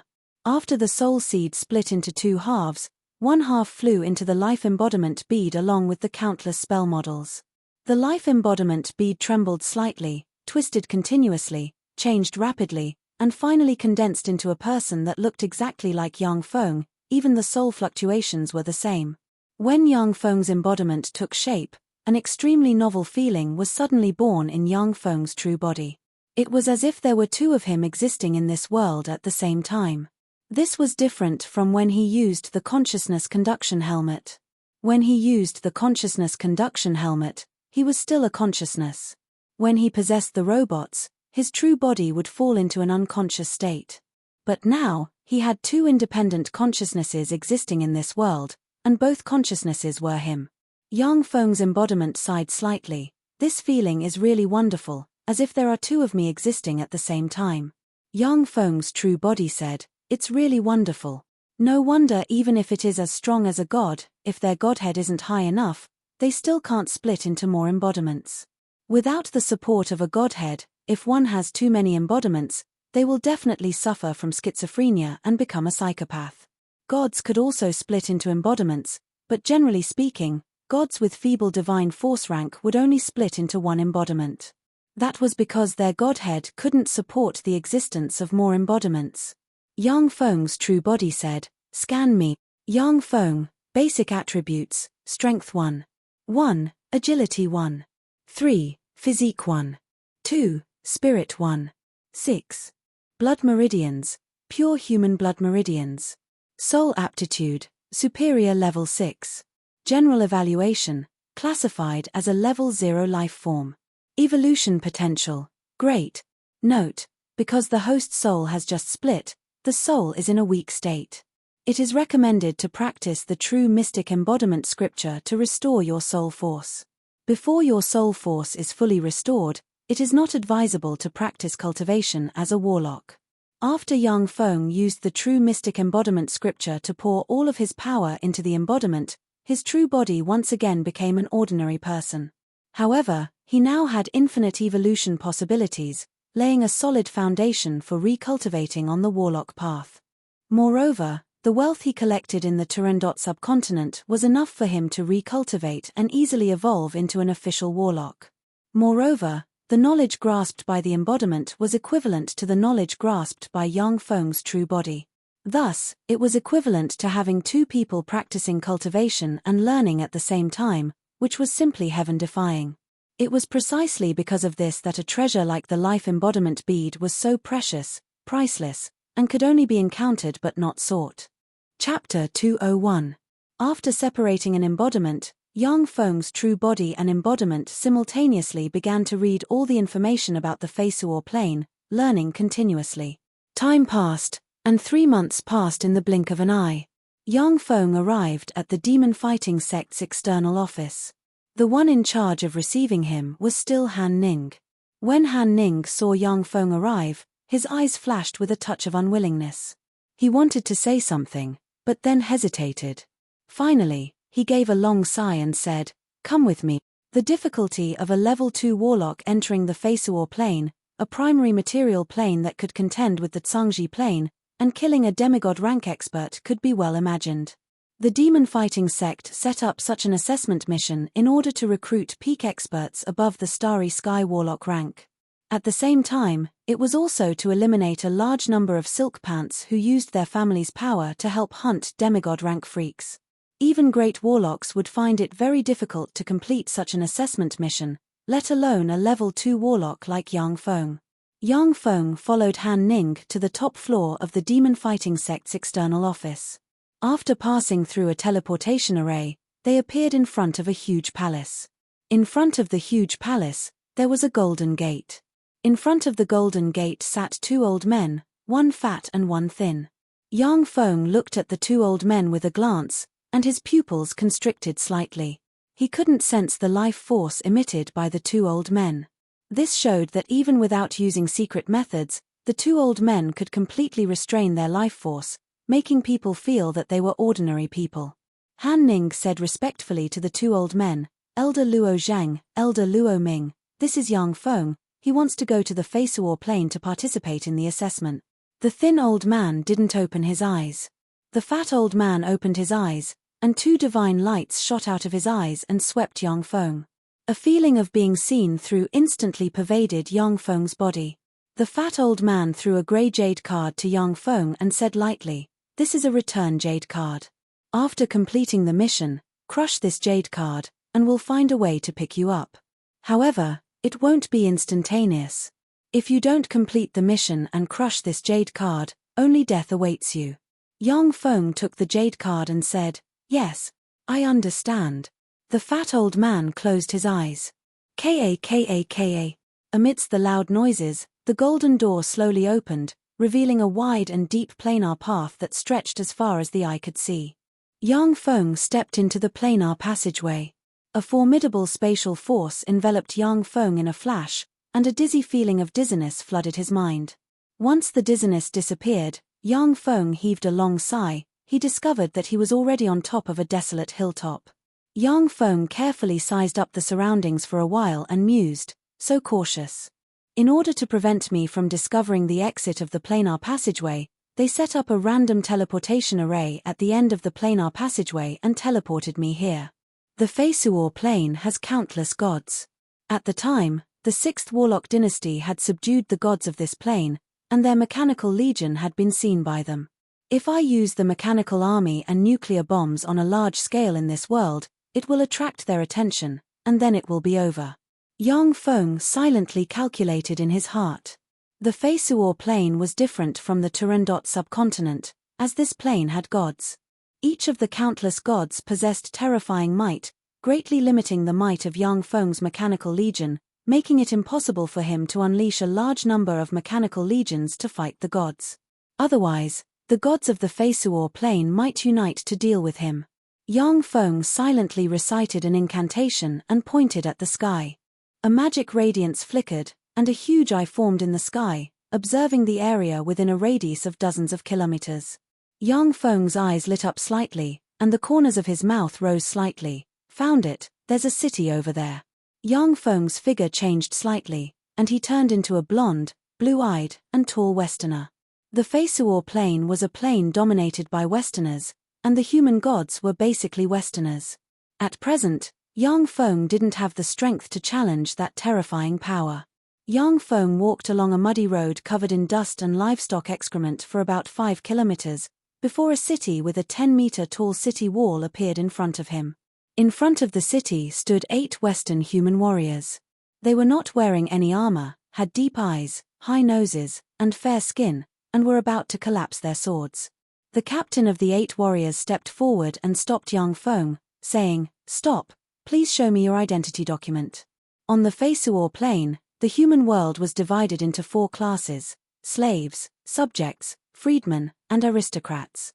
Slaves and subjects of lords couldn't freely leave the territory of lords. Only freedmen and aristocrats could freely travel throughout the continent. Humph!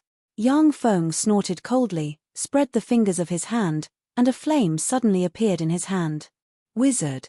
I'm sorry, Your Honorable Excellency, please forgive me for offending you." When the captain saw the flame in Yang Feng's hand, his complexion suddenly changed greatly, and he bowed and said respectfully. The rest of the warriors looked at Yang Feng with a touch of respect in their eyes. On the Feisuo plain, wizards were lofty existences, and their status was comparable to that of aristocrats. They could freely travel throughout the world. Many aristocrats took pride in being able to recruit a wizard to serve them. Moreover, on the Feisuo plain, the number of wizards was very small. Out of 100,000 people, there might not even be one wizard. "This is my power, my own power." Yang Feng looked at the 8 respectful warriors, and a touch of pleasure welled up inside him. On the Turandot subcontinent, relying on the tremendous power of the Shizu Mechanical Legion, Yang Feng defeated countless powerful enemies, and finally unified the entire Turandot subcontinent and became its king. However, he was very clear that it was mainly by relying on the power of the Mechanical Legion that he achieved that step.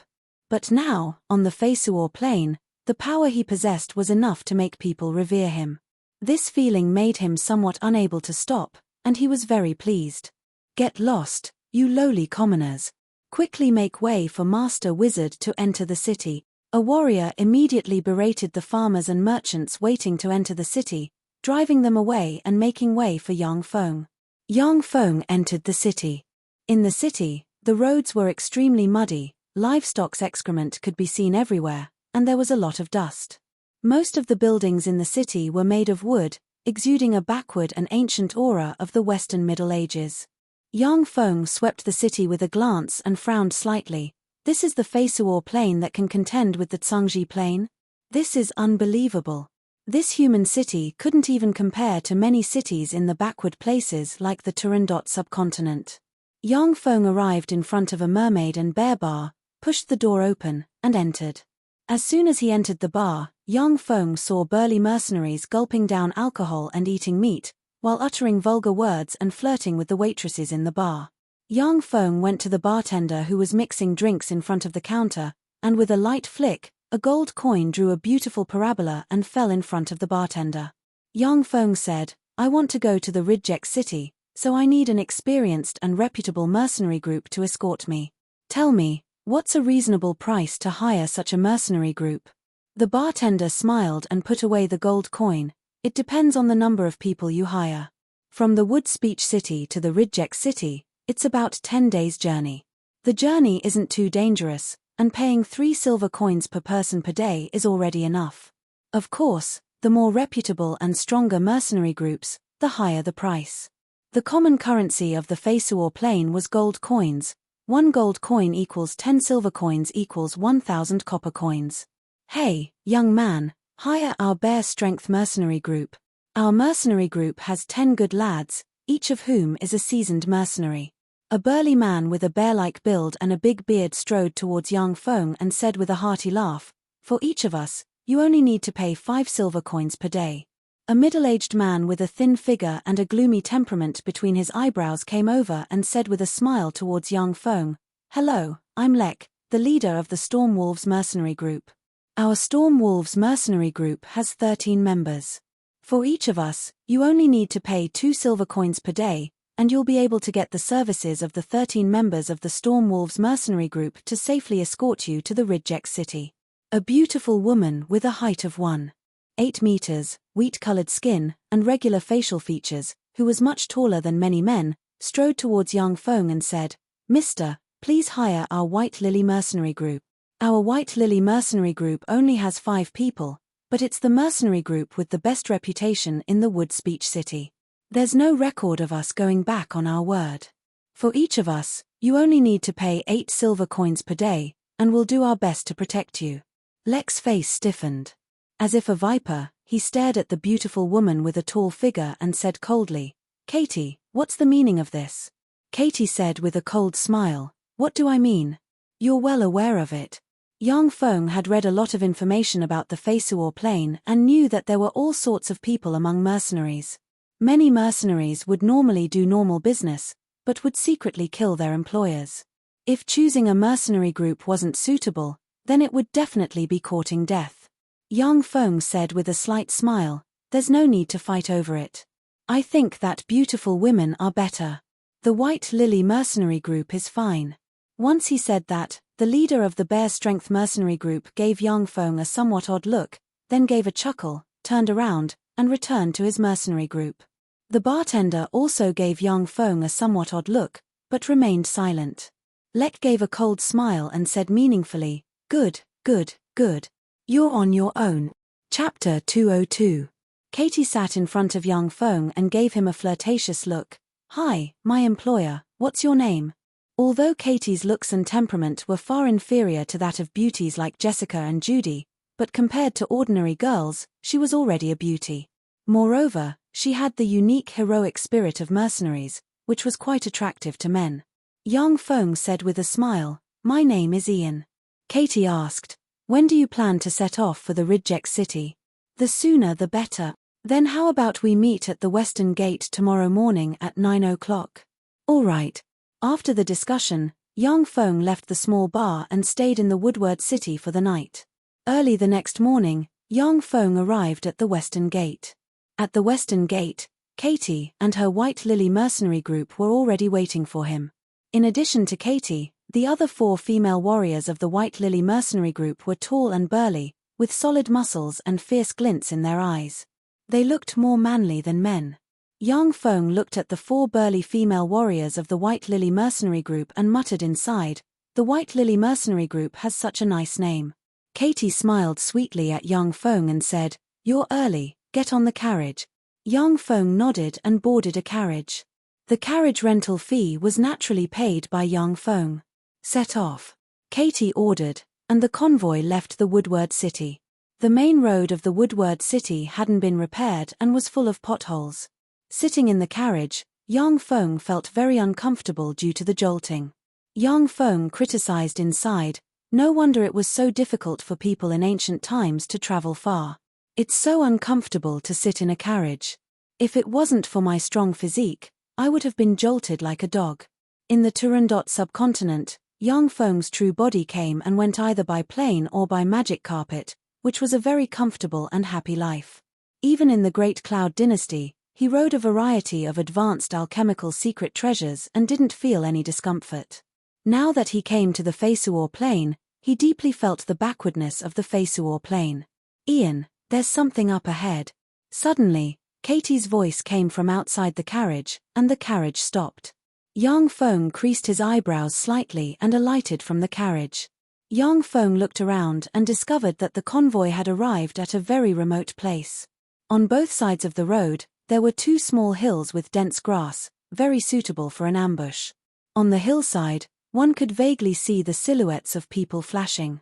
With a dignified expression, Katie walked up to young Feng and said unhurriedly, "I suspect that it's someone from the Storm Wolves mercenary group. They often kill their employers halfway and plunder their wealth. I'm afraid they've set their eyes on you. It's fine if they don't come. If they come over, I'll give them an unforgettable lesson." Yang Feng smiled coldly, silently recited an incantation, pointed at the sky, and cast magic eyes. A magic light flashed and condensed into a huge eye in midair. The eyeball rotated 360 degrees and looked at both sides of the hillside. On both sides of the hillside, there were indeed more than 20 heavily armed soldiers lying in ambush. Among those soldiers stood Lek, the head of the Storm Wolves mercenary corps. Magician. He's a magician. The more than 20 soldiers looked at the magic eye in the sky, their complexions turning deathly pale and revealing traces of fear. On the Feisuor plain, magicians were synonymous with mystery and power. These soldiers had only heard of the powerful deeds of magicians in some myths and legends. Now that they saw the magic eye, they were shocked, scared out of their wits, and lost all will to fight. "Ian, you're actually a magician, that's really amazing. I think I might have fallen in love with you." Katie stared fixedly at young Feng, her eyes rippling with traces of charm, her face carrying traces of a coquettish and charming smile. She walked up to young Feng. Suddenly, a cold glint flashed in Katie's eyes. She pulled out a dagger with a blade flickering with a dark blue radiance and fiercely stabbed at young Feng. Caught off guard, young Feng was stabbed in the abdomen by Katie. After succeeding in her attack, Katie immediately retreated briskly by more than a dozen meters, before saying with a charming smile full of malice, "Mighty Mr. Wizard, I think I might have fallen in love with you. However, I'm not in love with you, but rather with your wealth, ha ha ha." The magic eye in the sky collapsed in a flash. "Why?" Young Feng covered his abdomen with both hands, his expression pained, and said while gnashing his teeth. Lek, the head of the Storm Wolves mercenary corps, laughed wildly, and took his subordinates down from the hillside. "Idiot, that's because our Storm Wolves mercenary corps and the White Lily mercenary corps are in cahoot. A fat sheep like you is our favorite target. Lord Wizard, the romantic encounter in the bar wasn't bad, right? In fact, in the bar. The people with the best reputation are that stupid bear's mercenary corps. Apart from his mercenary corps, the rest are just hungry wolves like us." Katie interrupted, "Enough with the nonsense, kill him. The means of wizards are too strange and powerful, don't give him any chances. Shoot him." On the Feisuor plain, bows and arrows were controlled weapons.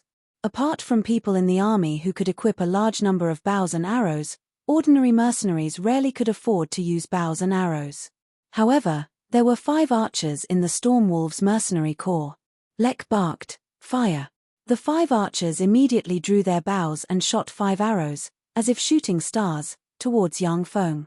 At the moment when the 5 arrows were about to hit young Feng, a powerful warping force field suddenly appeared and shook slightly, and the 5 arrows were strangely deflected. Seeing such a strange scene, Lek and Katie's complexions at once became extremely pale, and their eyes flashed with a touch of an unknown premonition. "You weren't stabbed?" Katie said in a somewhat trembling voice. Young Feng stood up, looked at the holes in his clothes, and said faintly, "No, I was still somewhat careless. I was stabbed by an ordinary person like you. Unfortunately, the gap in strength between us is too great, and I don't have a legend rank weapon. It's basically impossible to assassinate me."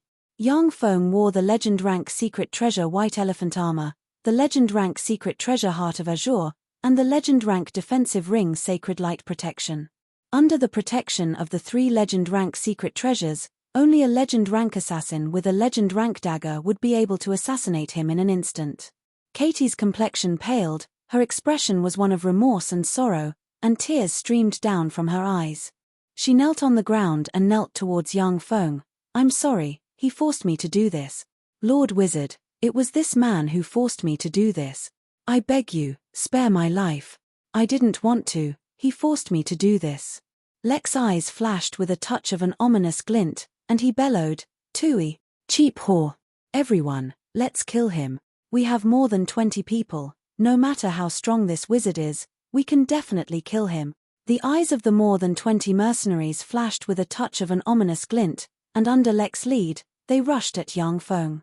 Yang Feng smiled faintly and flicked his hand, and a seed fell on the ground.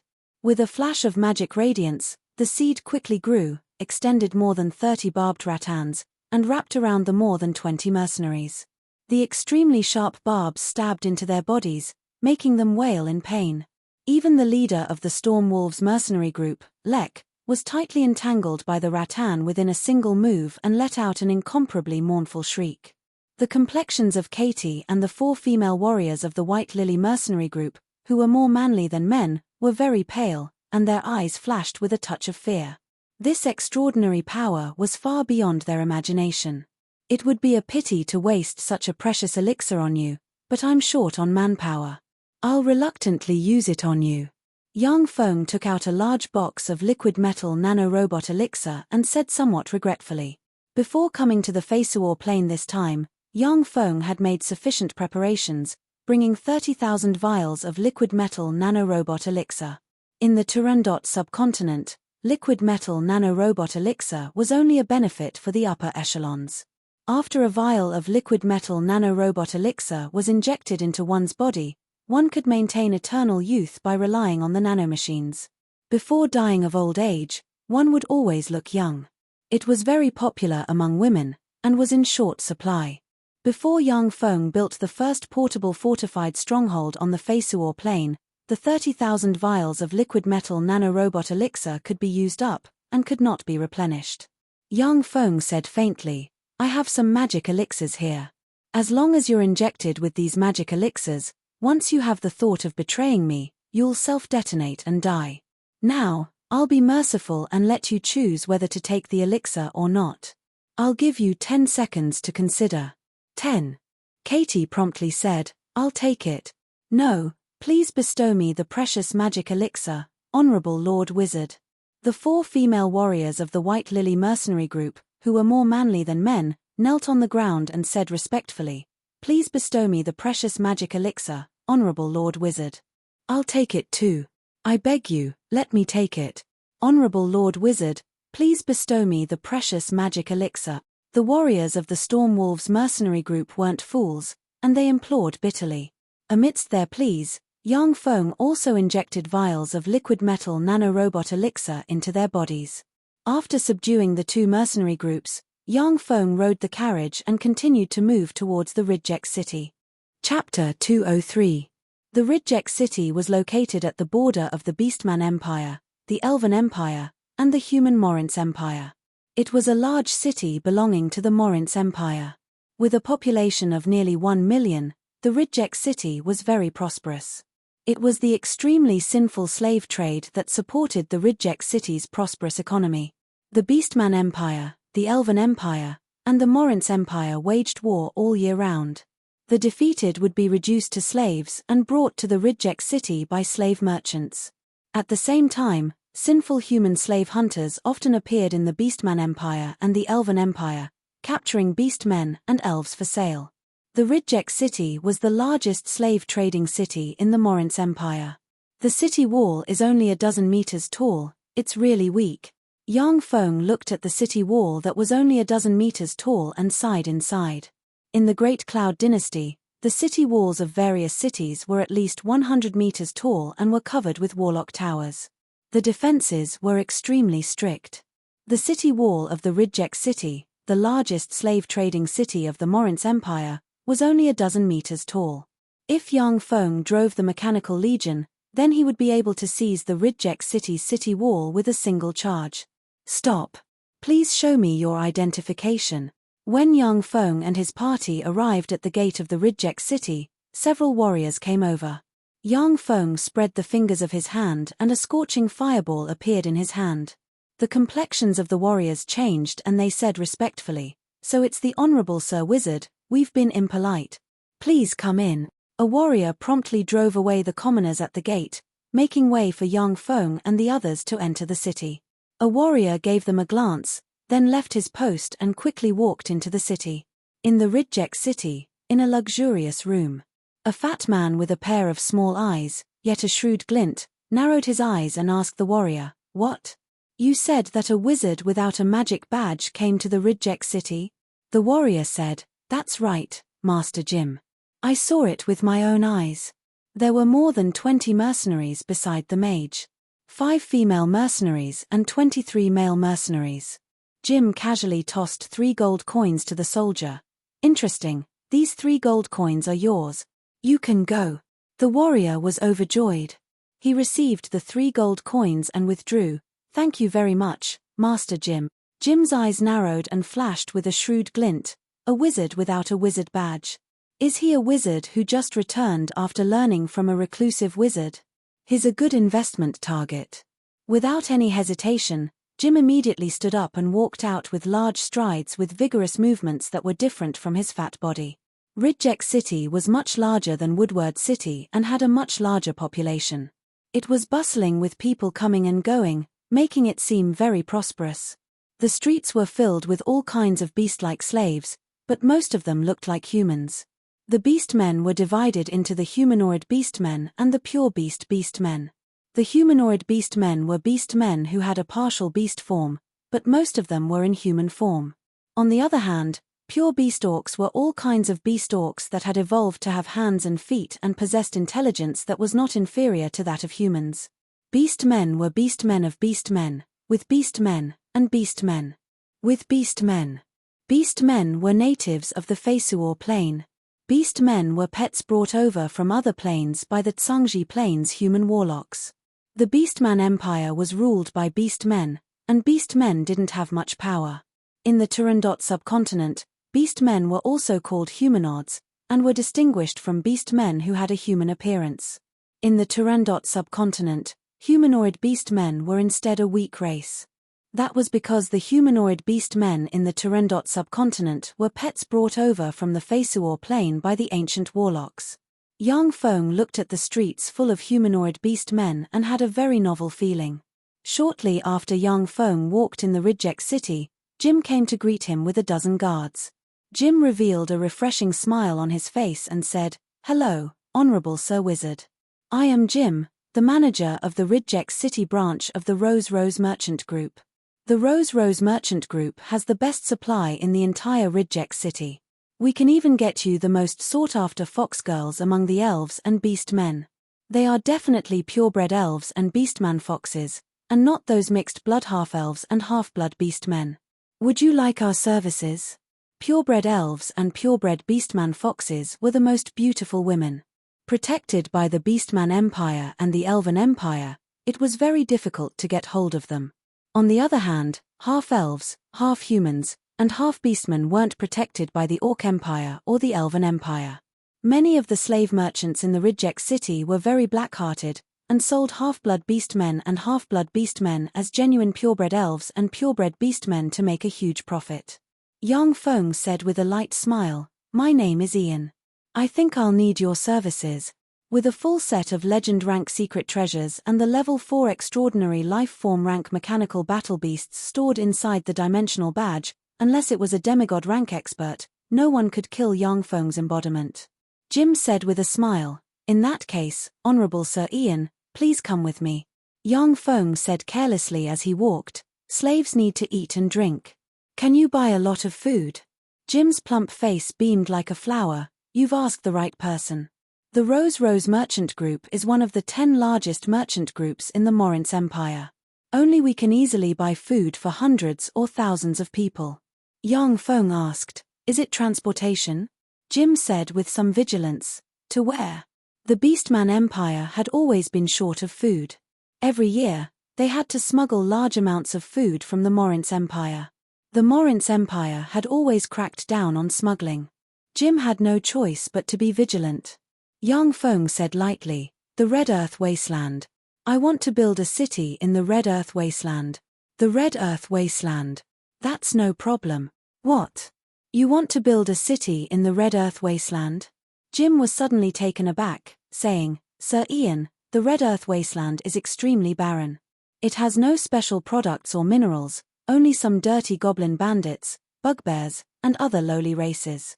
It's of no value at all. The Red Earth Wasteland was a vast wasteland located at the junction of the Morince Empire, the Titan Empire, the Beastman Empire, and the Elven Empire. In the wasteland, only the Rhine River ran through the entire wasteland.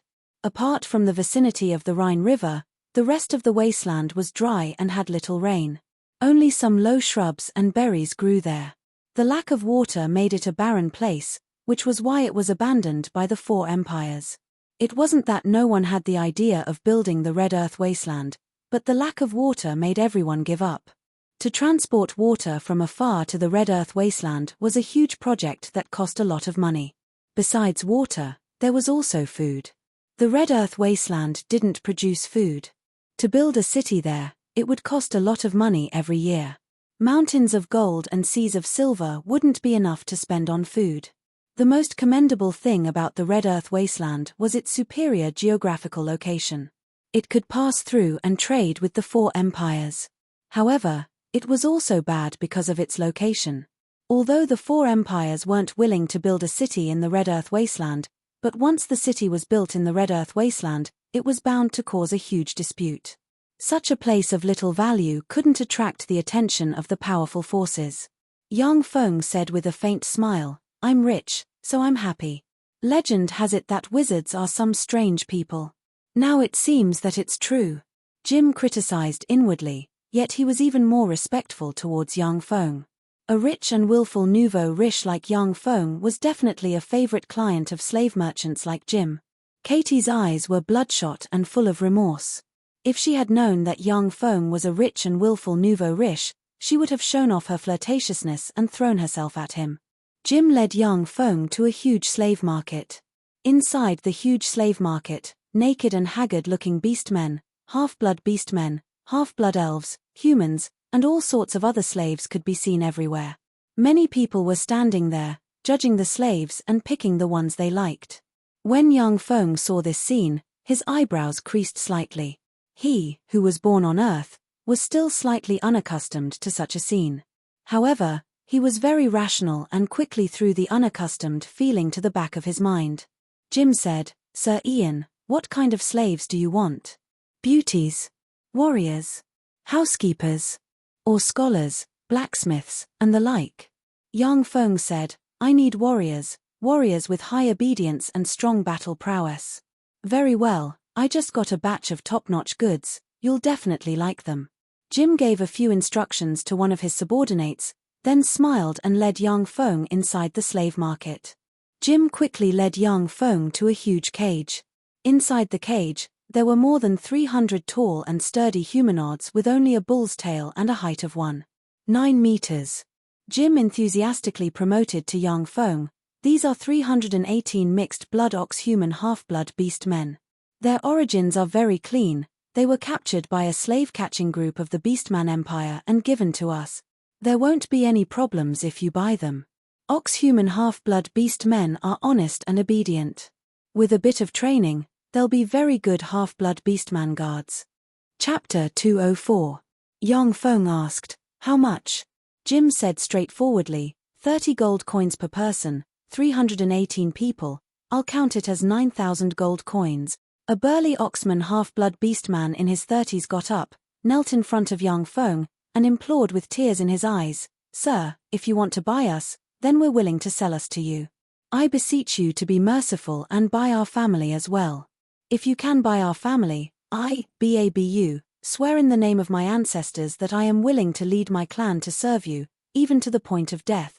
The 317 oxman half-blood beast men also came over, knelt on the ground, and kowtowed to Yang Feng until their foreheads bled. Half-beastmen did not have the protection of gods, so their status was extremely low. Neither the humans nor the orcs saw them as their own kind. They hunted them wantonly and traded them like goods. Yang Feng asked, "How much for their entire family?" Jim smiled and said, "Their families are basically all old, weak, women, and children. Only a few pretty virgins are worth a bit of money. If we sell them separately, we should be able to sell them for around 2,100 gold coins. If you want to buy them, Master Ian, 2,000 gold coins will do." Yang Feng said lightly, "I'll buy them all. After I'm done choosing, we'll pay together." Jim smiled and said, "Yes." Yang Feng suddenly pointed to a huge cage next to him and asked, How much are those people? Inside the huge cage that young Feng pointed at, there were 200 burly human men. He could be considered to have rich experience in Turandot subcontinent. With a glance, he could tell that those 200 burly men were definitely from the army.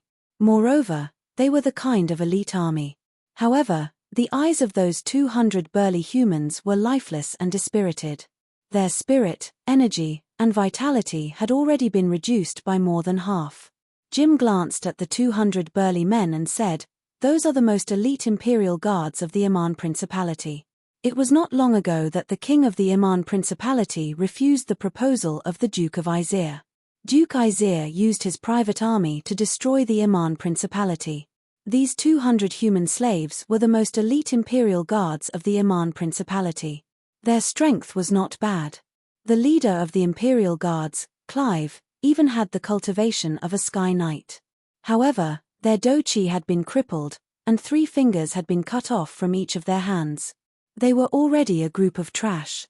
He's only suitable to be the male pet slave of the noblewomen.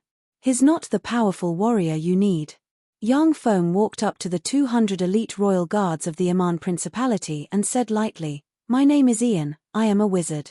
I want to ask you, do you want to continue living as a male pet, or do you want to be a warrior and fight for me, have the dignity of a warrior, and live as a warrior?" When they heard Yang Feng's words, a glimmer of light ignited in the eyes of the 200 human burly men in the cage. The burly human Clive raised his eyes, stared at Yang Feng and said solemnly, "Our cultivation bases have been crippled, and 3 of the fingers on each of our hands have been cut off. We can no longer hold swords. Honorable Sir Magician, what do you want us to do to fight for you?" The light in the eyes of the 200 burly men immediately dimmed. With their current strength, any ordinary person could defeat them. Yang Feng said lightly, "Although your do-chi has been crippled and your fingers have been cut off. However, your knowledge hasn't been taken away. I need you to train me into an army that can defeat any thief or robber in the Red Earth Wasteland. Besides, I'm a wizard. The path of magic is mysterious and unfathomable. It's not impossible for me to help you restore your do-chi and fingers in the future." Clive's eyes lit up. He struggled to get up and saluted Yang Feng in a knight's salute. "In that case, Sir Ian, we are willing to serve you." The 200 human knights also got up and saluted Yang Feng in a knight's salute. Their eyes flickered with a glimmer of hope. Yang Feng said, "I want all of these 200 people. Name your price." Jim's eyes narrowed slightly and he said, "Sir Ian, although their do-chi has been crippled, but each of them is tall and sturdy with sturdy muscles. Many noble women of the Morince Empire like such male pets. If they are sold to noble women, each of them can be sold for more than 100 gold coins. Clive is a sky knight, so he can be sold for at least 3,000 gold coins. The 200 of them will be sold for 30,000 gold coins." Yang Feng said carelessly, 30,000 gold coins, no problem. Next, in the warrior slave market, Yang Feng picked and bought more than 50 slave warriors. He didn't fancy the rest of the slave warriors. Jim continued to promote, "Sir Ian, you have a distinguished status, so you should let some servants handle the daily affairs. We have a batch of maids from the imperial palace of the Iman Principality. Do you need them?" Yang Feng said, "Then let's go take a look." Under Jim's lead, Yang Feng passed through the warrior slave market and arrived at the female slave market in the rear. 1,000 gold coins, 1,100 gold coins. As soon as he walked into the female slave market, a burst of crazy screams came from inside. Men who looked like aristocrats gathered together, looked at the auction platform in the center of the female slave market, and shouted madly. Yang Feng looked at the center of the auction platform and saw a 12 or 13-year-old girl with a pair of elf-like pointed ears and a delicate and beautiful appearance. Beside the girl stood a 21 or 22-year-old woman with a delicate and beautiful appearance and a pair of elven ears. She had a youthful charm and a pair of beautiful elven ears. Jim warned, the Black Fang slave hunters went deep into the hinterland of the Elven Empire and paid a huge price to capture a pair of pureblood elven mother and daughter. Furthermore, the daughter is still a virgin. Sir Ian, are you interested in them as well? The Elven Empire isn't to be trifled with. If you want to build a city in the Red Earth City, Then once the people of the Elven Empire find out that you keep elven female slaves, their pointy ears won't let you off. My greatest weakness is that I'm kind-hearted. There's really no other way. Yang Feng said lightly, 5,000 gold coins. After hearing the offer of 5,000 gold coins, the fanatical aristocrats calmed down a little, and their gazes focused on Yang Feng. 5,000 gold coins wasn't a small sum. It was enough to purchase more than 100 robust half-blood beastmen slaves.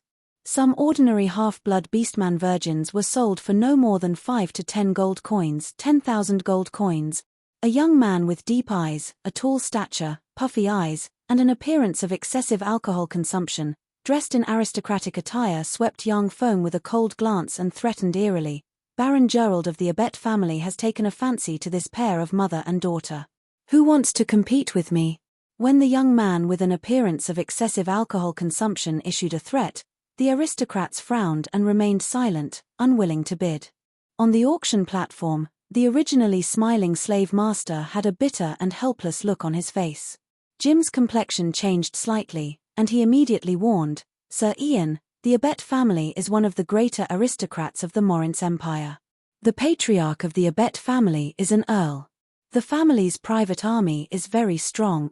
The Morince Empire was so powerful that a duke dared to brazenly dispatch his private army to wipe out another principality. The greater aristocrats of this formidable empire were terrifyingly powerful, not the slightest bit inferior to the kings of some lesser principalities." 15,000 gold coins. Yang Feng nodded slightly to Jim, then swept Baron Gerald with a glance and said with a cold smile, "This is an auction, where everything goes to the highest bidder. Baron Gerald, if you don't have the money, then shut up." A gloomy glint flashed past Baron Gerald's eyes.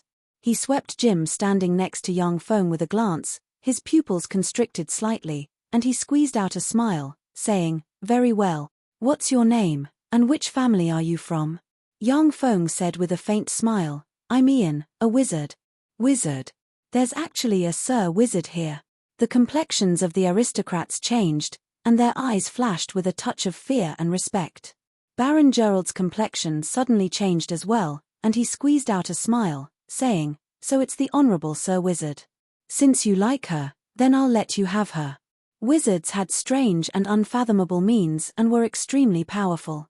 Killing someone silently was like playing around. The aristocrats weren't willing to offend such a terrifying existence for no reason. When Jim saw this scene, his eyes became slightly hot. As one of the leaders of the Rose merchant group, he had much more money than many aristocrats. But in the eyes of the aristocrats, he was still a lowly commoner. Only a powerful wizard like Yang Feng could make those arrogant aristocrats bow their heads. No one dared to bid, and Yang Feng easily bought the pair of mother and daughter elves. Jim stepped forward to negotiate with the slave owner, and agreed to settle the bill before Yang Feng left. Then, he took Yang Feng to his slave warehouse. "Sir Ian, take a look, these are the top-notch goods from the Iman Principality. Each of them has been carefully selected, rigorously trained, and have aristocratic blood. They're basically virgins, and it wasn't easy for me to get my hands on a batch of top-notch goods. You should know how difficult it is to find such a virgin in the midst of chaos." Jim arrived in front of a cage, pointed at the huge cage, and said proudly. Yang Feng looked carefully at the cage, and saw that it wasn't as messy as the other cages. Instead, it looked very clean and didn't have a trace of stench. Instead, it was sprayed with a bit of perfume. There were some tables and chairs inside the cage, and 18 beautiful women dressed in maid attire with extraordinary temperaments sat neatly in front of the tables and chairs. It looked like a beautiful scenery. Yang Feng sighed silently. Every profession has its own master. Even slave merchants know how to package their goods.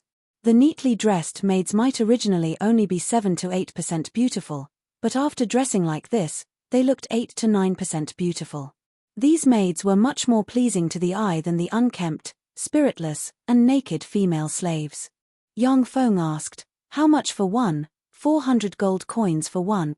Jim quickly added, "A virgin female slave isn't worth that much. But they come from the Iman Principality's imperial palace, have aristocratic blood, have extraordinary temperaments, and grasp a variety of service skills. Such maids are very popular with aristocrats. 400 gold coins for one is really not expensive. The cost I paid for them is extremely high, so the price can't be any lower. A tall and sexy woman with a long scar extending diagonally from the right side of her face and nearly splitting her cherry lips in half stood up, saluted young Feng, and said softly, "Sir, I am Lena, the head maid of these maids. May I ask if you can buy all of us? As long as you buy us, we will do everything in our power to repay your kindness in the future." Young Feng took a look at the cage, and saw that the maids inside the cage were looking at him with longing expressions, yet none of them interjected. Clearly, Lena had a very high status among the maids. Moreover, these beautiful human maids were well trained, and were many times better than those clumsy and unruly women.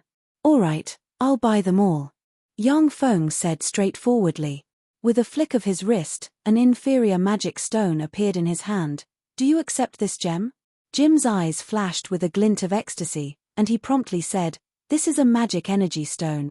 Accept, accept. I'll pay 500 gold coins for each magic energy stone. What do you think?" "No, 600 gold coins for each. If you can sell them in large quantities, then the price can be negotiated."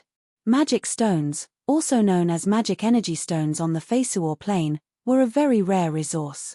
At the time when the Tsangji plane's human warlocks dominated the Feisuo plane, they brought nearly all of the Feisuo plane's magic stones to the Tsangji plane, resulting in a shortage of magic stones on the Feisuo plane.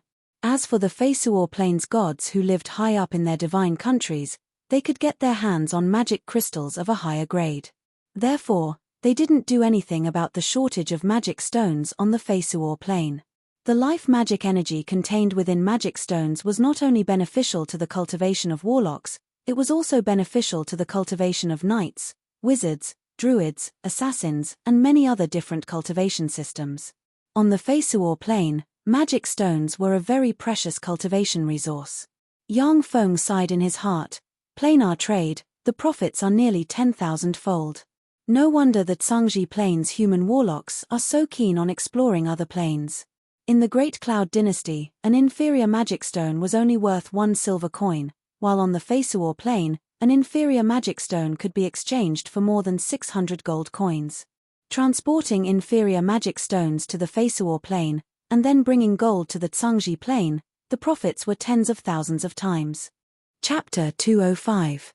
Of course, the profits of planar trade were terrifying, but the costs and risks were also astonishing. A planar passageway leading to a different plane not only required magic crystals in the hundreds of millions, but also required all kinds of precious resources. Only powerful warlocks at the Moonlight Warlock rank or above could establish a planar passageway. In the era of the 8 great warlock dynasties, planar passageways ran through countless planes, transporting troops through those planar passageways and suppressing many planes. After the 8th warlock dynasty, the major planes revolted and destroyed their planar passageways leading to the Tsangji plane. Once those planar passageways were discovered, they would face the risk of being destroyed. The planar passageways controlled by the major forces like the demon fighting sect naturally wouldn't be used for such a trivial matter as magic stone smuggling. Yang Feng said in an overbearing manner, "I'll use these magic energy stones to pay the bill. How many magic energy stones are there in total? Give me a number." In order to quickly establish a foothold on the Feisuo plane, Yang Feng brought 2 billion inferior magic stones and 3 billion gold coins. A trifling few inferior magic stones were nothing to him. Jim said in a forthright manner, "Forthright, Sir Ian, you're really forthright. How about this? I'll calculate the price of a magic energy stone at 700 gold coins. The slaves you've purchased will cost you 72,365 gold coins. I'll erase the change and calculate it as 70,000 gold coins. You only need to pay me 100 magic energy stones." Yang Feng smiled faintly. Without saying much, he tossed a pouch containing 100 inferior magic stones into Jim's hand. In fact, on the Feisuo plane, an inferior magic stone was generally sold for more than 800 gold coins. If transported to some prosperous places and sold to major forces, it could even be sold for more than 1,000 gold coins. However, Jim did his best to curry favor with Yang Feng in order to make money. Yang Feng naturally wouldn't haggle over it. If you don't give them some benefits, who will work hard for you? Jim beamed with joy and hurriedly grabbed the pouch. He had earned at least 50,000 gold coins from this transaction.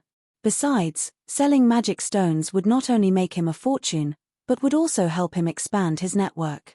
Every wizard is a walking treasure trove with the wealth of a state. This sentence couldn't be more correct. Jim shook the pouch in his hand. Listening to the sound of magic stones striking each other, his fat eyes narrowed, and he revealed a gratified smile. He rejoiced at his wise decision. Yang Feng said meaningfully, "Help me prepare 3 months' worth of food for 1,000 people, as well as the clothes, armor, and weapons needed by my slaves. As long as you do a good job, I'll even pay with magic energy stones." Jim became excited. His eyes seemed to have turned into the shape of magic stones, and he jumped up and said, Sir Ian. I will definitely arrange everything properly for you." Jim's influence in the Ridgek city was indeed enormous. He quickly got a large courtyard and stuffed all the slaves bought by Yang Feng into it. Without demur, Yang Feng spent 50 magic stones to buy the courtyard that could accommodate more than 1,000 people.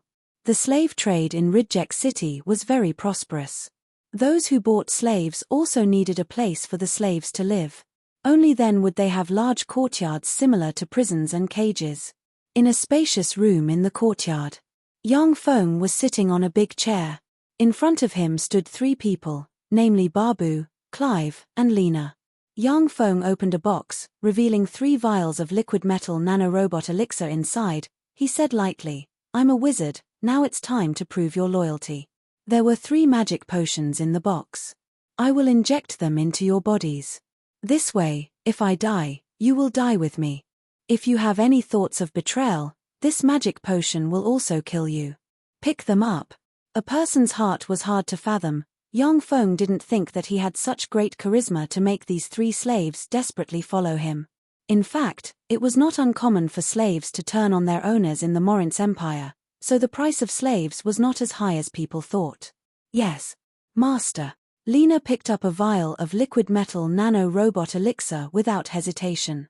When her hand touched the vial of liquid metal nano-robot elixir flew up and pricked her jade-white arm, injecting the colorless liquid metal nano-robot elixir into her body. When Babu and Clive saw this, without hesitation, they stepped forward and touched the vial of liquid metal nano-robot elixir. The 2 vials of elixir flew up, pierced their arms, and injected the elixir into their bodies. "Very good, I'm glad that you didn't make the wrong choice. Now, it's time to witness a miracle." Yang Feng smiled and snapped his fingers. Lena suddenly felt the scar on her face itch slightly, and countless heat surged. The extremely ugly scar seemed to be torn off inch by an invisible hand, revealing the snow-white and tender skin underneath. Without the extremely ugly scar, Lena suddenly changed from an ugly woman who would give people nightmares to a top beauty with a sexy figure and extraordinary temperament. Babu said in a low and muffled voice, "Your scar is gone." Lena was slightly startled and somewhat incredulous. "The scar is gone?" Yang Feng flicked his finger, and a mage hand grabbed a mirror and appeared in front of Lena at once. Lena looked at the pretty face in the mirror that she had personally destroyed restored to its original appearance. She was pleasantly surprised and full of complicated feelings. Is this the power of a wizard? It's amazing. When Clive saw this, his heart was filled with shock. Almost at the next moment, his hands heated up, and he felt a numbing itch where his fingers were broken. Finger bones with flesh and blood grew out in an extremely strange manner. Then, countless flesh and blood quickly covered his fingers, condensing into 6 new fingers. After the new fingers finished growing, Clive only felt a sharp pain in his body. The destroyed meridians linked up one by one, and countless hidden apertures were stimulated. His formidable life force was stimulated, and tyrannical chi gushed out in a flash. "Thank you, Master, for repairing my body and restoring my chi. Clive is willing to do everything in his power to serve you, Master." Clive's mood surged. He knelt in front of Yang Feng and performed a knight's salute of loyalty to his lord, his voice full of passion. When Clive chose to rely on Yang Feng, he was only forced by the circumstances. There was no worse choice than to rely on Yang Feng. Now, He was truly convinced by Yang Feng. Using both kindness and power was the only way to rule. Babu suddenly felt his body heat up, and his life force potential was stimulated. A tyrannical qi gushed out of his body, directly promoting him to a night rank expert.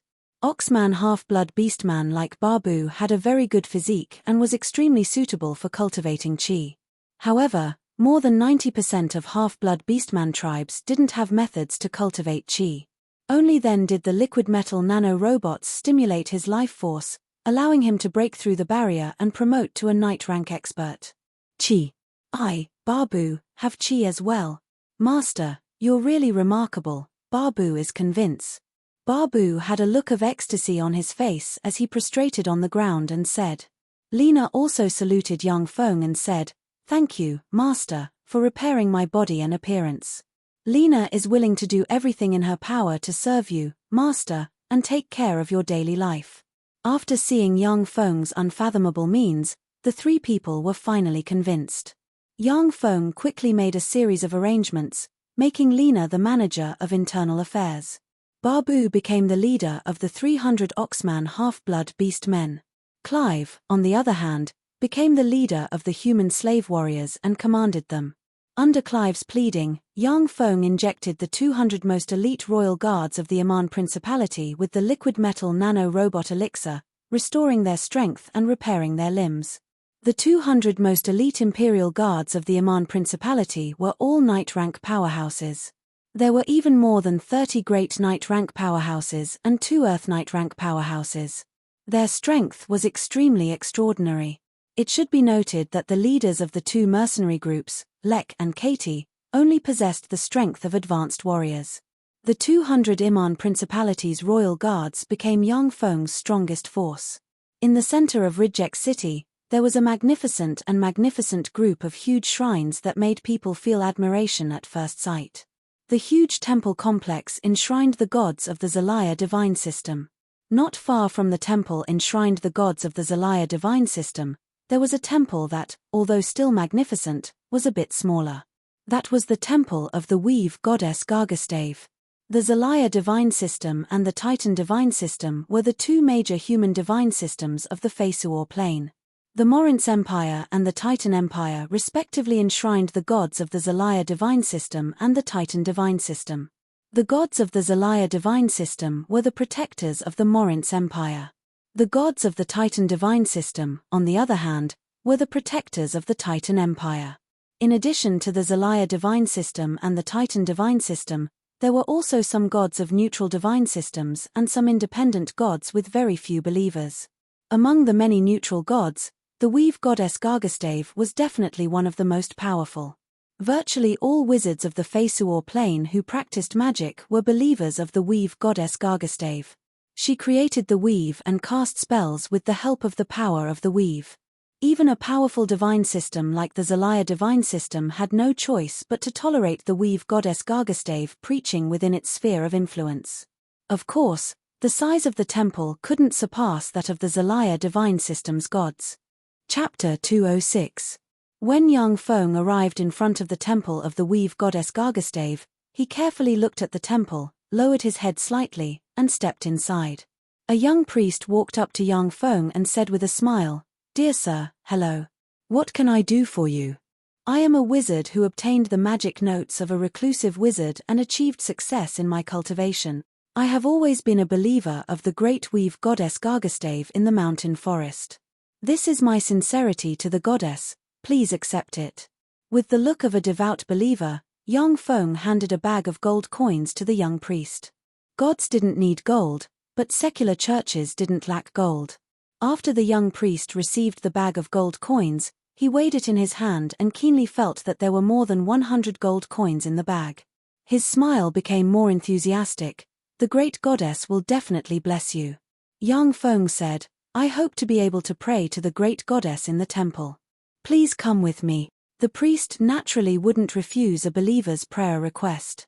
When Yang Feng came to the prayer room, he quietly activated the invisible crown of blasphemy that he had already put on his head. "Great Lord Gargastave, you are the ruler of the weave, the goddess of magic." In front of the statue of the goddess, Yang Feng bowed his head and recited a prayer. Extremely devout spirit fluctuations diffused from Yang Feng. The statue of the weave goddess Gargastave surged with divine light, and a ray of divine light shot out of her lily-white hand and shone on Yang Feng.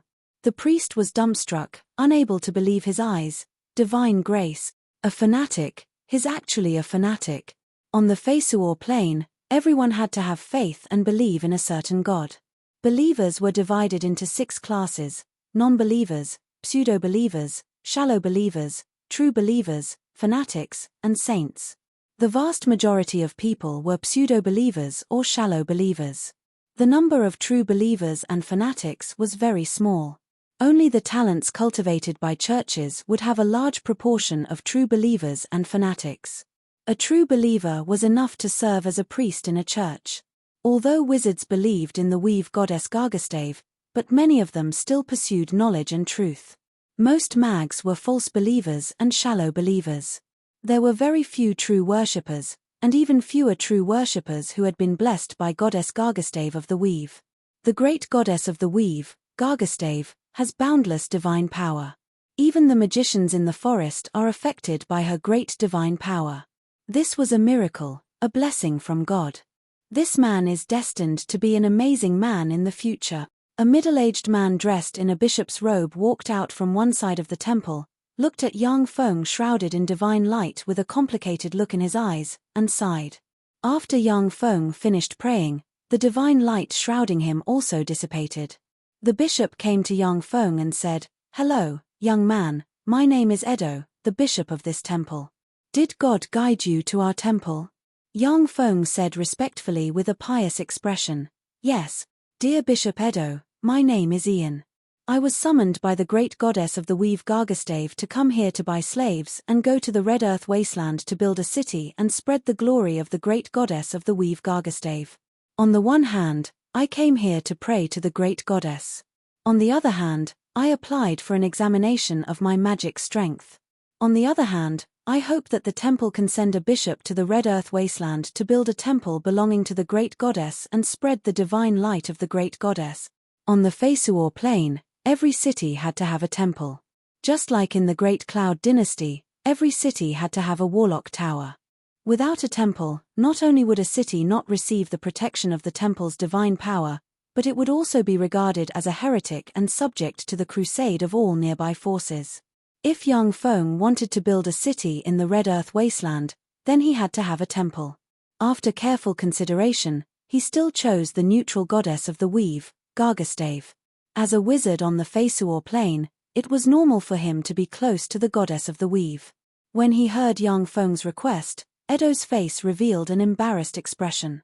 The Red Earth wasteland was a barren wasteland without any resources.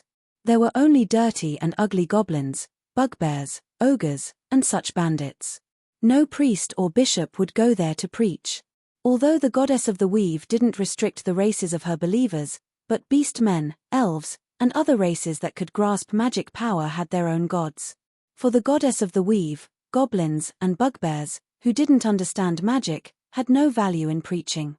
Edo said, "Ian, from the light of divine grace bestowed upon you by the great goddess, I have confirmed that you are a great wizard. I'll give you the magic badge in a moment."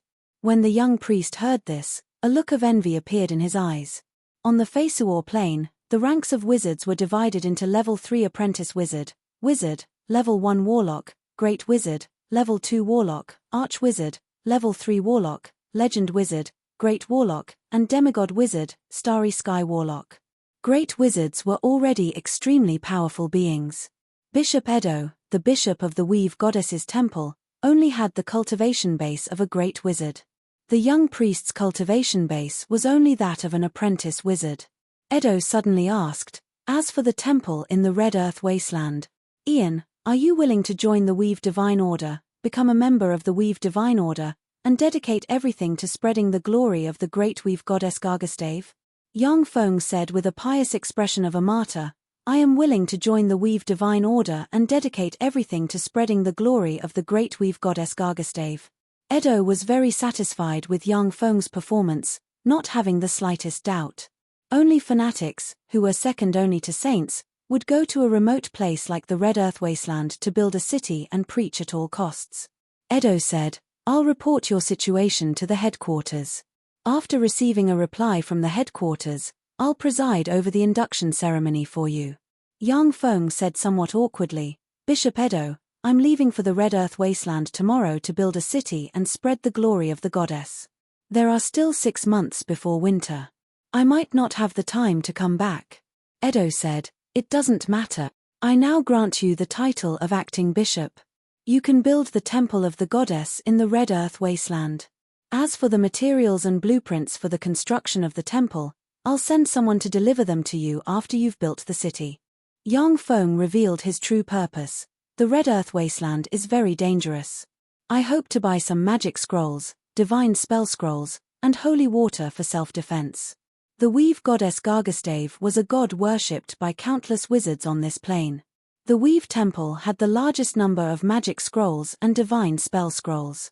Yang Feng's strength as a level 2 warlock was already extremely tyrannical. But on the Feisuor plane, no amount of preparation was excessive. Although his strength was extremely formidable, but his spirit force was limited after all. Those magic scrolls were very useful in enhancing his fighting prowess. The holy water in the temple also had the miraculous power to purify evil, strengthen one's constitution, and treat some common ailments and pains. On the Feisuor plane, the holy water in the temple was equivalent to an all-purpose medicine. Of course, the holy water could only treat many ailments and pains. Those serious ailments still needed to be treated by a doctor. Edo said, 50 gold coins for level 0 magic scrolls, 3,000 gold coins for level 1 magic scrolls, 50 gold coins for level 0 magic scrolls, and 2,000 gold coins for level 1 magic scrolls. 1,000 gold coins for 1 liter of holy water. How much do you want? Yang Feng said overbearingly, I want as much as you have. Edo was startled and said, I have 300 magic scrolls for level 0 magic scrolls and 27 magic scrolls for level 1 magic scrolls. 400 magic scrolls, 100 magic scrolls, and 20 liters of holy water, that's a total of 336,000 gold coins. Yang Feng smiled slightly, flipped his hand, and a magic stone appeared in his hand. Can I pay with magic energy stones? Edo showed a trace of a smile and said, Yes, for each magic energy stone, I can offset the payment of 600 gold coins. Yang Feng said, I also need a lot of food and weapons, preferably standard military weapons. Of course, money is not an issue. Edo's eyebrows creased slightly. Military standard weapons were controlled goods and were not allowed to be bought and sold by civilians.